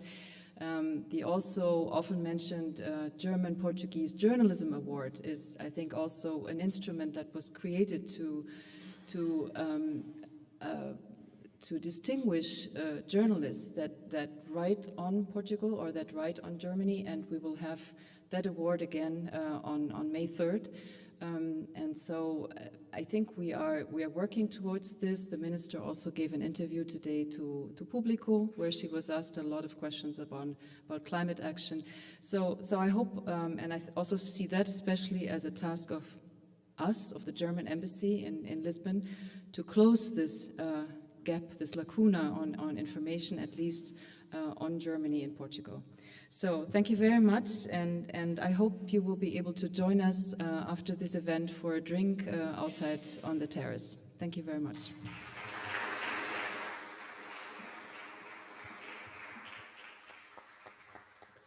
Thank you very much, Ambassador Julia Monar. To close the 7th edition of the Portuguese-German Forum, please welcome to the stage the Director General for European Affairs of the Portuguese Ministry of Foreign Affairs, Ambassador Helena Malcata.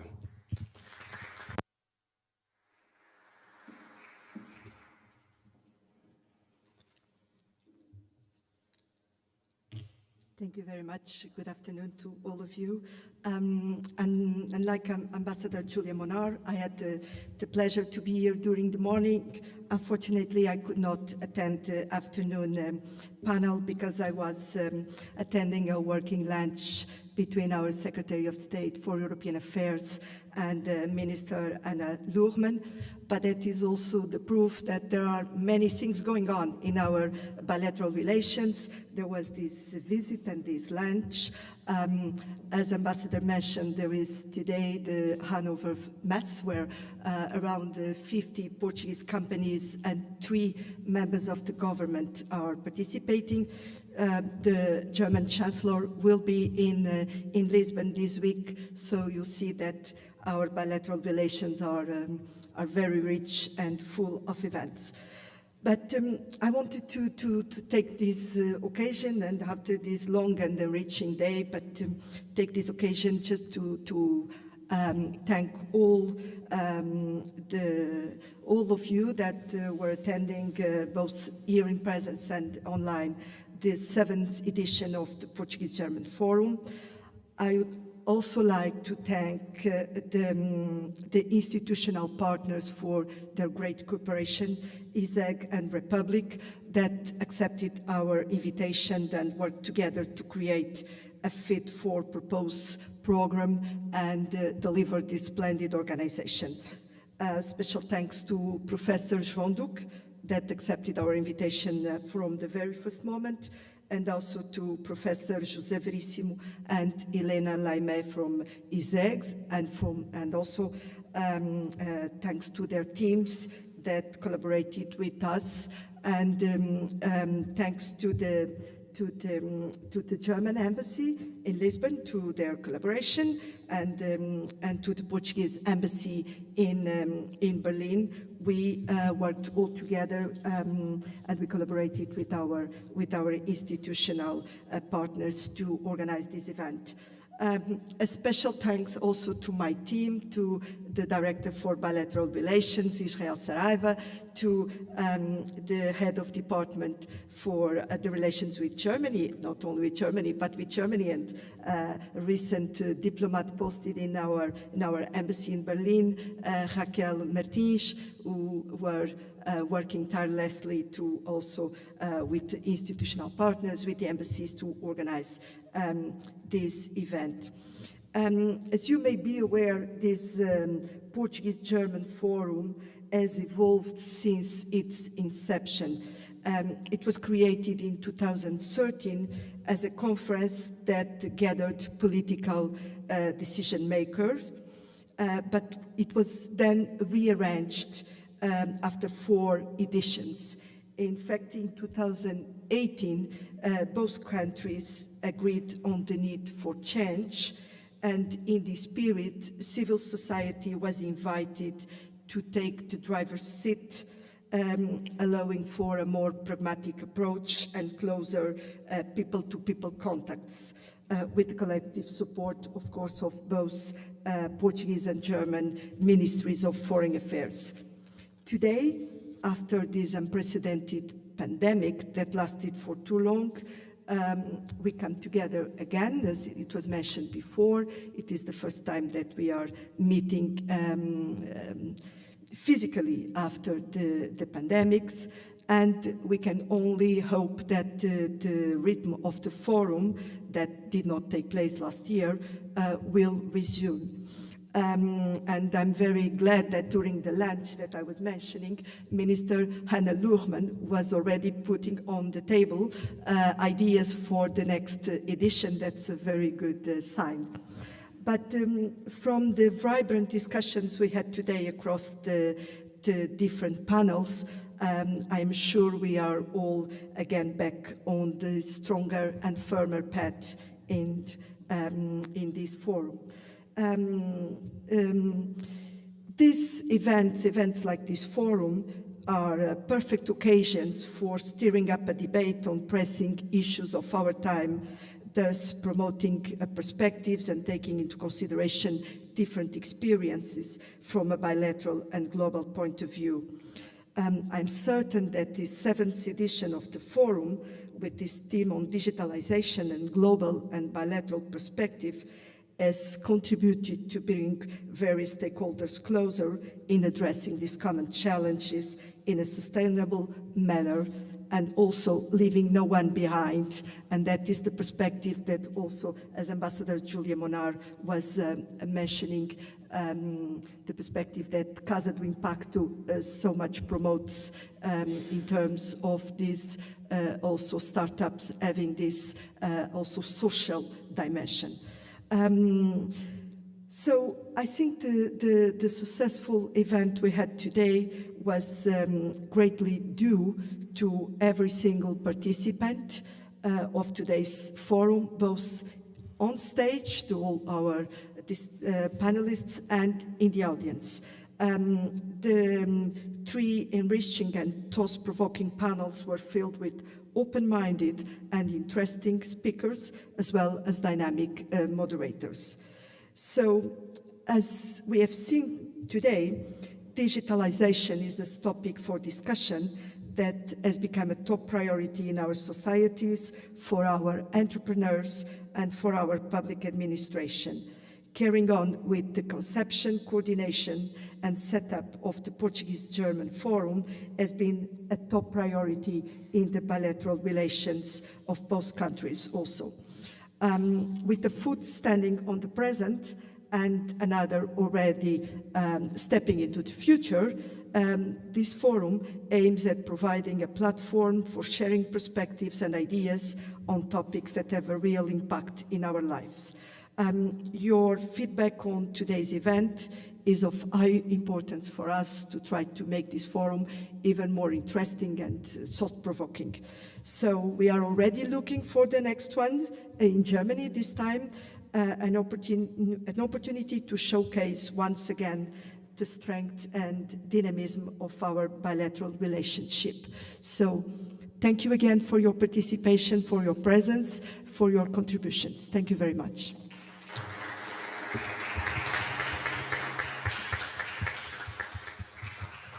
Thank you very much, Ambassador Helena Malcata, and thank you all for your presence and participation here today. To end this year's Portuguese-German Forum on another high note and provide for a networking moment among all participants, please join us for a cocktail reception outside at ISEG's beautiful rooftop. Thank you.